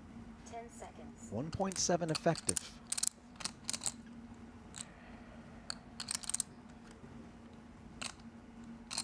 $475. 475. Chad's voice almost cracked there as he announced 475. I like the sizing. And what is Yuri going to do? Both options are in play. I mean, I kind of love the ability to just snack on this 475 in what is a fairly tasty pot without putting any pressure on ourselves to hit. Granted, we have so many outs. Yeah, I think modern poker, I wouldn't be shocked if he plays a call here, actually having a little bit of showdown value with the ace-4 of clubs, but I think historically the preferred play always would have been to go all in here. So interested to see what he comes with. If Eveslage were a little bit leaner on chips, maybe 1.3 left to play for, I don't know. Does just call. 41% equity. Chad only a 3-2 favorite with this top pair as we head to the river. If Yuri improves on the river, I'm curious to see whether he plays some leads or just checks. Looking for the deuce, 7 club or ace. There's the 7, and it's a heart no less. Eveslage does have a heart in hand, boys, but how are you feeling about queen 9 at this point? Well, go ahead, this Chris. card, I think that Yuri should be playing leads. He's called twice. He's certainly going to have a number of draws. Yeah, I'm not so sure. I think he may just go for a check call with his hand as well. Do we expect Chad to barrel twice with hearts? He definitely could, but by checking, he also allows Chad to bluff. Of course, he blocks some of the bluffs having 2 clubs in his hand. It's an interesting spot. I could see both. I mean, it's not a board one pair is supposed to value bet now, is it? Exactly. If I'm Yuri, I think my opponent's going to check behind almost everything, and I want to go for some value here. Suppose you could also consider a tiny blocking bet. He's played the hand very passively to this point.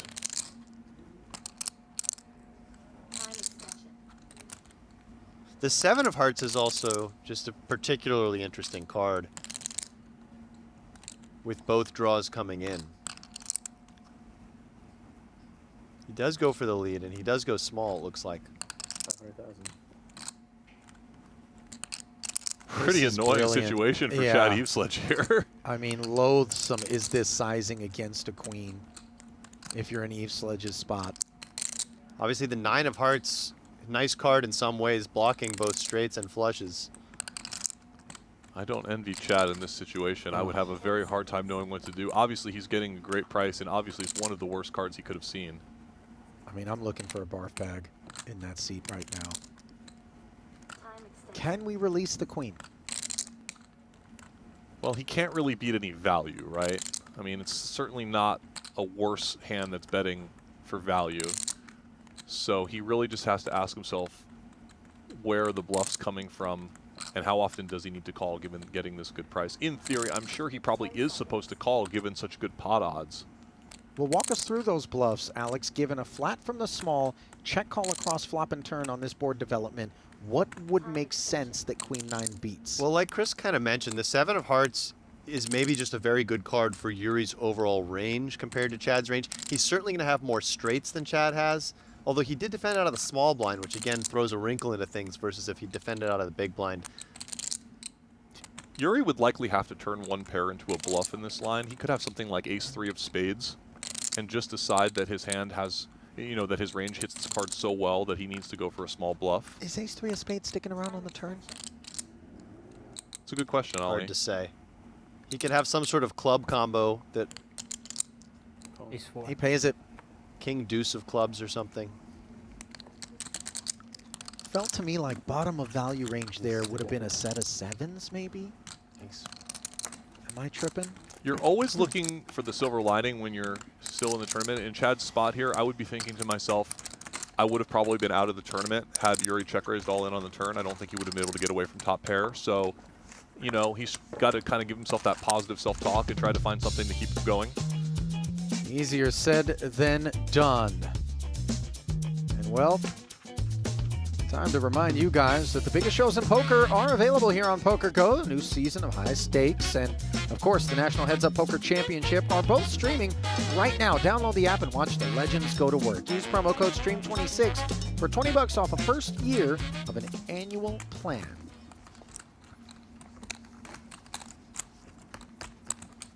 All of a sudden, Yuri has opened up quite a substantial lead. Eveslage, by the way, came into this FT with 600,000, now sitting with 750, so quite the round trip for him. Yeah, he's got some cheese on the day. He's happy. I don't know about all that. Yeah, that hand was interesting because I think Yuri had a very strong candidate to check shove the turn. He probably was asking himself, is Chad going to fold any value bets? Is Chad ever going to bet fold a queen? And maybe if he thinks no, then calls the preferred option because he actually beats some of Chad's bluffs. But it's going to be hard to get to showdown with just ace-4 high. I guess I have the option. This is an interesting situation that's developed here. Yuri misclicked pre and accidentally opened limp trying to min-raise. And Benny has a very big hand in the big blind, knowing that Yuri's basically opening any 2 here given the chip stack distribution. But Benny also recognizing that he's comfortably in second place decides to try to play as small of a pot as possible. Yeah, this is an ICM check, and it also offers some deception, given he has a much stronger hand than Yuri would assume. Swing and a miss in both camps here on a very disjointed King 8 Deuce rainbow board. I like the stab on such a dry board as the guy who is trying to open. Yeah, Yuri has the green light in the no limit hold'em round now, given the way the chips are distributed. And you often get the green light on these king high dry boards as well.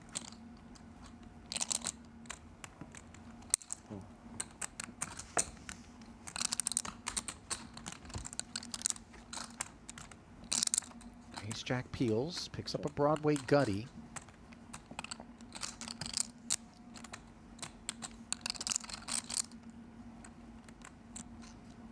So if Yuri continues firing here, it's simply just playing the tournament situation, as obviously he has no pair, no draw, although he spikes the 7. Yeah, he had no pair. He did have the 7 draw that I missed. Benny should be pretty happy to check this down, and I don't know that Yuri will go for value with 7s with a 5 kicker, but given he just min-bet the flop, maybe he will think 4th pair is good.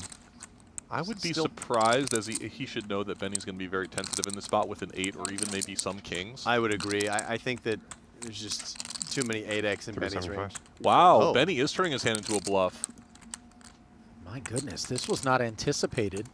This is an interesting move. And Look at Yuri this. quickly folds. Nice find from Benny Glaser there. Benny Glaser, more known as a limited mixed game player, showing his no-limit chops, much to the chagrin of Jared Bleznick, who had some criticisms for his big bet game earlier. Just trying to get Yuri off a small pair of some point. Benny breathes a sigh of relief to see the snap fold there. Tell you I was not folding if you would have raised, though. Just so. That's good news. Had a huge hand. 8-2.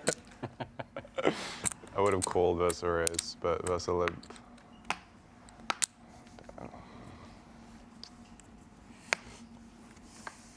But the wink is the... Ace-7 now for Yuri, as the post-mortem is 150. an affable one between the boys. Chad is very shallow in the big blind here.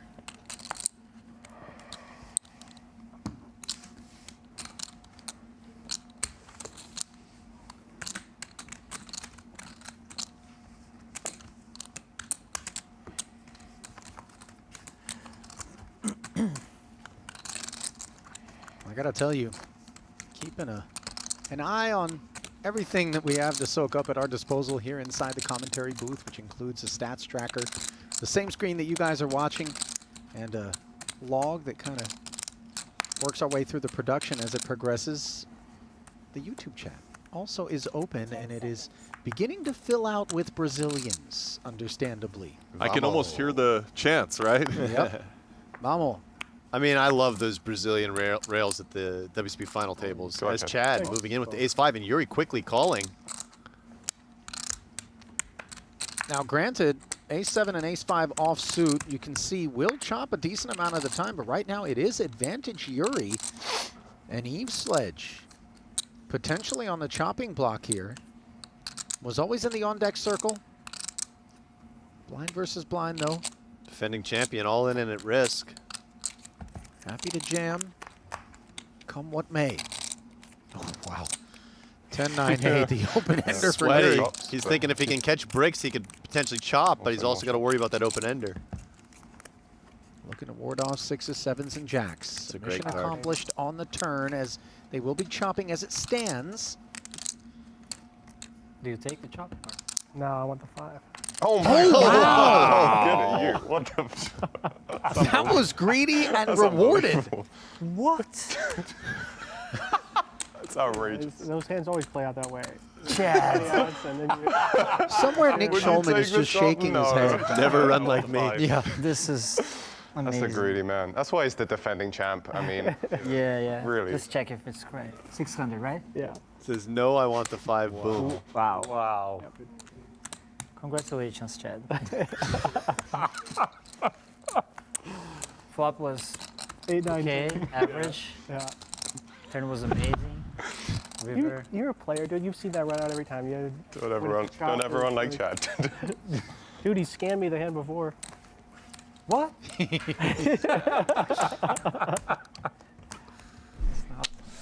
Can't be possible. It's all fun and games now. Everyone's like, because I still a little. But next time I double it, it's gonna Fun be and games. good, That so- pot was worth a lot of money. Damn. It's all fun and games, so it's you on the other side of it. Congratulations for the good run, guys. 3 against 1. Everyone is rooting for me. Yeah. That's what I'm most powerful.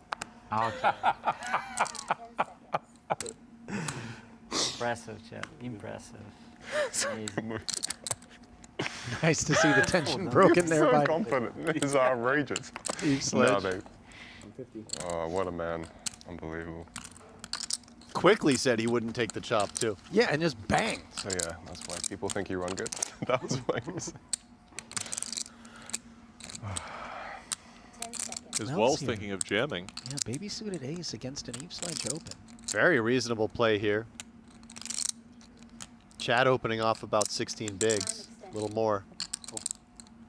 I think typically you prefer to jam the offsuit aces and call with the suited ones. Yeah, but out of position, I definitely don't mind just jamming that suited ace-3, especially if you think Chad's opening somewhat wide. Ace 8-4, and now, of course, the range advantage is supposed to belong to Eveslage as played, so Wells happy to slip it and see whether or not another one of these queens and queen nines wants to stab, which it does. Cheap 100K effort. One nice thing as well is you would expect a lot of his ace-x to jam pre, so it looks like kind of a bad board for him, so he's a little under-repped here. For sure, and for that reason, he should definitely play passively now. I agree. Ceding the huge range advantage to Chad Eveslage. And also knowing that he really can never fold no matter what. Right. At this point, you're simply hoping to extract some value from your opponent's bluffs, and that's a good card for Chad to consider bluffing on. He may feel that his opponent often has a small pair here.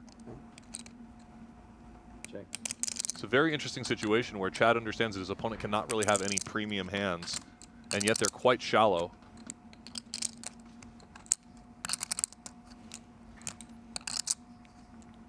If Chad did have a value hand, he would want to put it in over 3 streets here, so he doesn't necessarily need to go too large at this point to try to put some pressure on a medium strength hand. Yeah, trying to just fold an 8 or a 4 out, or potentially even have a worse flush draw continue, can be kind of a two-way bet. You can get some draws to call, and you can get some better hands to fold.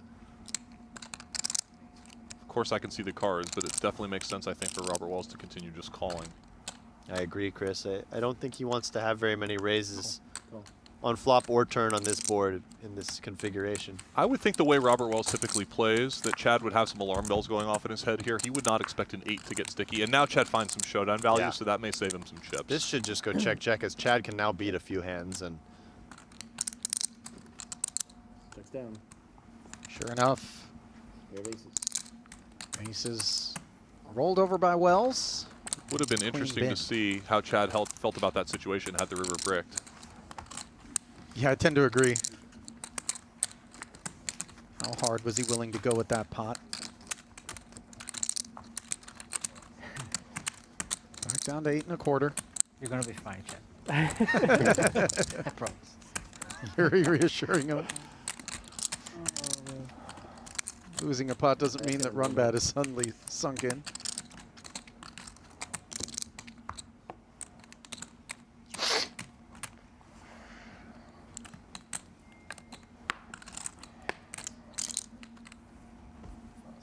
We must be nearing the end of the no limit hold'em round.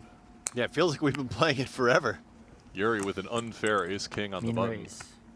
150. This time he decides he's not going to misclick, so he announces min raise. Min raise announced. On to for Doyle. Ace king, raise and take. Game change. Benny says, I There can't do we it go. for Doyle Omaha Eater betting. with the 10 deuce. And that'll be it for no limit hold'em. Omaha 8 or better now. 75, 150 blind. Not a bad game as a short stack if you're Chad.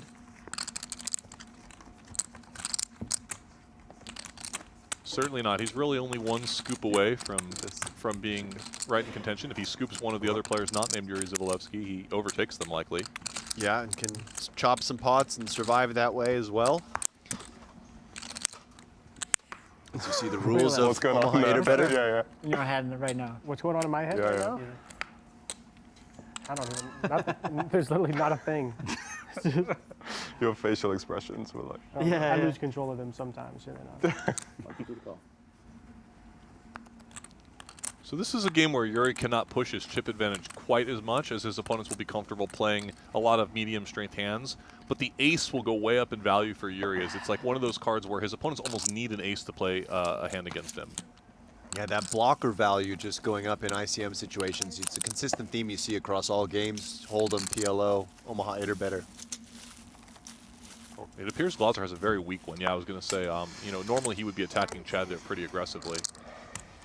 And note for the players that are a little less familiar with Omaha 8 or better that a hand like with Jackson is not strong in Omaha 8 or better with no low component to the hand. Yeah, some of the worst hands in this game were 3 high cards and 1 low card. That 1 low card is really doing you no services because it can't be used to make a low. You need 2 cards to make a low, so it sort of functions as a dangler. And we saw Chad had pretty strong hand, all things considered, in the big blind with ace 5. Yeah, Broadway, something that I missed. I think ace queen 10-5, you would have been pretty happy to take a flop with that one.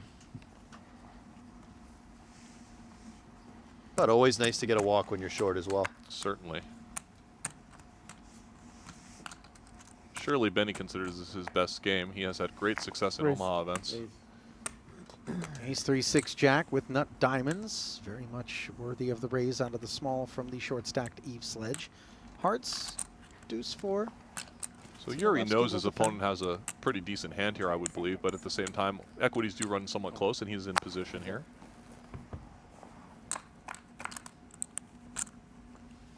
Queen 10.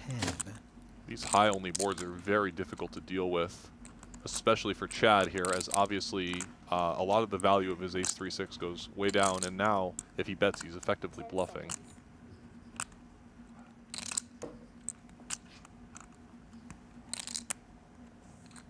And he does do just that. Broadway gutter.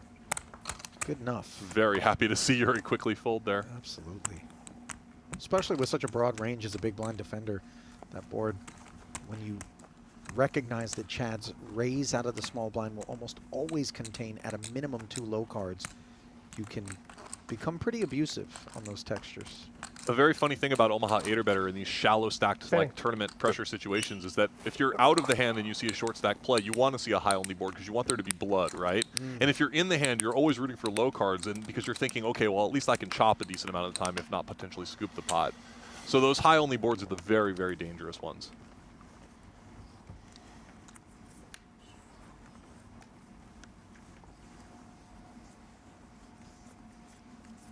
Oh, you won that. Yep. The player's openly rooting against Chad. Yeah, it's not personal, just business. Eveslage will take this one off. Pretty one here for Yuri. You're a 6. ABC and a 6 along with spades. Up we go. Oh, God. Wells double suited with a pair. He's got to defend, right? I wouldn't mind seeing him let this go. It's going to be really difficult to play. Certainly an awkward hand. He does have position and clear defend in a cash game, and he decides to call. Just like But I can see Chris's point with Chad being so short and this hand being so just rough. the confidence with how you're going to hit that 5 is just unbelievable. 7-4 deuce, nut low with a redraw for Yuri. So strong. And this is where we can just This is going to be a ourselves. difficult situation for Wells in some way. I wonder if he'll just fold now. He has an overpair and a low with 2 backdoor flush draws, but immediately uncomfortable as you're free rolled by many hands, including the one Yuri's holding. I think this goes to show how difficult these hands are to play, you know, pre-flop, because you do end up in a lot of these sorts of situations where you feel like you might have too much equity to fold, but there's no run out you're really happy about. Exactly. And like the best case scenario for Robert Wells' hand is like to flop a set and then that's still a low card on the board, or to have a high hand come. Now this is a relatively good card for Robert. He picks up a flush draw and doesn't see anything more. You know, pairing the board is good for his 8s. Of course, Yuri has a strong enough hand to continue betting, both for value and as a semi-bluff. Bet. 300,000. So if you're Robert here, it's quite hard to imagine getting away from this now, and you know you'll be committing 600,000 in chips. Yeah, I think at this point it's a clear call. Your 8s are actually going to be ahead a good chunk of the time, and the times they're not, your 8-3 is going to be good sometimes. Then you've got the flush draw backup. But again, this just shows you how it can get difficult when you come in with hands like this pre-flop. Not that he did anything wrong. You know, in a cash game we would always call these hands, but these marginal hands can be very difficult to play post-flop. Wells really does not want to see a 3 or a 5 on the river. Those cards would be maybe an ace as well, of course. That card he'll feel very comfortable That with. might be the best available card for him, other than an 8. Yes, for sure. Yuri's value betting here because Wells can call with just a worse low, potentially, and Yuri's ace-6 high can actually be good. Let's say Wells had some sort of 3-5 type hand. I mean, you know, Wells is lamenting the fact that he's facing 3 barrels out of Yuri, but we've not come this far to let go of 4s full of 8s. I agree. It with would an be- 8-3 low. It would be somewhat wild to fold at this point, but I guess he's thinking that like he's shown strength multiple times, and if for Yuri to continue firing here, he's starting to represent a higher high. Yeah, I'm actually surprised that he's kind of taking this long, because once you call flop and turn, you've got one of the best rivers for your hand. Absolutely. I mean, this is just one of those things. I mean, he has a high and a low, and it would take quite a hand to scoop him here. And Yuri can just bet every ace-3 without any concern.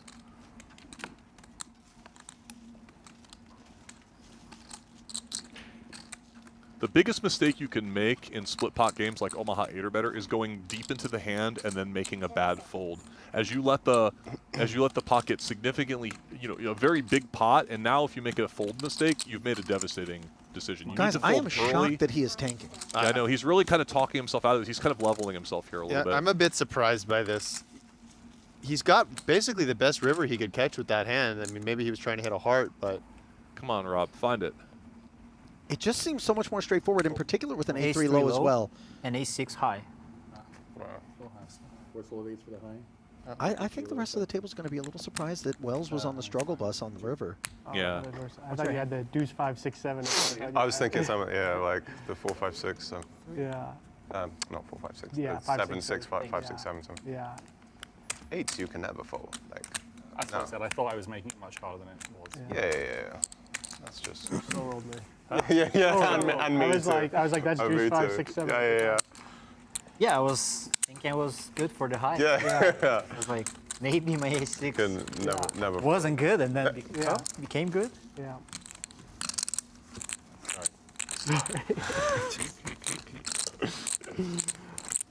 Stud high is next. I was already eating my fruit here, just Yeah.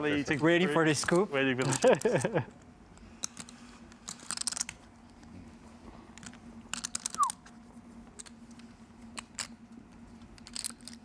So after a long tank there, Robert Wells did find the call, and no harm, no foul, all things considered, but a bit of an exciting one for him.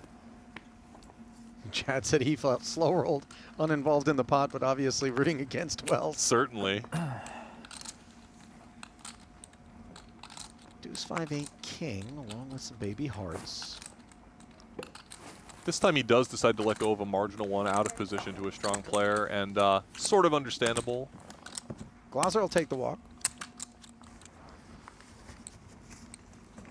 Very difficult decisions at this stage of the tournament with such short stacks abound. I mean, you can't really fold too much of the time, or you just find yourself getting ground down to the short stack. But at the same time, any hand you play, you know you're risking your stack. It's like emergency if he has ace, ace 4. Super ace, ace 4, emergency.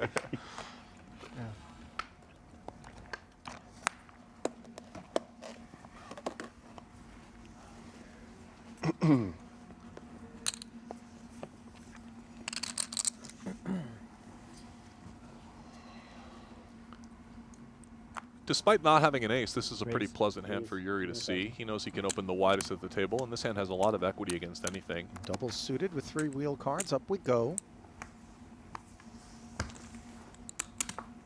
Easy folds around to Chad, who shows no resistance. The wolf pack, as Gus Hansen refers to it, those 9s, 10s, jacks, things in that territory, you really want to avoid playing in Omaha 8 or better. They just perform so poorly. Yeah, that wasn't a particularly strong hand having the 5, 6, 8, but, you know, given that Chad's the shortest stack remaining, a little bit on the tight side, it looks like he's kind of just trying to wait for premium spots. He's only got 3.5 big bets. Yeah, these split pot limit poker games, like I said, once you make the decision to come into the pot, you're often stuck in there. So even though you're putting the bets in one at a time, you're sort of making your decision. I would not mind seeing Robert make a tight fold with this one with the 4-card Vidoogie. Yeah, felt a little awkward without any suits, Chris, and with his stack size and Chad being so short. Yuri's going to be in. Lack of suits, very much an attribute of this hand that we hate. Somewhat the same way as in PLO, you have to be more particular with your jacks hands than you do your kings hands, for instance. I wonder if Yuri will consider taking the lead on this flop. It is kind of a good flop for the big blind and for his hand. Yeah, he's got that wrap with the 10-8-7 working in conjunction with the 9-6 on board. Good thinking, Chris, as he does follow through. Immediately uncomfortable for Robert Wells here trying to decide, because at this point, you're going to pick up a low draw a lot, and you're going to have to commit your stack, right? I mean, he's going to have unimproved jacks most of the time for high. So it's very hard for his hand to get any better than it is. I think if Robert peels here, which he did, he might need to use these jack blockers as a bluff on a king or a 10, for instance, and now he's going to certainly have to call another bet if Yuri does decide to bet. Yeah, he's got the deuce 3 low draw along with the gutter, plus the jacks working. And questioning perhaps whether or not there isn't some frequency with which Yuri is barreling at us in the absence of 2 low cards or more on the flop, just trying to take it away. Certainly, yeah. He's happy to see this low card turn. I think I would want to take a free card here as Robert and just try to minimize the variance. I mean, his hand is looking okay. Yeah, kind of okay both ways. A 10 would be a disaster, by the way, as it might lead to a bluff from Wells. Goodness. The jack on the river giving Wells the set at the same time that Yuri makes himself a queen high straight. Now, granted, diamonds on board are a consideration, but the turn did go check, check. So I think Yuri's definitely going to want to lead this card. He knows he's extremely unlikely to get raised at this stage of the tournament. And when the board bricks off for a high, it's not that it bricks off, but that he can get called by some weaker hands here. Yeah, exactly right. And Wells is just going to have to call this one. I do think Wells probably needs to call this. It's possible he could beat some value. Right. Cool. I agree. Queen's up. I have a straight 10-8. Straight's good. And he didn't chew on it too long. Oh my god. Can you imagine? No way. I was playing a 3-card. That is a painful blow to Wells, who now slips down toward Eveslage's neck of the woods right now. This probably puts the most pressure on Benny Glaser, who sits solidly in second place, but is not far away. Well, mark your calendars for February 17th and 18th so you don't miss 2 days of No Gamble, No Future on Poker Go, where Nick Wright, Antonio Esfandiari, and others are in the mix. That's 2 days of live No Gamble, No Future right here on Poker Go in just about 3 days' time. You just under 9? No, 7. 7. Sorry, I always do that. 2, 3, yeah, 4, I was 5, counting 6. wrong. Yeah, I was off by the. Yeah, 7. A little under 7 actually. 7 as 6.6, 6.7, 6.8. 6.8. Okay. as egregious. Yuri really running away with it at the moment. Almost 7 million in front of him. Eveslage with a sexy one on the puck.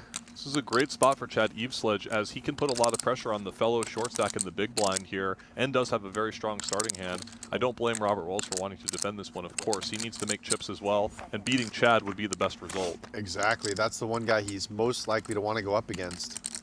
However, this is a pretty poor flop for Rob. Yeah, 3 pair for Eveslage as he smashes the high side.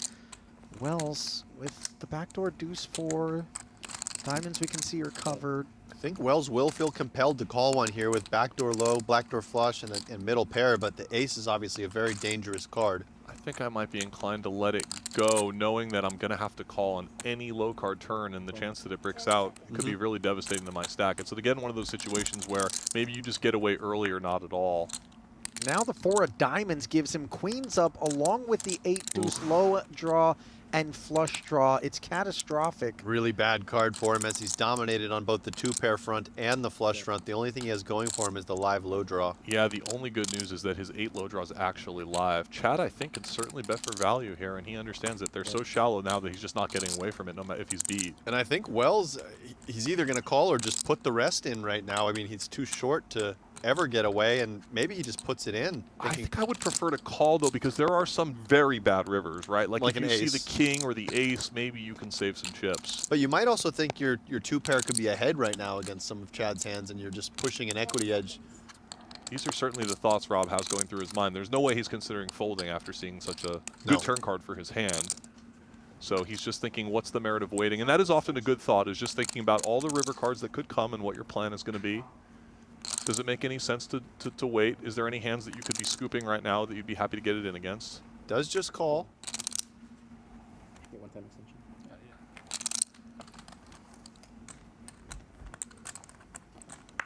And he doesn't find the Disaster. but Full finds double for Chad. inferior diamonds. And of course, Rob will be very happy to get the money in here if Chad bets, thinking he can beat a bluff.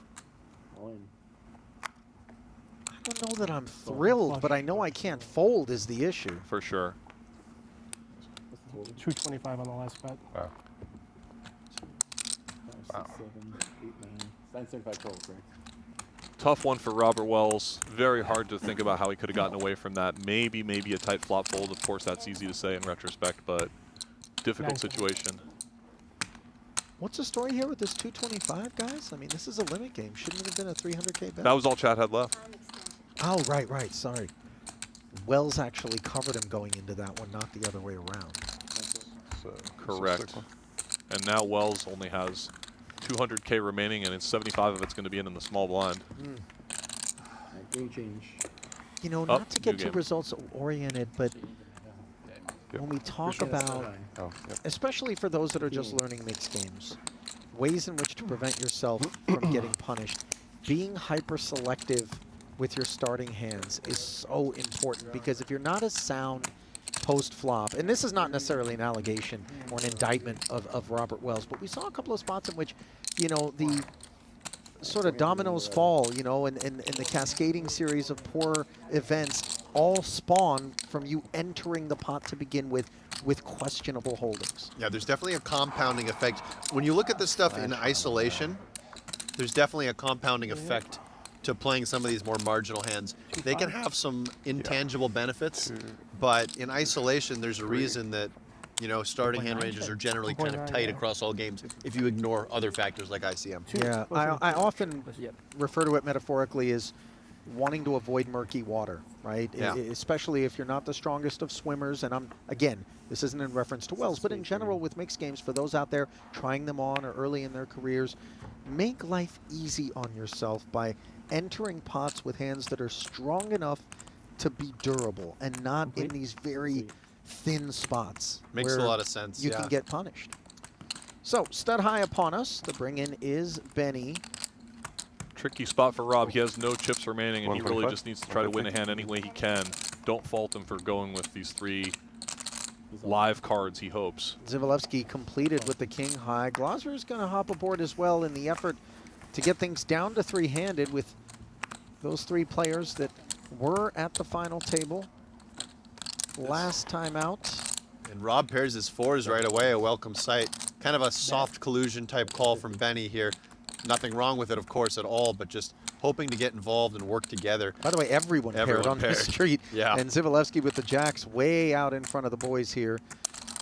Glaser has to be a little bit concerned given the willingness of Dzivielevski to continue to apply pressure. Into a dry side pot. Yeah. Tens are new. Good start for Rob. Ace of clubs is first. So it's 10s and 4s for Wells out in front. Glaser has caught that ace. So with Glaser catching that ace, I do think Yuri will be a little bit more tentative now, concerned that Glaser may have a lot of hands that contain aces. But I am wrong. And I think Glaser probably needs to go ahead and get out of the way. Yeah, I'm with you, by the way, Chris. I like the pot control check back with my split jacks in this spot, knowing that they're going to be durable enough to call a barrel on 6th. Check. Nice takedown there from Yuri, though. He wins a small side pot, denies some equity. And by the way, he could shower Robert here quite easily. Yeah, he still has 39% equity despite looking at the 10s and 4s of Robert Wells. Connect with any of those cards in hand, and Wells is risking elimination. No connection on 6th for either player. Can the 10s up hang on unimproved? Yes, they can. You. We got spoiled before the players. I caught a 5. 5 hearts and 7 streets. So Rob fights on. The short stacks continue to survive. This is mine, right? Yeah, that's yours. But I bet on the flop, right? And you call, so I need 150 from the pot. Exactly. We can reconstruct it. We can reconstruct it. Yeah, the antes should be 200 in antes, and then you were in for 50, right? Or you were 150. I was so in you for should have 650, right? 150 3 ways plus 200. Yeah, 450 plus 200. 3, 4, 5, 6, 50. So I think. You might have taken your bet back. Maybe that was Benny's, or I'm not sure. Yeah, I have. Yeah, because it was definitely. You're right. You were in for 150. Yeah, and I bet on the flop, right? So yeah, he was all in on the. Maybe I took. I don't you know. had to, because 650 is the right amount for him. Oh no, so yeah, so I took yeah, it. Yeah. I think. Yeah. Yeah, that's right. I think yeah. I thought I was traded on the sports for you. So the 300 that was in front of me was not my bet. It was 150 plus 150, maybe. That was right? the side pot. Maybe, yeah, but it's, if it's correct. Because you folded on 5th, right? Yeah.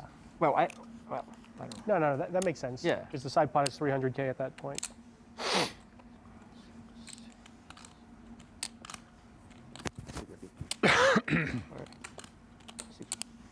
You should have like roughly the same, I think. Reconstruction of the main pot ensures that Robert's got the right amount, and I don't think Well, Benny but you ended lost up 150 taking to anything him. back. You lost 150 to me. you should be correct. You should have like 6.8 or whatever You guys are correct. It's been a long 5 nights of poker in a row for Yuri, who has been at every one of these final tables. Should have just folded. 6 nights, I suppose. Changed everything. 3 days in the 100K.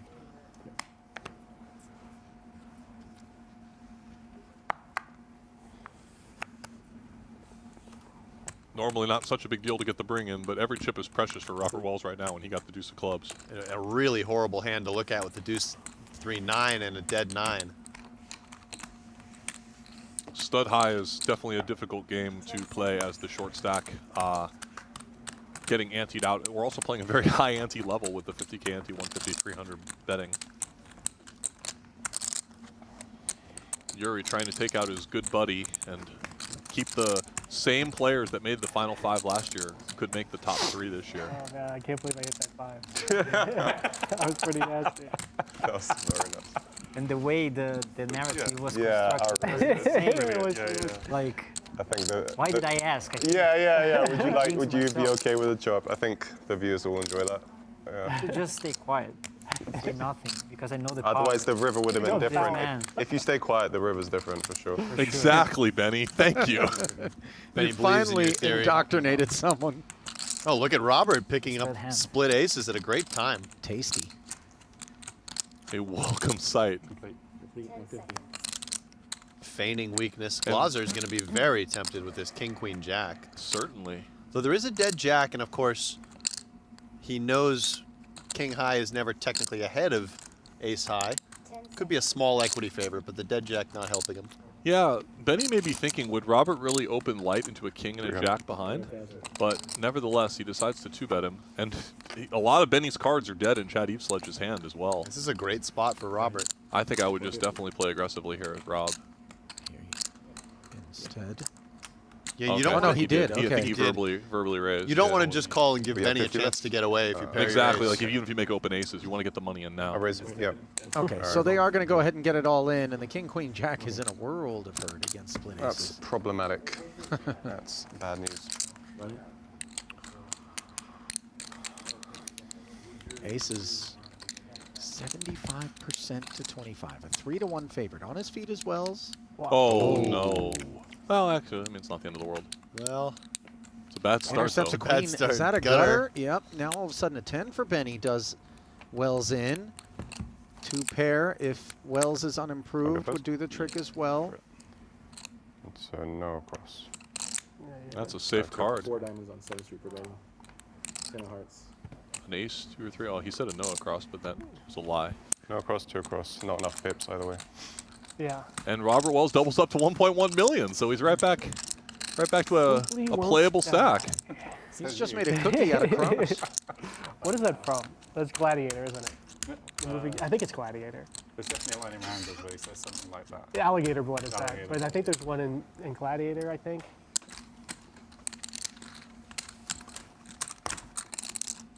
Correct. That was last hand level. Ironically, if Glaser had just flat, he might have just been able to win it on 4th Street when he caught open kings. Probably not. I suppose Wells was so short that it wouldn't have mattered, but I'm just trying to imagine a different outcome. Right. I don't think Wells was getting away from the aces, but yeah. Are you guys in support of Benny's decision to just... I think it's okay. 50-52. It really depends what you think Robert's dealing with there, I suppose. It's absolutely understandable, yeah. If you think Robert ever has a raise fold, then I definitely like it. Hand number 4 of us. Second place, right? Which is not inconceivable. Yeah, I mean, he might have felt kind of desperate, has the ace up, and then runs into it. So on the back end of that one, Wells now with a 7-figure stack. Once upon a time, that meant a whole lot more than it does right now, but still trying to stay intact here desperately and avoid being the next victim. He's done well for himself there with back-to-back pickups. Still, it is all Brazil. Dzivielevski, chip leader coming in on the day, still at the top. I had a jack. No, I'm just thinking for my decision. Yeah. Not for what you had. Yeah. And we've seen this time and time again. Benny very reflective Probably doesn't after ever close plays. Fold after he completes them. 50 is blank. Testament to his work ethic, always wanting to get every decision right.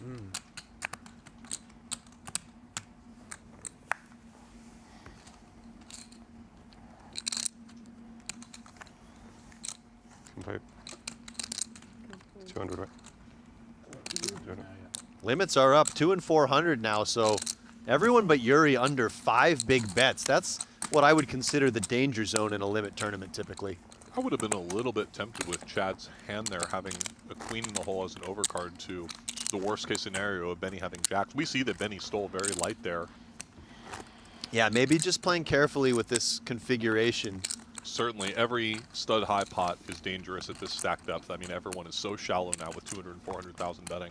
Maybe I would, if you're going to play the hand at all, maybe I prefer just 2-betting it and hoping that Benny's on a steal rather than calling with a hand that kind of relies on this backdoor equity. And I feel like that's the sort of play we would have seen from someone like Tobias Leknes earlier in the tournament. Yeah. 7, 4.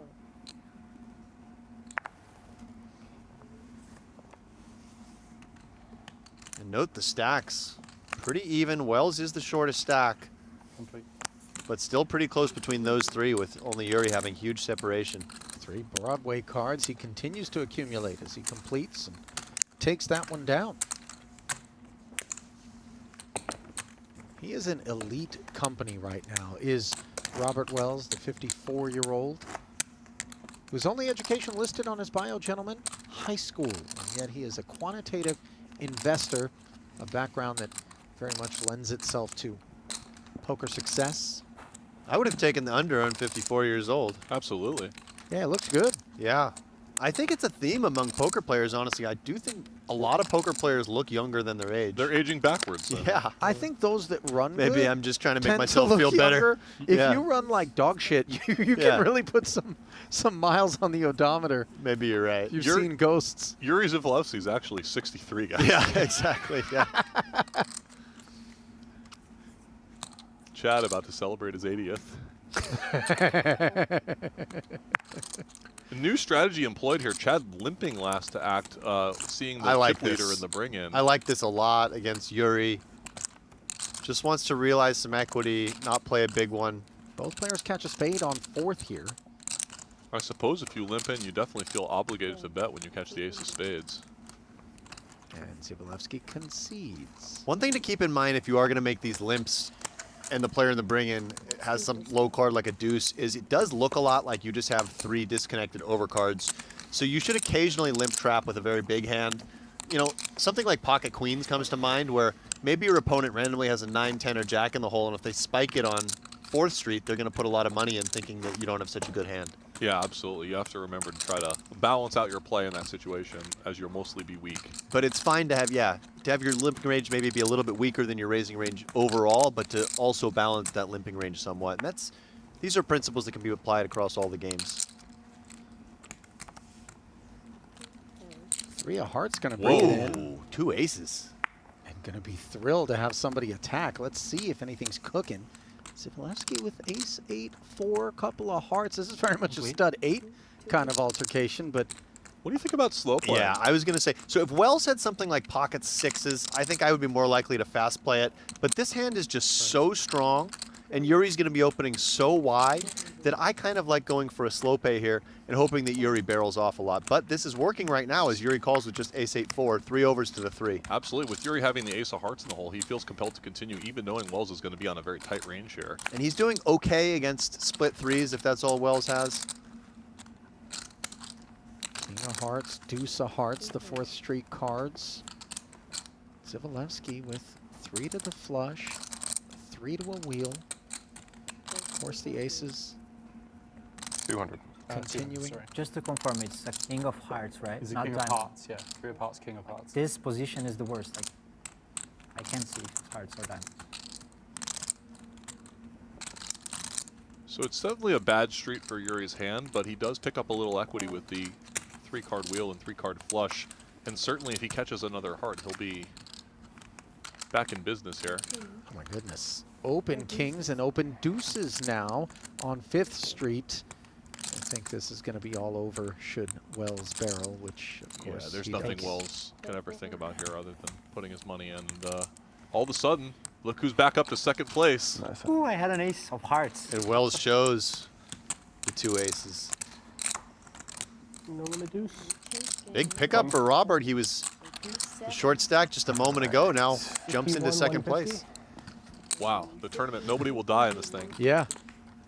So no limit deuce, a good game for Yuri to be able to maybe pick up some blinds and antes a little bit, not risk-free, but with a little bit easier of a time than in stud high.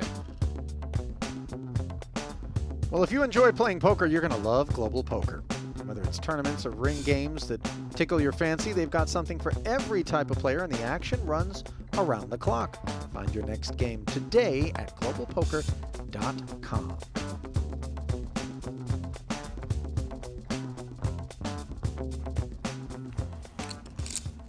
$50.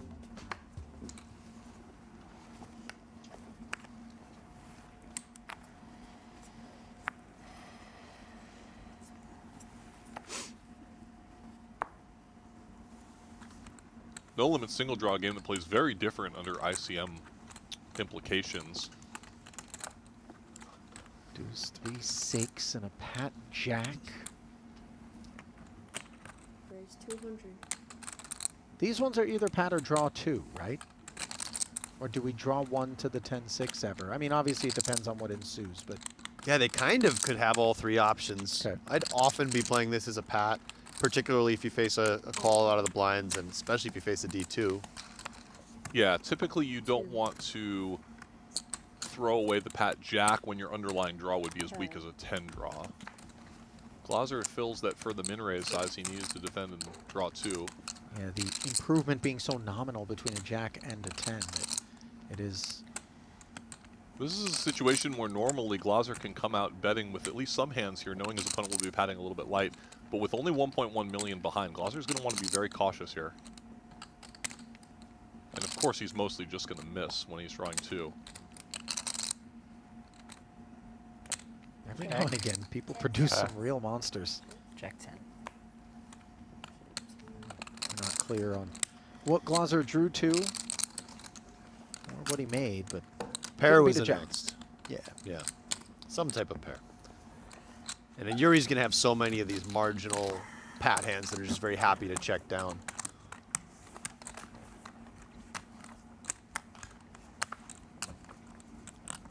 It's a nice feeling in the big bet games when you're the chip leader and you understand that your opponents are going to just be playing really straightforwardly against you for fear of busting, right? So you don't really ever face as many tough decisions as they're going to have to face.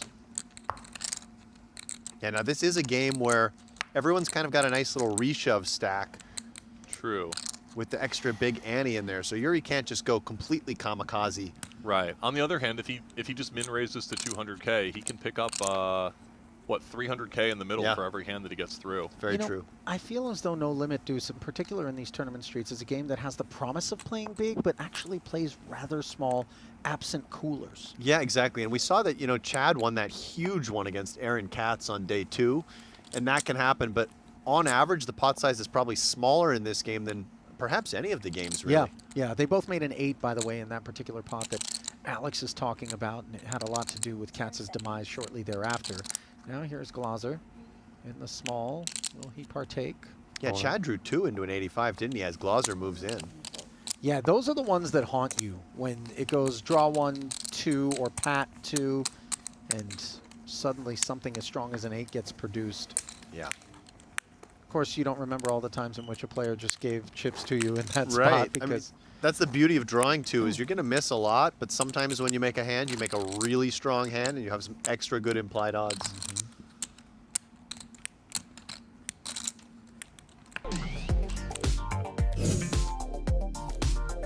Well, let's dive into Benny Glaser's tournament successes. He's got more bracelets than anybody else from England, 8 of them in total. Puts him in rarefied air, with 3 of those being hauled in just last year, so many of them coming in various disciplines other than No Limit Hold'em. You saw those 27 online coupe titles, a remarkable feat. 28 cashes on the Poker Go Tour with a couple of titles there.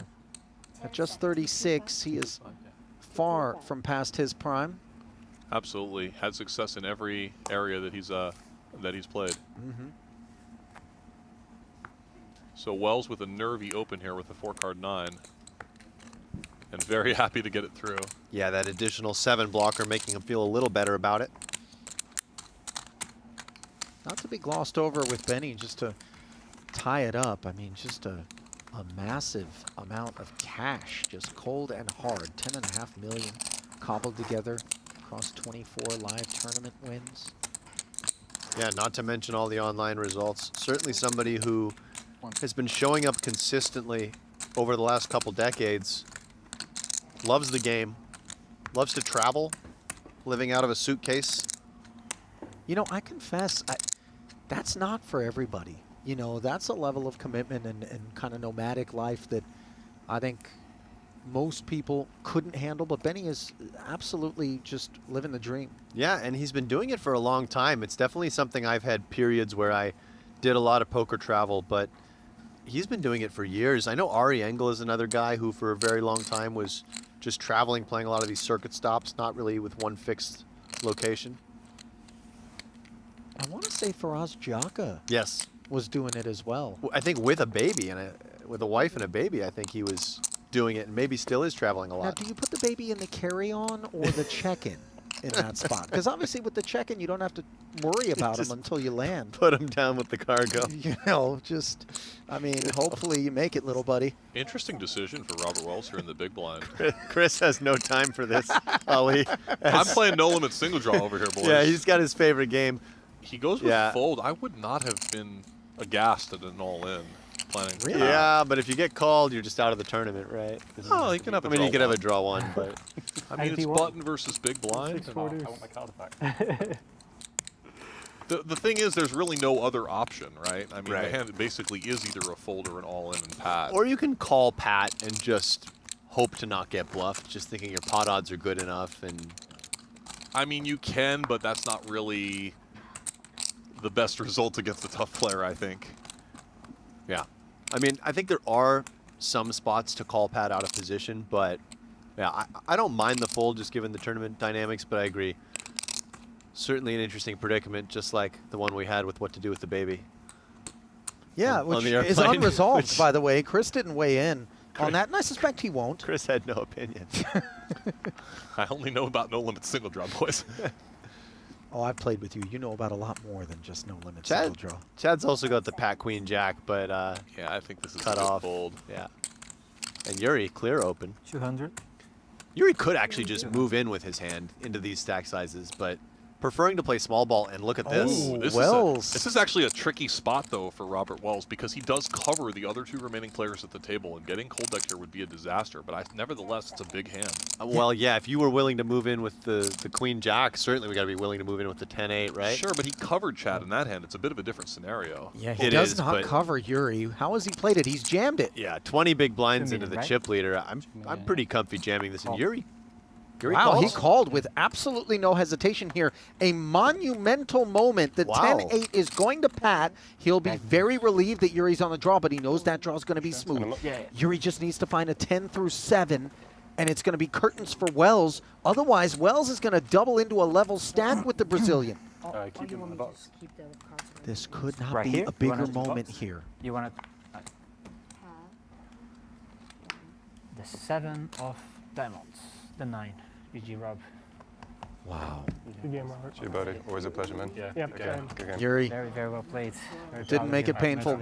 Yeah. Oh, of course. Yeah. It's just like... Flipped it over casually and promptly walked over, by the way, to Robert to make sure he was first to shake the man's hand and tell him that he played great. And I'm sure that means a lot to Robert coming from someone as strong as Yuri, as we'll be down to 3 players now.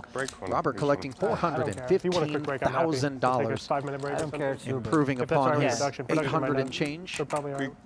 Chris, at all surprised that Yuri called so quickly with the 5-4-3 deuce where you have the gut shot draw? I am a little surprised, Alex. I think that he knows Robert's going to be jamming quite tight there. So there it is. Wells out in 4th. 1.1 for Benny as he assumes short stack duties, not a place that he's found himself all that often. Everyone now guaranteed $570K with a 265K ladder between 3rd and 2nd. We're going to step aside briefly. We'll be back with three-handed action here in the 100K after this.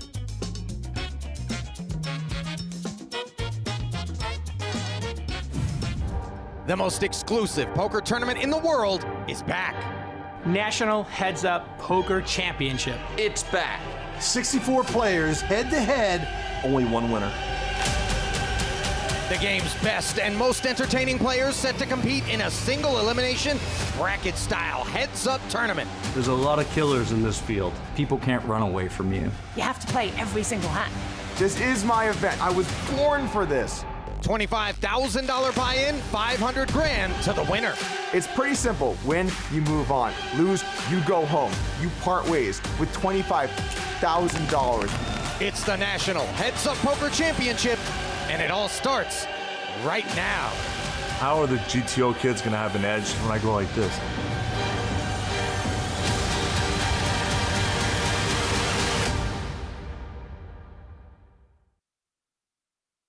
I would love to see like just an output because I would.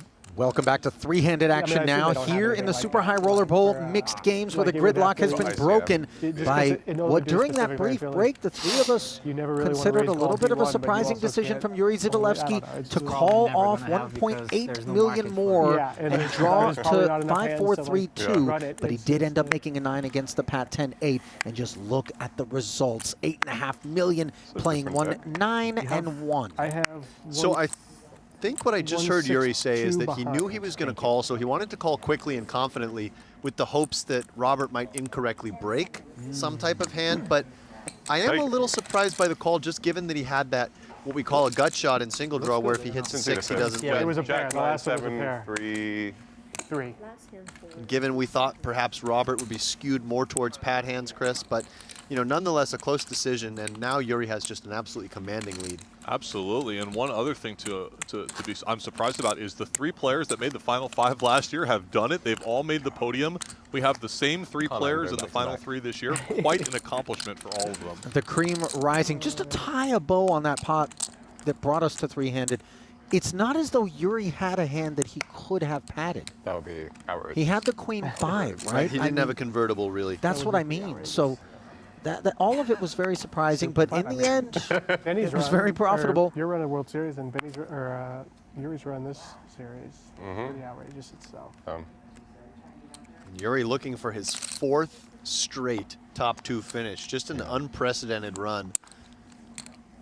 And he's in good shape right now with 8.5 million of the chips in play. That's wild. Shout out to Jack Pan, who finished 2nd in the series leaderboard, winning a 1st, 2nd, and a 3rd, but Yuri was able to surpass him in the points in that 25K event. Yeah, the Cadillac. Limited Cadillac. It's the Cadillac, right? Right now, it kind of feels like a Cadillac. It's like these spots are going to be outrageous. Beautiful. What is that? I think the player's discussing limit hold. The new Cadillac. Long Island Iced Tea. Yeah. I was like, okay, he's playing the game. Oh, God. Playing for 1.3, and he just thought he'd treat himself to a... Why not? Gotta loosen up. Yeah, we are playing limit hold'em now. I mean, this feels absurdly big in relation to those 2 stacks that Yuri is sitting there with. Yuri has inferior spades on the attack against Glaser, suited and connected. Benny is going to hang in. Certainly, normally a hand that you might do some 3-betting with pre-flop and start semi-bluffing, but with Glaser only having 1.5 big bets remaining, there's really nothing to do.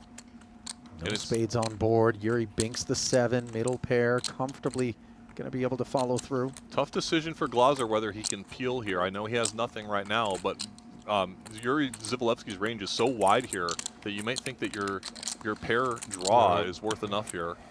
But 625 left and 200 more requested. He just bows out. Everything working in Yuri's favor right now.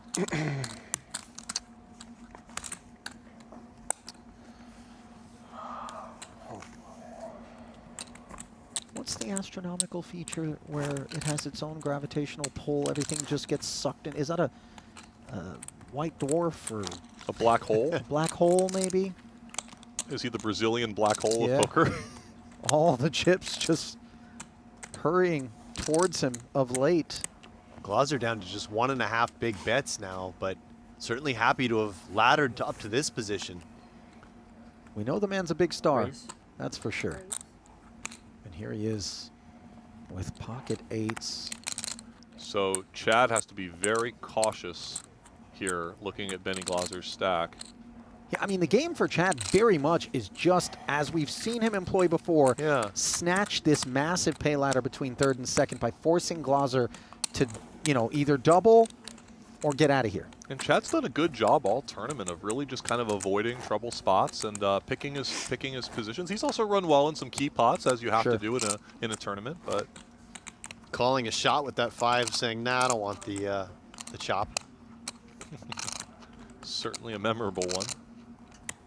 So Benny is on the button here, and it's either going to be this hand or potentially 40% of his stack in the big blind. He gets dealt an ace. This seems like it would be plenty.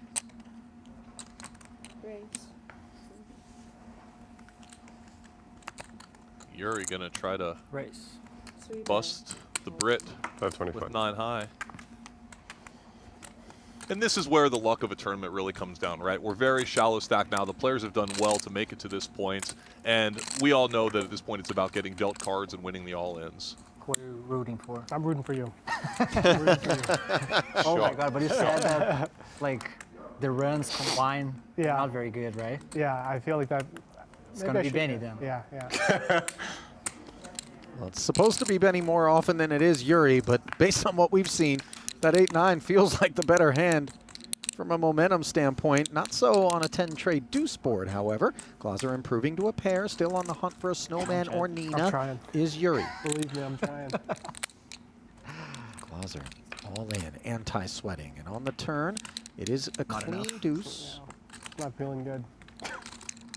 Now just needing to ward off the evil of 6 outs is Glaser to find this double. Can he do it? Yes, he can. Nice. 525? Yeah.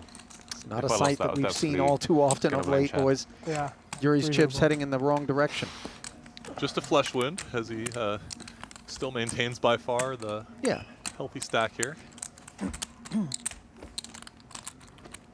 Mosquito bite, if you will. Eveslage hates to see it, of course. By the way, I believe the next game in the mix is Badugi, another bloody affair. Good night, everyone. Yeah. I mean, Badugi really is the one that could make everyone with Yuri quickly. And Yuri just having so many of the chips in play means the effective stacks are just so shallow for both the other two players. Just a few big bets each. I hadn't really clocked this sockless loafer situation I've seen Yuri's it before. He's a very bespoke, gentlemanly kind of man when it comes to his fashion sense. I've seen him worldwide and always puts it together. Yeah, he's a fashionable guy for sure. Not something you always see at the poker table. This is going to be a key pot, boys, as Chad has gone for it on the button with the Jack-9, and Benny, understandably, probably going to be defending here. Do you like this from Chad, Chris, knowing the stack configuration here? It feels a little bit I know what you're ambitious. saying, but at the same time, the only position at the table where he really has any license to play hands is from the button, right? That's a good point. Picking on Benny in the big blind is certainly good for him. He's behind with Jack-9, and that's where he stays on a King-Deuce-Deuce board. Couple of clubs cooking. This is going to be a battle of nerves, really, to see who wins this pot, as neither player has a lot going on, but Glaser could certainly have some belief that his queen high could be the best hand. He also has the queen of clubs. 10 seconds. It's just so uncomfortable. We call here, and then what's the plan? Pray that our man checks back if neither the Could queen also or the go 8 for shows up. Could go for a check raise as well, perhaps. He has to believe his opponent's often going to have an ace high. Don't know if he could get it to fold. He really will never really have a 2 in the big blind here.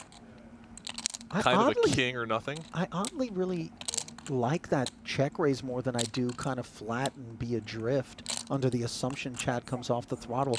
Given what we know about Eveslage, I mean, he's been on the aggressive side. I know circumstances here might guide him toward a more conservative approach or not. I don't know. Yeah, I what his think perceptions all are. 3 options in play. Once he's taken this long, maybe the raise is less likely, but Benny is quite balanced in these spots, as Chris has mentioned. When he runs into a king, he just has so little equity. Oh, he's torched.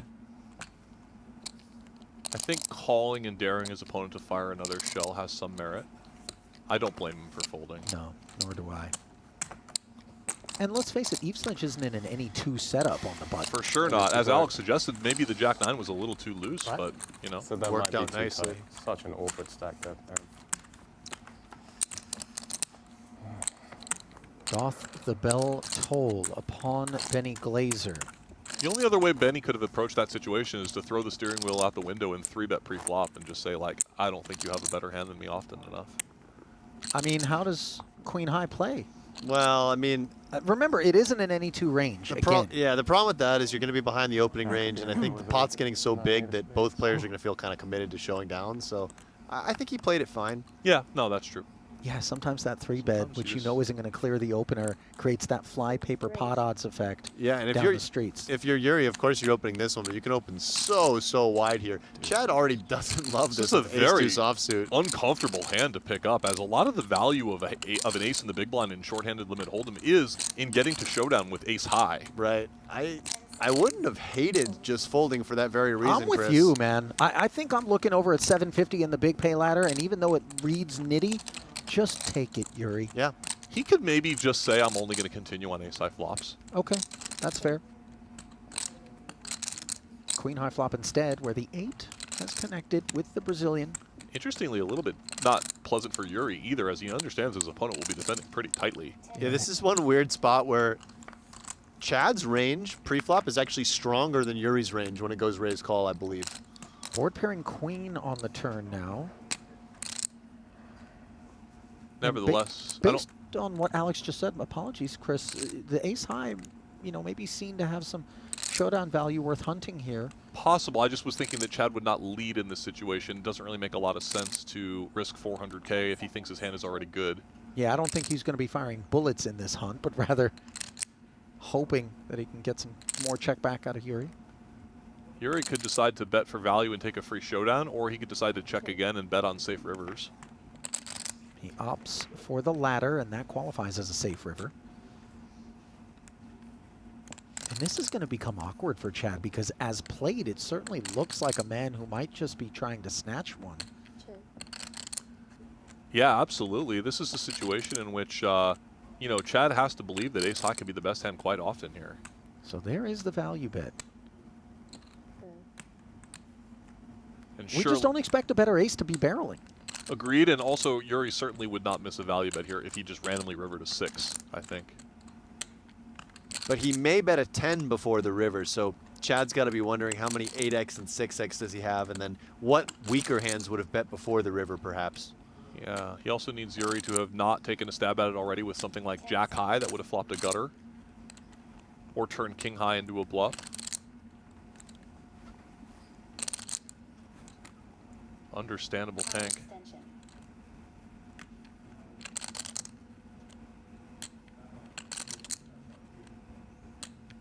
You see the skepticism. Yuri, of course, knowing that Chad can have a few slightly better hands that might have played this way, but once he doesn't get snapped on the river, he knows his hand's good. Good fold from Chad. Yeah. Tough fold, but the correct one. As the cards lie, absolutely. Those ace highs are very tricky to play in limit hold'em, and certainly under this heavy pressure that they're under now. Yeah.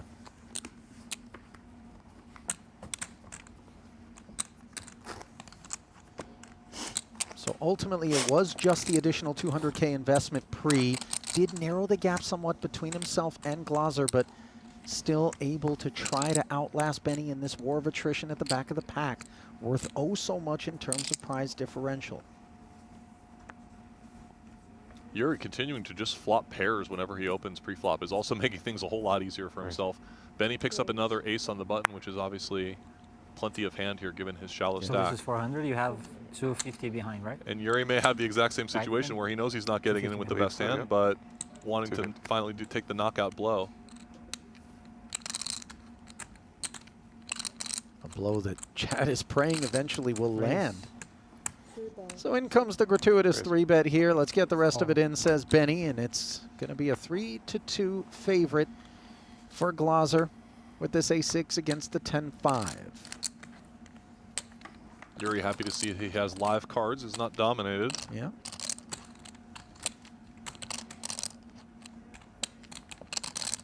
Glaser's already managed to double through Yuri on one occasion. Can he do it again? This will bring focus.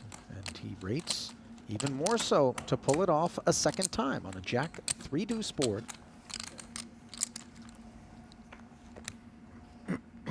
Oh, look at the moisture on the turn here. Club draw along with an open-ender. Obviously, the ace and six are nice for Glaser to have, especially with a club. Wow. Yeah. Plenty of interference, Yeah. but my goodness, 16 outs to fade. I think that actually is right. Here it comes. And it's the ace. Felt like I was going to lose it.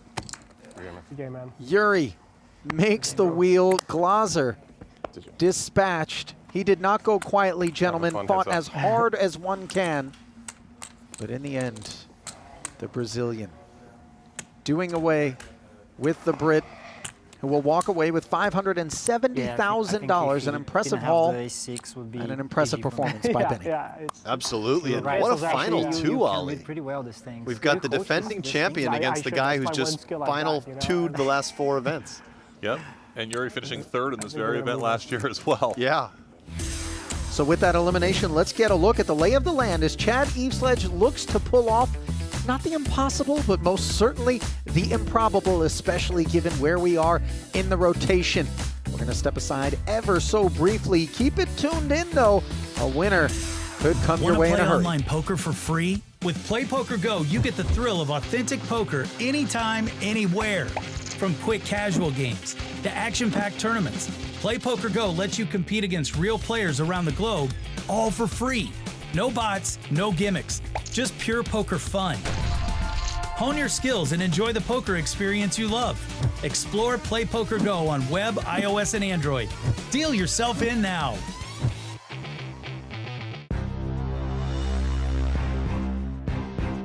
It's been a struggle.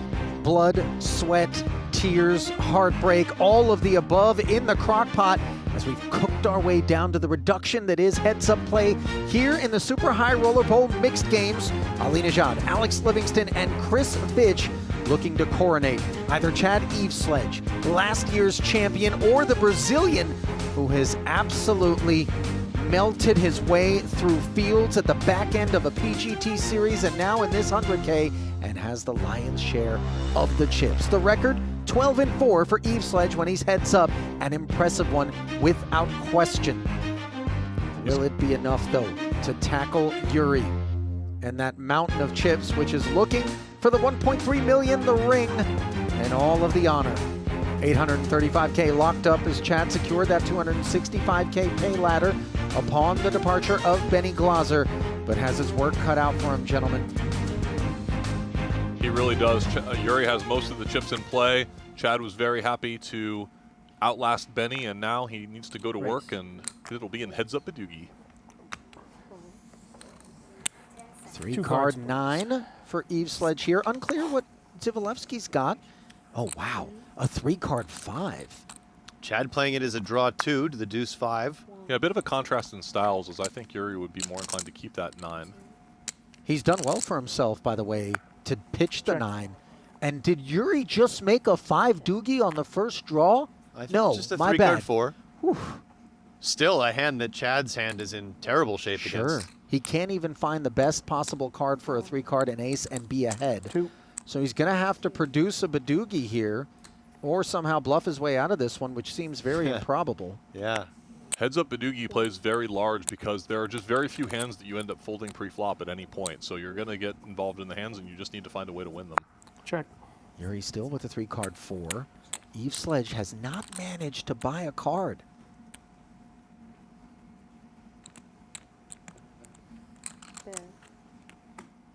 Time to go away now, boys?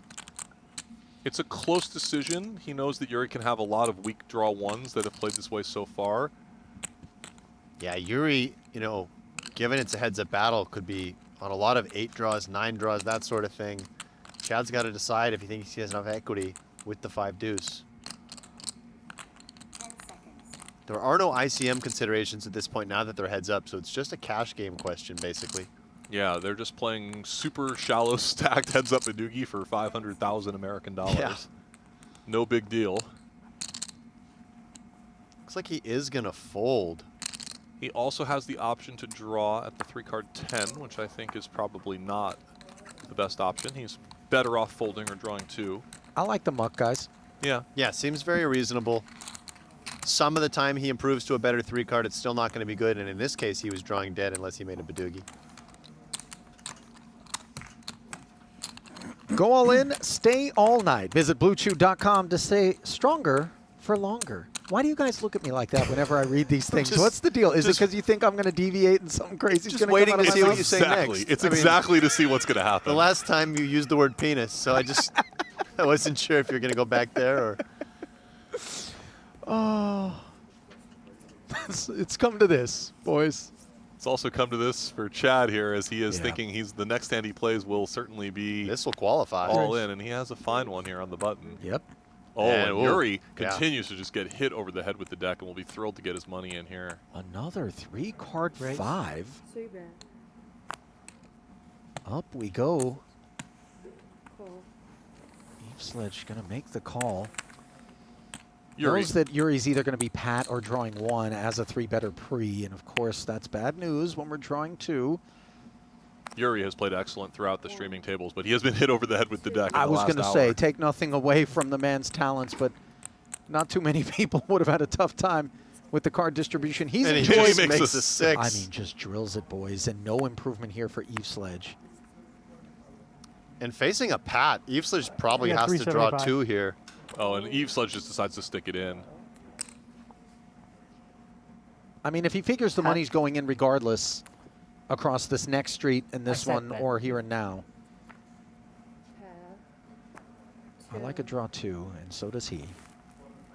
Little does he know how thin he's drawing. This will be a dirty one. Is he going to be drawing dead? Didn't see what happened. This will be here. a real dirty one. He's drawn 2 again. Yuri's shown him the 6, boys, and this one could be locked up.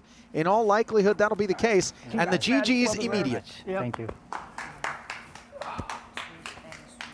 Yuri Dzivielevski, your 2026 Super High Roller Bowl Mixed Games champion. Thank you very much. Yay! Second with that many.